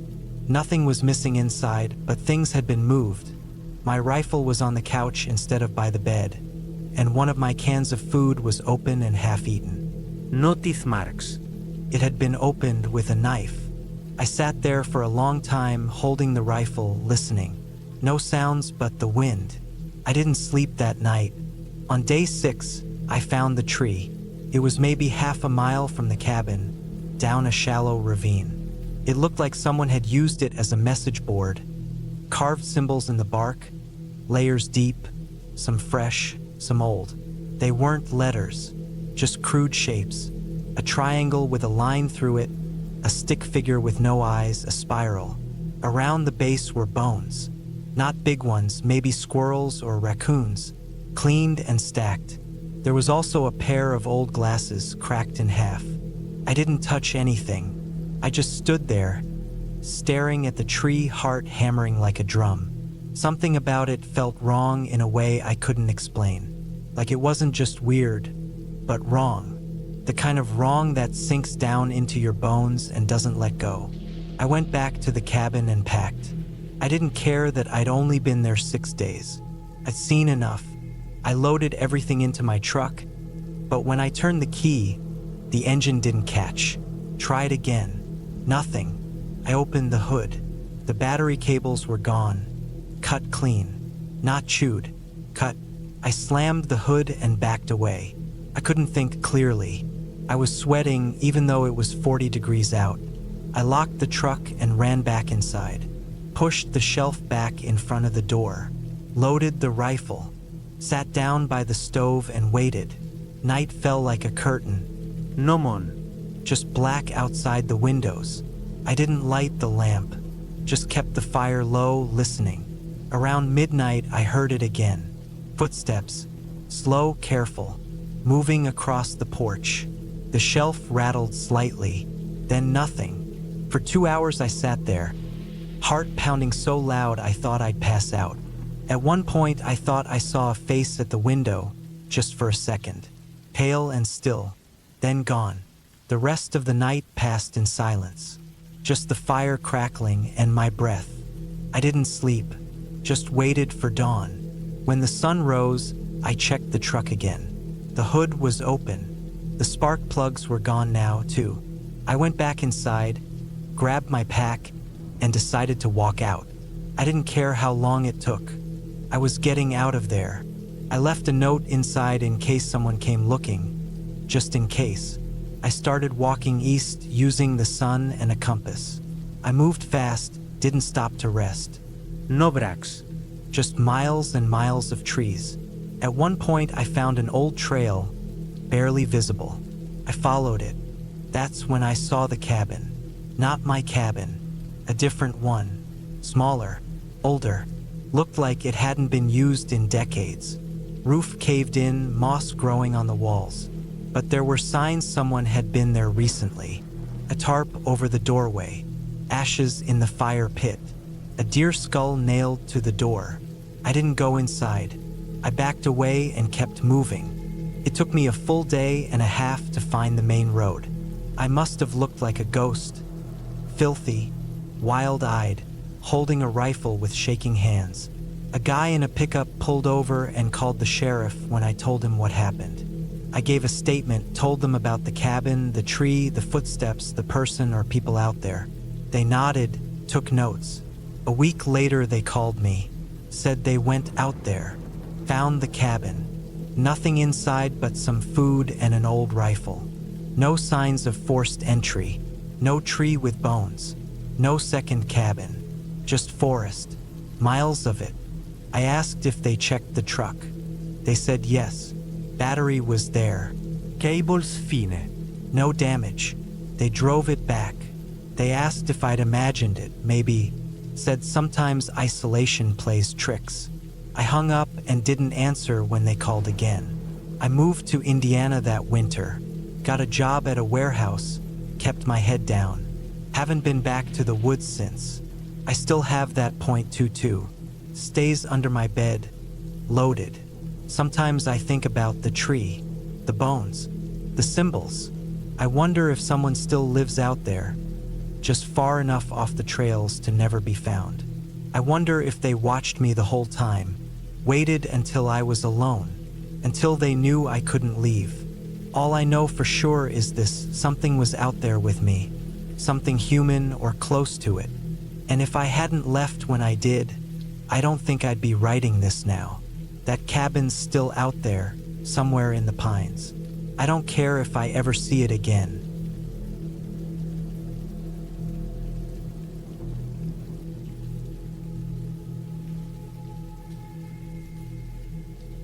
I was 32 years old when I found myself driving down a dusty, narrow road deep in the woods of northern Minnesota. It was early October 2011, and the air had just begun to chill. The colors of fall were brilliant. The yellows, oranges, and reds of the maple and birch trees lining the path seemed almost alive against the dull gray sky. I was alone, and for the first time in months, I wanted that. No phones, no city noise, no people. Just quiet. I had heard stories about an old cabin tucked away on Pine Ridge, a place that nobody visited anymore. A relic left behind decades ago, forgotten by time. The cabin had belonged to a man named Harold Whitman, who had moved out sometime in the late 1970s after his wife died.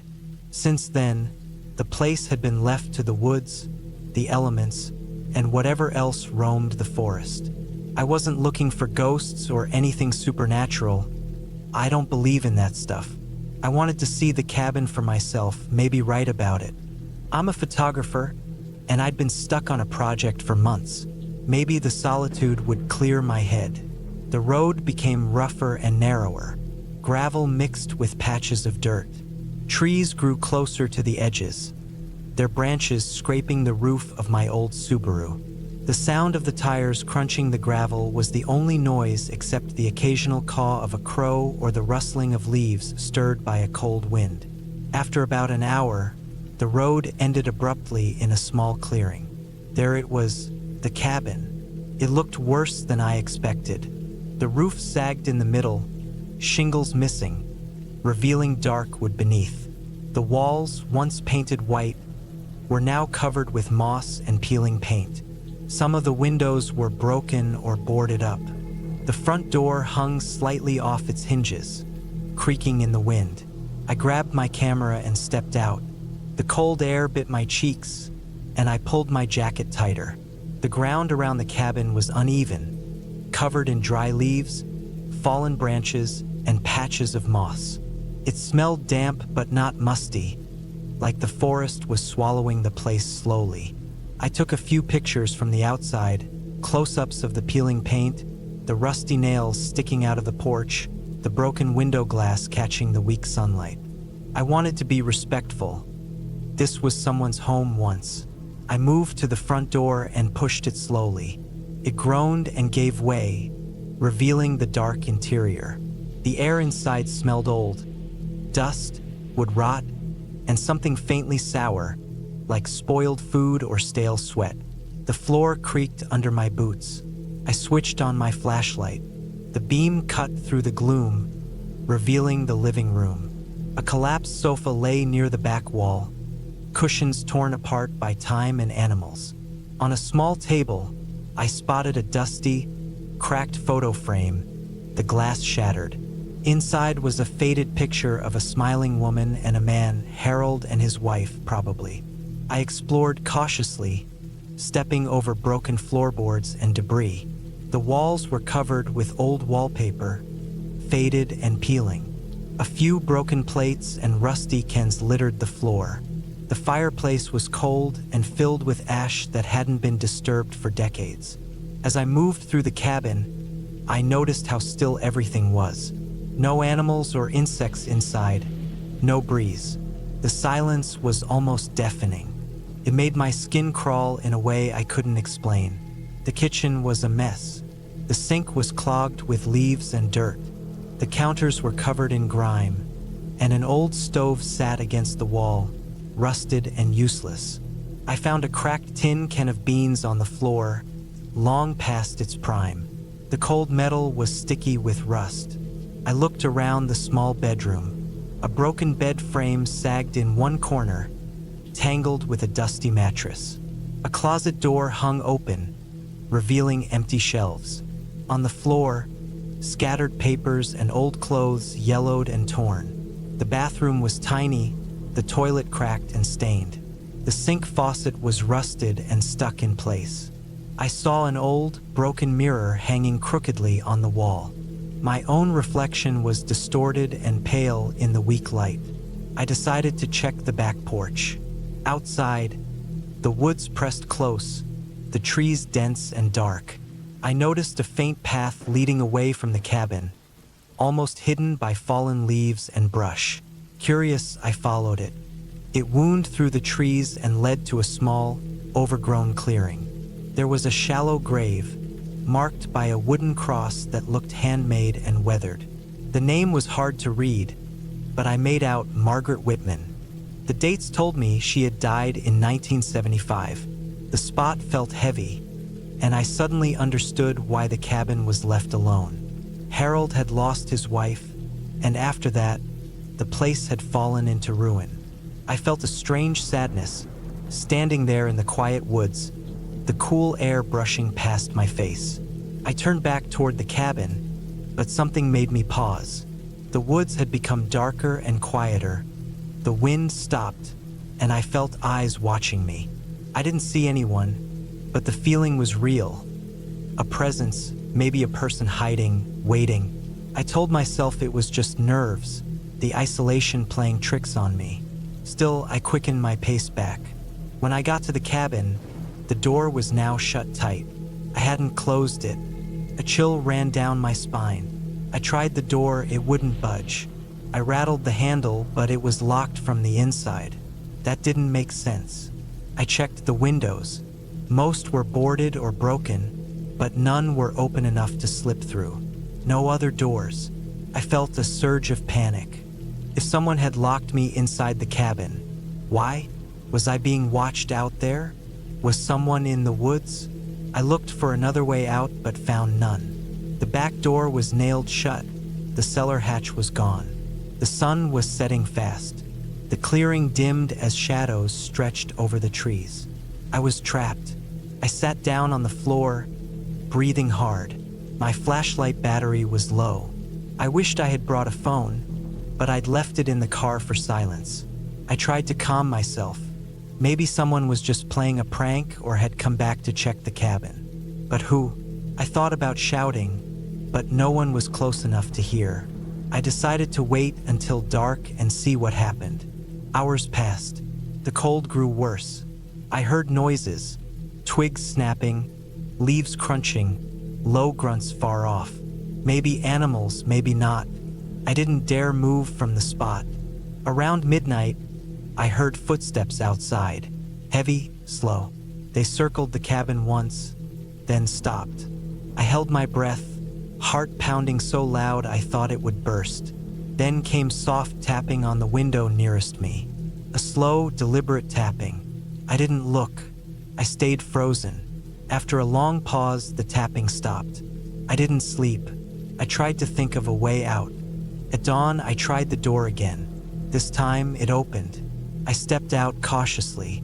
The forest was quiet, sun filtering through branches. I ran to my car, heart still racing. The keys were in my pocket. I jumped in and locked the doors. As I drove away, I glanced back at the cabin. It looked like an empty shell again, but I knew something had been there. Back in town, I reported the incident to the local sheriff, but they said nobody else had seen or heard anything. I never went back to Pine Ridge. The cabin and the woods still haunt my dreams sometimes. Not because of ghosts, but because of the very real fear of being watched, trapped, and left alone in a place where nobody comes. I learned that some places carry a weight not from spirits or curses, but from the pain, loss, and secrets buried beneath their walls. And that, to me, is scarier than anything made up.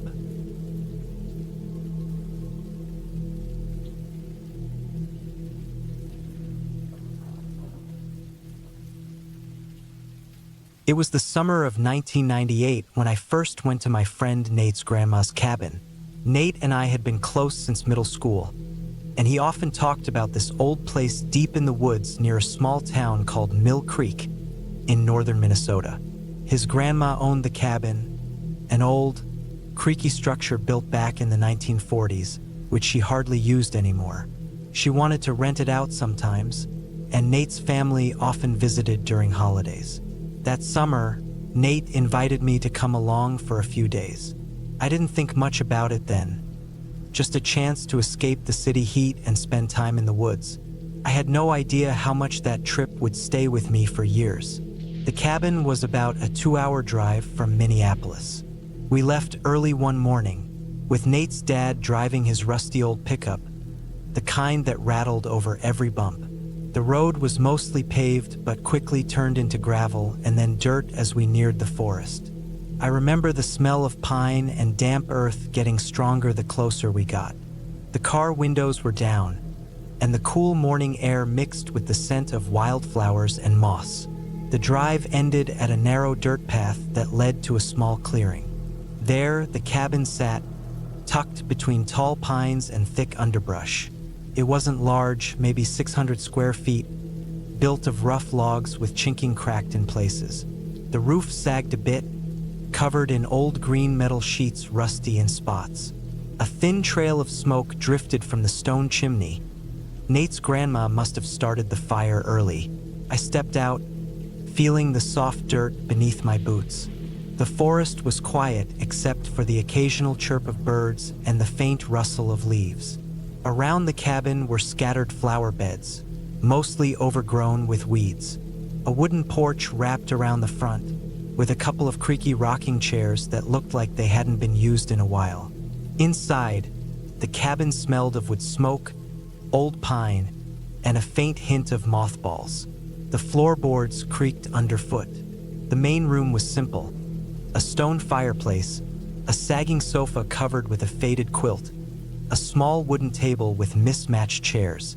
The kitchen was just a corner with a small gas stove, a rusty sink, and open shelves filled with old dishes.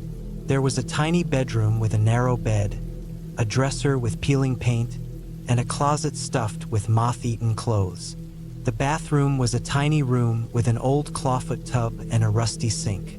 Everything looked like it had been untouched for years except for the fire, which kept the place from feeling completely dead. The first night I slept poorly. The cabin's thin walls let in every sound.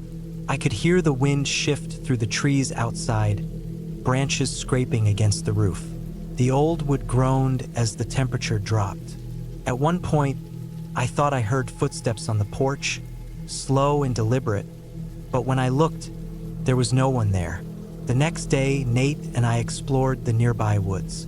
The forest was thick with pine and birch, and the ground was covered in ferns and moss. We followed a faint trail to a small lake about half a mile from the cabin. The water was still and cold, surrounded by rocks and fallen trees. We swam for a while, then sat on the shore, skipping stones and watching the clouds drift. That afternoon, Nate's grandma arrived. She was a small, tough woman in her 70s, with sharp eyes and a no-nonsense attitude. She stayed only a few hours, cleaning the cabin and bringing fresh food. When she left, she warned us to lock the doors at night and be careful not to leave the lights on, as the cabin's old wiring was fragile. After she left, things started to feel off. I couldn't quite explain it at first. There was a heaviness in the air, a kind of tension I hadn't noticed before. The trees outside seemed darker, the shadows longer and deeper. At night, the silence was almost complete, broken only by occasional sounds. Twigs snapping far off in the woods, the distant hoot of an owl, the skitter of small animals in the underbrush. One night, around midnight, I woke up to a strange noise. It was faint at first, a soft scraping like nails on wood. My heart quickened. I sat up in the narrow bed, straining to hear. The sound came again, from outside the cabin, near the porch. I swallowed hard and grabbed the flashlight I kept on the dresser. I moved carefully, trying not to make noise. When I opened the door, the beam of the flashlight cut through the darkness. The porch was empty. The forest beyond was black, nothing moving. I felt a cold chill and shut the door quickly. My hands were shaking as I locked it. I went back to bed but couldn't sleep. I kept imagining shadows moving just beyond the window. The next day, I tried to brush it off. Maybe it was an animal or just my imagination. Nate said he hadn't heard anything and was calm about it. We spent the day fixing the porch steps and chopping firewood. The work was tiring but normal, grounding. But then, as evening fell, I noticed something strange. The firewood pile had shifted. Some logs were out of place, as if someone had taken a few and put them back clumsily. I mentioned it to Nate, but he shrugged it off. That night, the unease came back stronger. Around 2 a.m., I was awake again, this time with the feeling that someone was watching me. I heard footsteps, slow, heavy, outside, circling the cabin. The porch creaked under weight, and I could hear the faint brushing of branches against the walls. I stayed frozen, listening. The sounds stopped suddenly, as if whoever was out there had vanished. I wanted to believe it was a deer or a bear, but the footsteps didn't sound like any animal I'd heard before. The next morning, Nate and I found strange marks on the ground near the porch. Deep footprints, too large to be any deer or bear, and they seemed to circle the cabin. The prints were fresh, with broken twigs and crushed grass. I felt a cold dread settle in my chest. We decided to leave the next day, but that night the sounds grew worse. At around 11 p.m., the power flickered and went out. The cabin was plunged into darkness, except for the firelight flickering from the fireplace. The silence was thick, broken by the snapping of twigs and a soft scraping noise again, this time coming from the back door. Nate tried to light a candle, but the matches were wet. We sat in silence, the fire crackling low. Suddenly, the back door handle rattled as if someone was trying to open it. We stared at the door, breath held. The rattling stopped, then started again, slower, more deliberate. I crept to the door, heart pounding, and peeked through the window. Nothing but darkness. I turned on the flashlight and shone it into the woods. For a moment, I thought I saw a figure standing at the edge of the trees, just beyond the porch light's reach.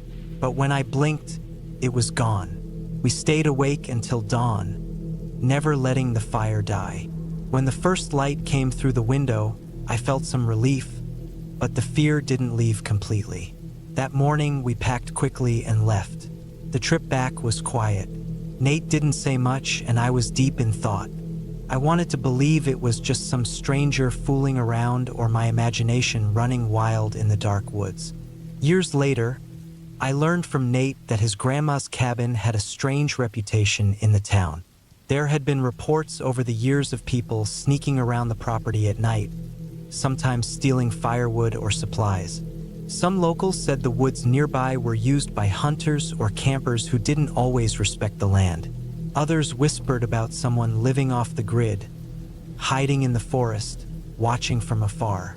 But the most chilling detail Nate told me was that the police once investigated a series of break-ins near Mill Creek, but never caught anyone. The trails always went cold in those thick woods. No one knew who or what was out there.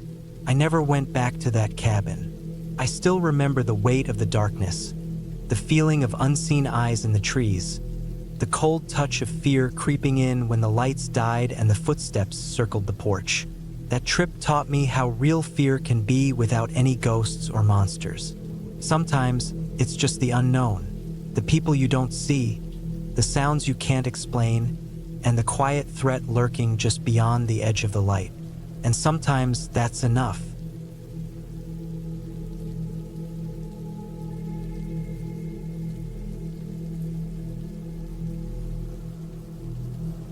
I was 38 when I decided I needed to get out of town for a while. I lived in Kansas City at the time, and between the constant noise, the daily grind at my job in industrial safety compliance, and the stress that came with a long and bitter divorce, I felt drained. I wasn't in any kind of mental breakdown or anything, but I was on the edge of something close to it. My doctor had warned me about stress, and I had started having short bursts of chest tightness and trouble sleeping. I figured a week or so in the woods might help me reset things. I didn't want a hotel, and I definitely didn't want a crowded campsite. I wanted solitude. I looked online for cabins that were quiet, off-grid, and as close to middle of nowhere as I could find. Most were too polished or had too many other people around. Eventually, I found a listing through a small rural website for a hand-built cabin in northern Arkansas, about 40 minutes from the nearest town and 3 miles off the nearest paved road. There weren't even real directions, just GPS coordinates and a warning that 4-wheel drive was highly recommended. It looked perfect. The pictures showed a small A-frame cabin next to a creek. It had a porch, a wood stove, and an outdoor fire pit. The owner, an old guy named Jim, sent me a scanned document with rules. It said to bring my own food, fuel, and batteries. The place had solar power and a radio for emergencies. He'd leave the door unlocked and the keys on the kitchen table. It was all very informal. I booked it for 10 days in early November. I brought a cooler full of food, a couple gallons of water, a backup water filter, 2 cans of gas, firewood, my sleeping bag, and a rifle. I wasn't planning on hunting, but I liked having it with me. You never know when you're that far from people. The drive down was uneventful. I passed through Springfield, cut across into Arkansas, then followed smaller and smaller roads until I was on a narrow gravel one that climbed through the Ozark Hills. The last few miles were nothing but winding dirt tracks. The trees were just starting to lose their color, and the air had a damp, earthy smell. When I finally pulled into the clearing where the cabin sat, I immediately felt better. The structure was rough but sturdy. Weathered wood, a mossy roof, and a stone chimney on one side. The creek out back burbled softly, and the nearest cell signal had vanished 10 miles ago. It was perfect. I carried my gear inside. The cabin was just one room with a loft above it, which had a ladder up to a sleeping area. The kitchen had a small propane stove and a table made from an old door laid over sawhorses. There was a locked cabinet with emergency supplies and a map of the area pinned to the wall. A pair of boots sat by the door, and I assumed they were Jim's. Everything had a smell like cedar and smoke. That first night, I built a fire in the stove and listened to the forest. No sirens, no car alarms, no phones. Just crickets and the creek. I read a little and went to bed early. It was colder than I expected, but my bag was warm enough. The second day, I hiked the area. The woods were thick and wild, mostly oak and hickory. I followed the creek for a few miles and found a spot where someone had made a primitive rock dam to pool the water. Probably an old fishing hole. I found no signs of recent human activity, no trash, no cut branches, no boot prints. That night, I cooked beans over the fire pit and watched the stars. By day 4, I was fully adjusted to the quiet. I spent my time walking, reading, and sitting on the porch. I had a small battery radio, and I'd turn it on each morning to check the weather. The signal was weak, but I could catch the local AM station out of Harrison if I moved the antenna just right. I kept my rifle on the wall hooks by the front door and checked it every now and then. It was that night when something changed. It was around 2:30 in the morning when I woke up. Not from a sound, but from the sudden awareness that I wasn't alone. That's hard to explain, but it was the kind of feeling you get when someone's watching you, except it was stronger. I laid still in my sleeping bag and listened. I didn't hear footsteps or voices, just the wind outside, but the feeling wouldn't go away. Eventually, I got up and climbed down the ladder from the loft. The cabin was dark except for the dying red glow in the stove. I pulled on my jacket and grabbed the flashlight from the table. I thought maybe some animal had brushed the cabin or maybe a raccoon got into the trash outside. When I stepped out onto the porch, the woods were dead silent. Not just quiet, silent. That strange, heavy silence where no animals are calling. Even the creek sounded distant. I swept the flashlight across the clearing. Nothing. I walked out around the side of the cabin and checked the trash bag I kept tied up by the back tree. Still sealed. I stood there for a few minutes watching the tree line. Something felt wrong, like I was being watched from the dark, but I couldn't see anything. Eventually, I went back inside, locked the door, and kept the rifle next to the bed. I didn't sleep much after that. The next day, I tried to brush it off.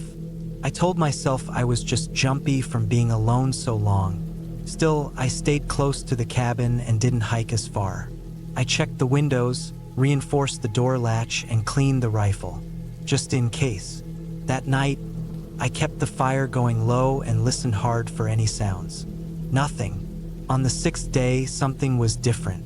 I found boot prints by the creek. At first, I thought they were mine, but when I matched them up, they weren't the same tread. Mine had a crosshatch sole. These were narrow and long with a lined pattern down the center. They had been made recently, maybe that morning. I followed them for a few yards, but they vanished near a slope of mossy rock.